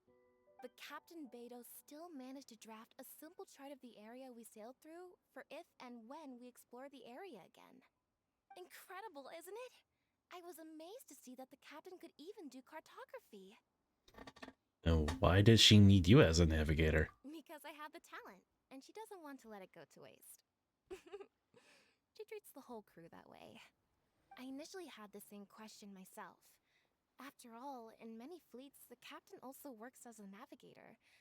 I couldn't understand her reasoning at the time, so I asked her. She just laughed and told me to wise up, saying that even Rex Lapis never fights alone.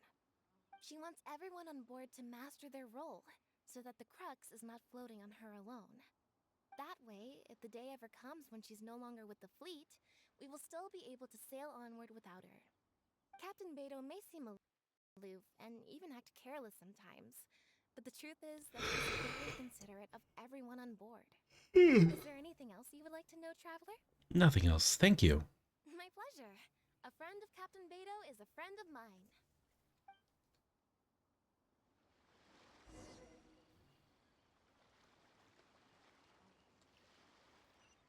Yeah, boy. I always hate climbing this one.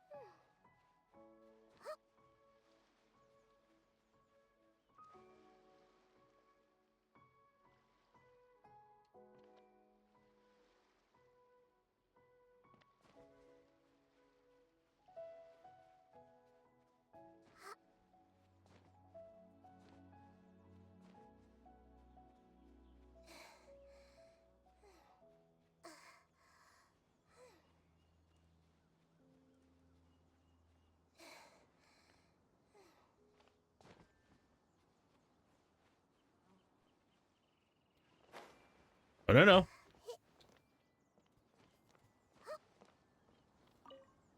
Hello, Traveler. Are you here to learn about marine meteorology? Wait, how did you know? In my line of work, I've got to have a pair of sharp eyes. I saw the captain showing you around the training grounds, and then you went to see Yingxing and Huixing. So I figured that she probably wants you to get to know the life of a crew member. You have a real knack for your work. Looks like Beto got the right person for the job. Okay, let's get started. First, I'll introduce you to the basics of meteorology.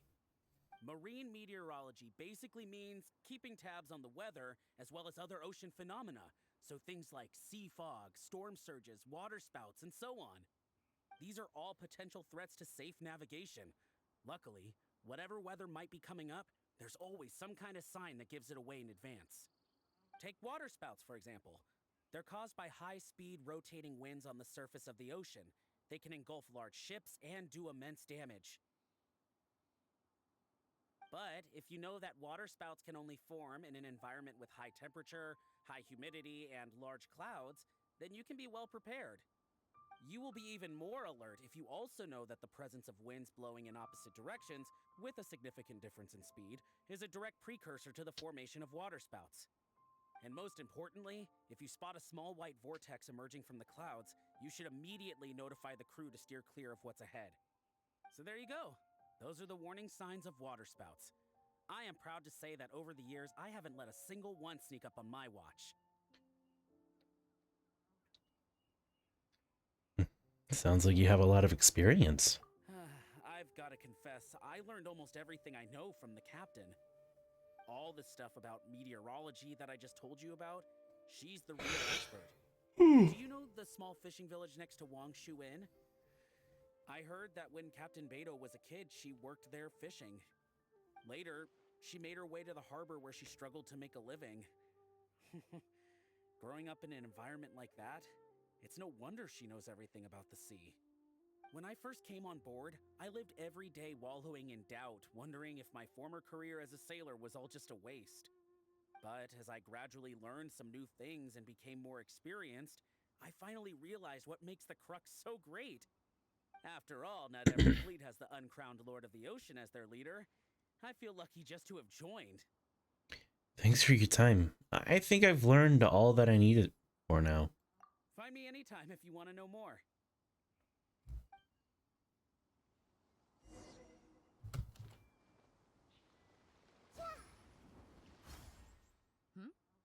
So you've already finished talking to the crew, huh? I thought it would take you a while longer. So, what did you think? It was a little hard, but I can handle it.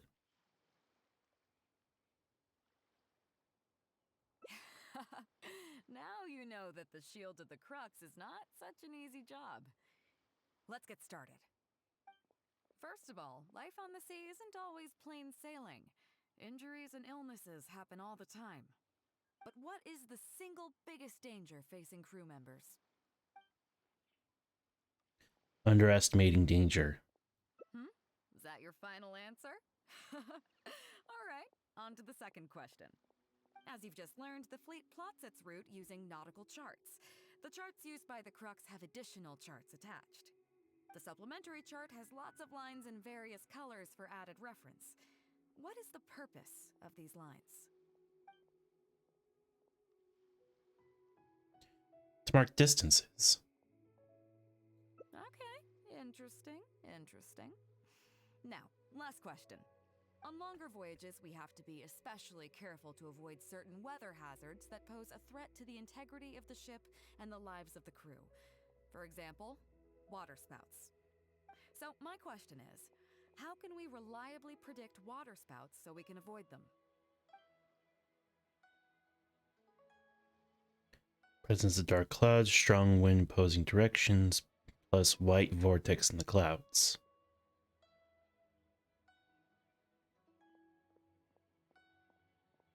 Okay, those are all my questions. Do you want to know how you did?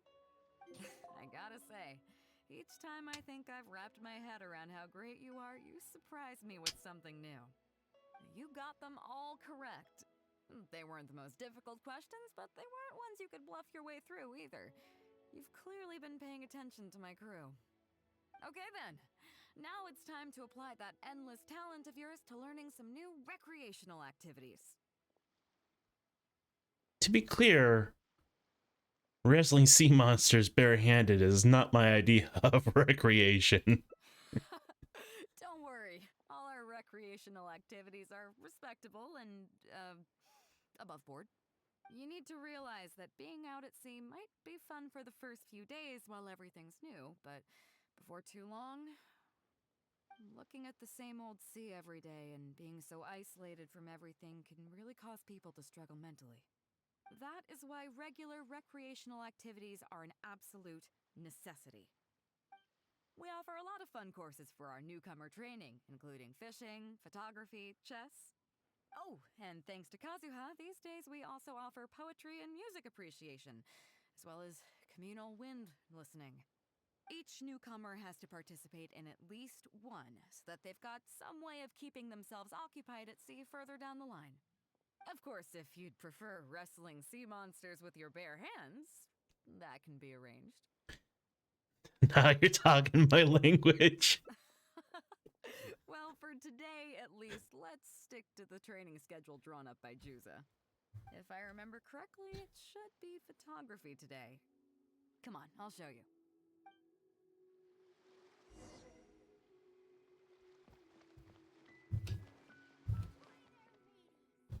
Listen up, everyone can go back and call it a day. The photography session has been postponed. What's going on here, Juza? Oh, Captain, there you are. Well, Captain, the photography teacher just sent word saying that she's fallen ill and doesn't want to risk coming in case she keels over in class. I see. That's quite unfortunate. Captain, if I may, I know a little bit about photography. Oh? Quite the multi-talented one, aren't you? In that case, why don't you help us out and lead the class today? Yeah, unfortunately, the original teacher canceled at short notice, so there's no time to schedule anything else instead. It would be great if the Traveler could step in as the teacher for the day. It's up to you, Traveler. It would be my pleasure. Great, it's settled then. Juza, let's muster everyone over here to meet the new teacher. Yes, Captain.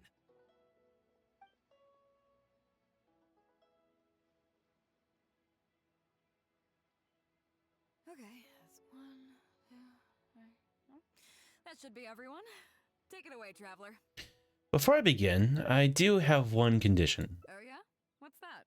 Since this is a photography course, there has to be a subject. You will need a model. Fair enough. It seems like you already have someone in mind. So, who will it be? I think the most suitable model is Captain Beidou. Me? well, we could do that. Or, Guyenstone Forest looks extraordinary today. It'd be a pity to not capture the scenery for posterity. So how about we snap Guyenstone Forest for today's class? Then there'd be no need for a model. Come on, Captain. We talked about this.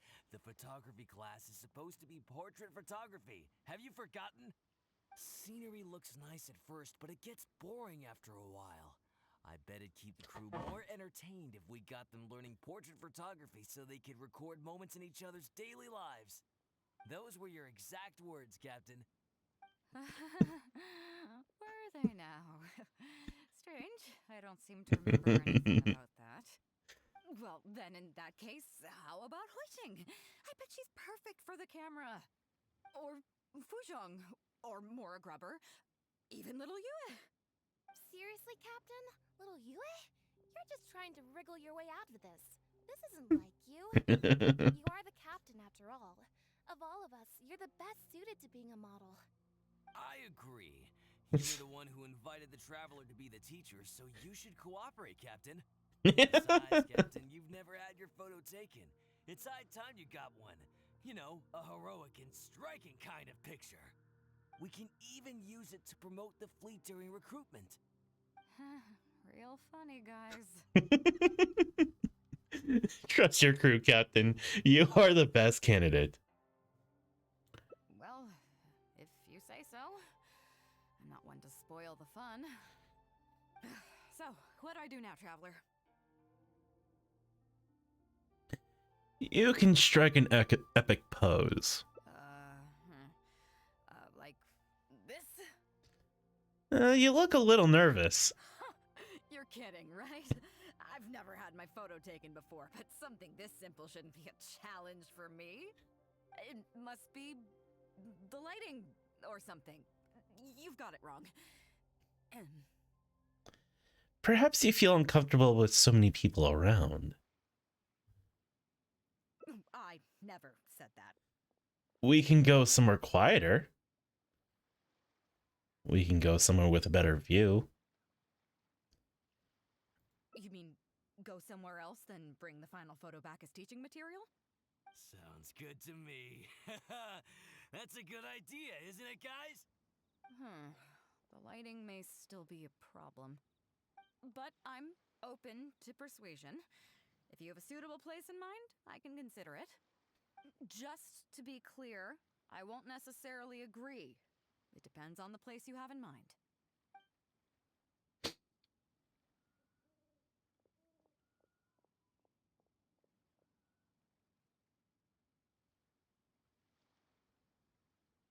How about Yaogan Shoal?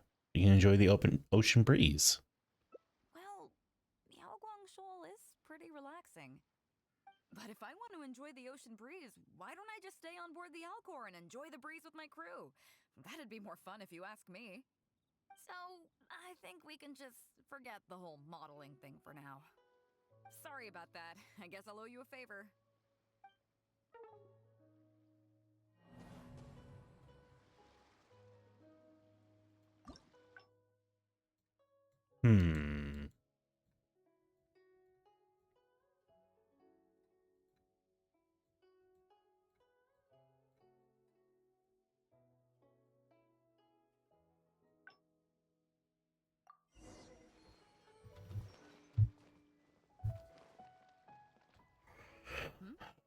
So you've already finished talking to the crew? First of all, but what is this? Is that your, as you've just learned, the supplementary chart? Okay, on longer voyages. So my question. Okay, so I gotta say, you got them. Okay then. Now it's time to apply that endless talent of.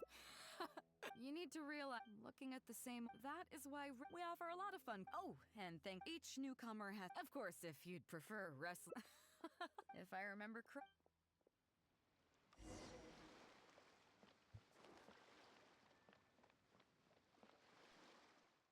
Listen up, everyone can go back and call it a day. The photography session has been postponed. What's going on here? Oh, Captain, there you are. Well, Captain. I see. Let's move past this. Oh? In that case? Yeah, it would be great if... It's up to you, Traveler. Great. It's... Yes, Captain.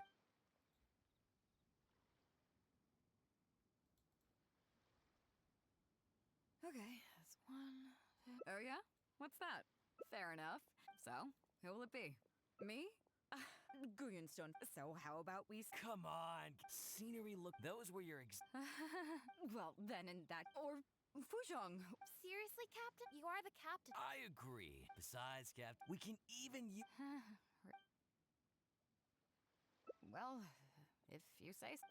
So, what do I do now, Traveler? Like... It must be... I never said that. You mean go somewhere else, then bring the final photo back? Sounds good. The light... But I'm just... Okay, so it's not that. I've heard there's a fishing village near Wangshu Inn. The fishing village near Wangshu Inn? That place is deserted now, isn't it? How do you even know that place anyway? It's tiny. I don't think I've ever seen it on a single map. I found some treasure there. Treasure? There? I guess I missed out on that one. It just so happens that that little village is where I grew up. Now that you've mentioned it, it's given me the urge to go back and take a look around. How about we take this opportunity to pay my old home a visit?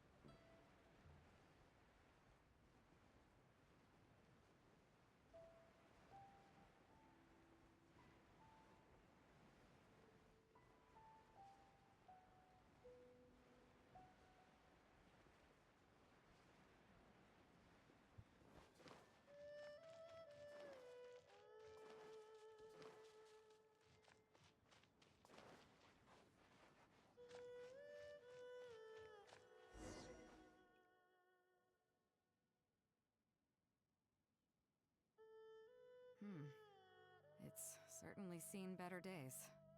It was never that impressive, but at least back in the day, it was a lively village and home to several families. I wonder how long these last few old houses will remain standing. So what exactly happened here? Nothing as dramatic as you might think. A few small incidents occurred, and then people began to leave. Come on, let's take a walk around. People used to call this place Downriver because the villagers apparently moved here from a place called Upriver. With them, they brought their knowledge of fishing, which had been passed down from generation to generation. I learned a lot from them when I was here. Now Upriver is long gone, and Downriver is all but deserted. It won't be long before no one even remembers what these places are called. To Zhong. Zhong. I barely remember this name. Maybe because you were little at the time? Right. I was only about 5 or 6 years old when I first arrived here. I was homeless and had to wander around the streets. I remember finally managing to find half a rice bun, but then a stray dog jumped out and snatched it away from me. Half a rice bun was not something I was willing to give up so easily at the time, so I chased it all the way to this neighborhood. Then a few fishermen saw us running and stopped me. They were kind enough to give me some food. Seeing me stop, the dog also stopped running. But straight away it keeled over and never got up again. Maybe it was too tired, or maybe it had starved to death. I went over and saw that the dog still had the half rice bun in its mouth. It didn't let go even at the very end. Poor thing. Had I known the dog was so weak, I would have let it take that half rice bun. That's when the villagers here took you in? I could tell they were wary of me at first. I was the dirty little kid who had just chased a dog to death over some scraps of food. But I got lucky. The village chief took pity on me and brought me to their home. That's how I ended up staying here. What made you leave later? Do you know what the name Beidou means? Come on, I'll explain along the way. About a year or two after I arrived, the village chief fell ill during the winter and passed away. During that same period, the harvest was getting worse and the fishermen's catch was getting smaller day by day. Without the village chief to handle the situation, people began blaming each other. There were even rumors that some families had been overfishing and leaving nothing for the rest of the village to catch. But in the end, they all turned on me, saying that they shouldn't have ever taken me in. They said I was bad luck. They pointed to how that dog died on the first day I arrived. Next thing you know, the village chief dies, and then all the fish die out. They said I was a living curse, and the downfall of the village was all my fault. I told them that I didn't understand. I'm not a curse, I'm just Beidou. Then some of the villagers started shouting, and drove me out of the village. They shouted, "Nando controls life. Beidou controls death. Beidou controls death." Before then, all I knew about my name was that it had something to do with the stars. It wasn't until then that I realized that Beidou was a constellation. And the Alcor, one of its stars, was an omen of death. Here we are. This is the old house of the village chief. I bet he never expected that the little girl he took in would grow up to be seen as a curse that brought about the village's total destruction. You're cursed, and I think I am too. What do you mean? The Anima Archon's Gnosis was taken after I arrived in Mondstadt. Is that all? The Geo Archon's Gnosis was also taken after I arrived in Liyue. And let me guess, you got to Inazuma and the Electro Archon's Gnosis was taken as well? Well, you seem to wreak havoc on a grander scale than I ever could. Does that make you feel a little better now? Oh, I get it. You're trying to convince me that I'm not cursed. I appreciate it, and I'll take it. Let's not forget that the people whose names stick around are the ones who emerge from the stormy seas unscathed, and the ones who get swept away in the wind are the fledgling birds who couldn't hack it. I, for one, have never encountered a storm I couldn't weather. But your journey's far from over. Just remember, there's no telling what else you might encounter in this vast world. So if you ever find some idiot trying to brand you as a scapegoat just because you're the one who lived to tell the tale, tell them Captain Beidou demands to have the honor along with you. Remember, you'll always have the captain of the Crux to back you up wherever you go. I suppose we're just two scapegoats looking for each other. Well, looking out for each other. Two cursed scapegoats banding together for survival. Sounds like a recipe for disaster, but at the same time, I kind of dig it. I'm lucky to have a friend like you. Okay, it's time to get back to our photography. Right, teacher? You finally remembered what you're here for. I thought you might not be in the mood. Come on, let's not waste any time. Get it done while you can before I change my mind. So, do I need to strike a pose?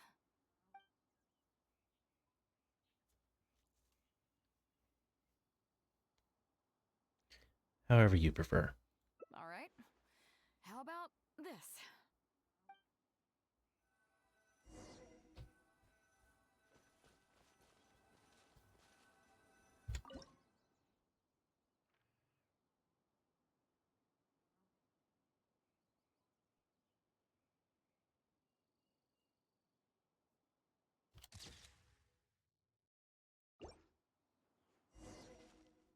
So, is it done yet?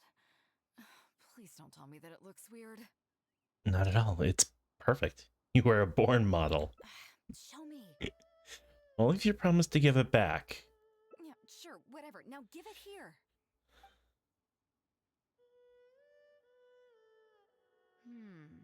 Yes. I see. All right. On behalf of the Crux, thank you very much for your photography class today. You've been an excellent teacher, and I couldn't be more satisfied. Now, as captain of the Crux, I am exercising my official right to requisition this photograph for future promotion and recruitment purposes. So I'm afraid I'll be holding on to this. That's fine with you, though, right?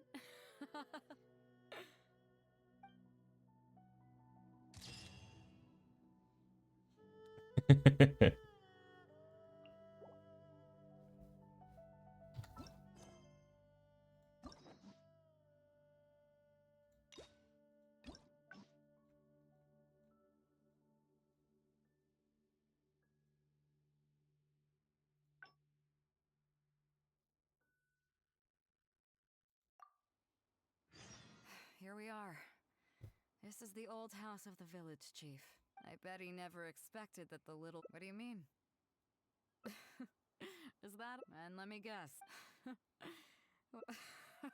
appreciate it, and I'll take... Let's not forget, I, for one, have never... That your journey's far... So if you ever find some idiot trying... Remember, you'll always have the... I kinda dig it. I'm lucky to have a friend. Okay, it's time to get back to our photography. Right, teacher? You finally remember what you were here for. Come on, let's not waste any time. Get it? So? Perhaps you can strike an epic pose. All right. How about this?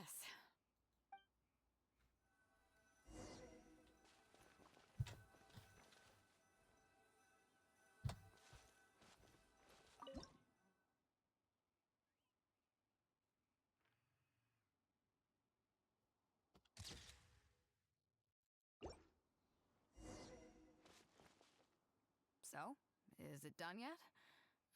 Please don't tell me that It's perfect. Show me. Only if you promise not to beat me up if you don't like it. Yeah, sure, whatever. Now get...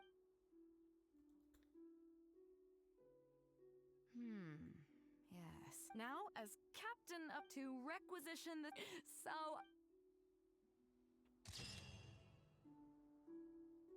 So... Okay, well that didn't work, but...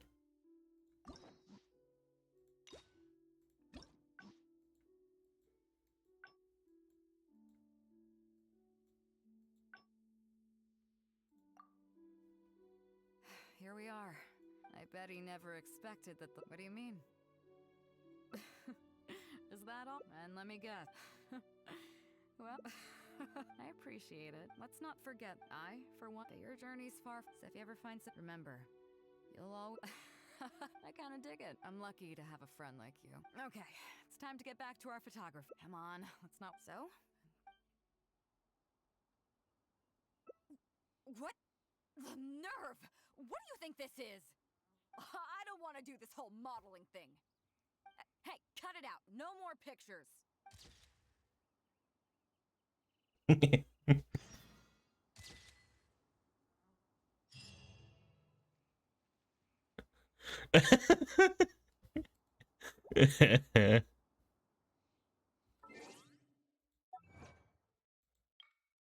Whoa.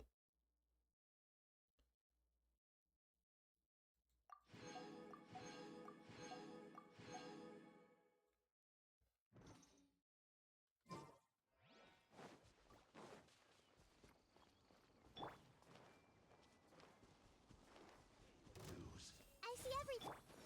Shine down. Rest and rebuild.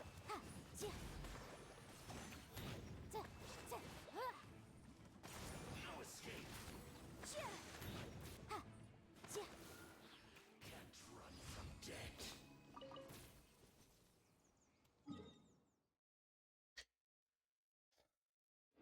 Well then. Oops, wrong button.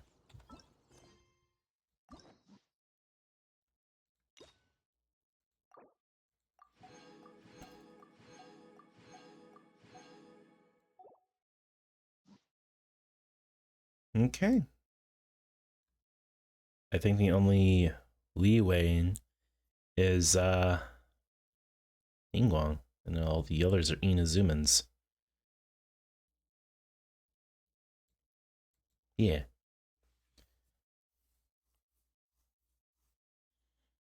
Anyway. I mean, I've been doing this for 4.5 hours. I think I've had enough for today.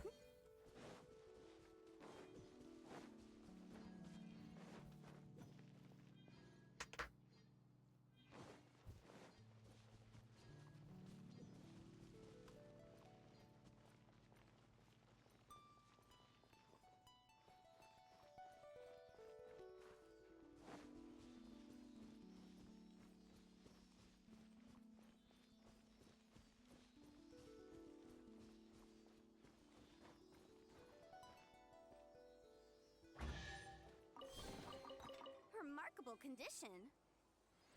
Okay.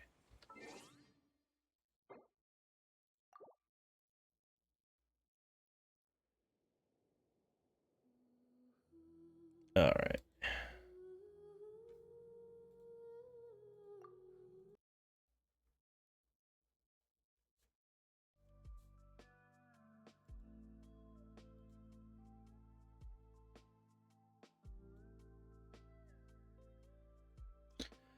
Okay.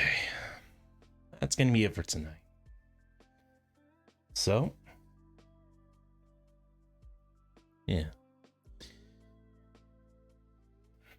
Thank you so much for hanging out with me, Blue. I really do appreciate it. And I will be back next time. Hopefully sooner than a whole week, but I will be back. But until then, keep being awesome, guys. See ya.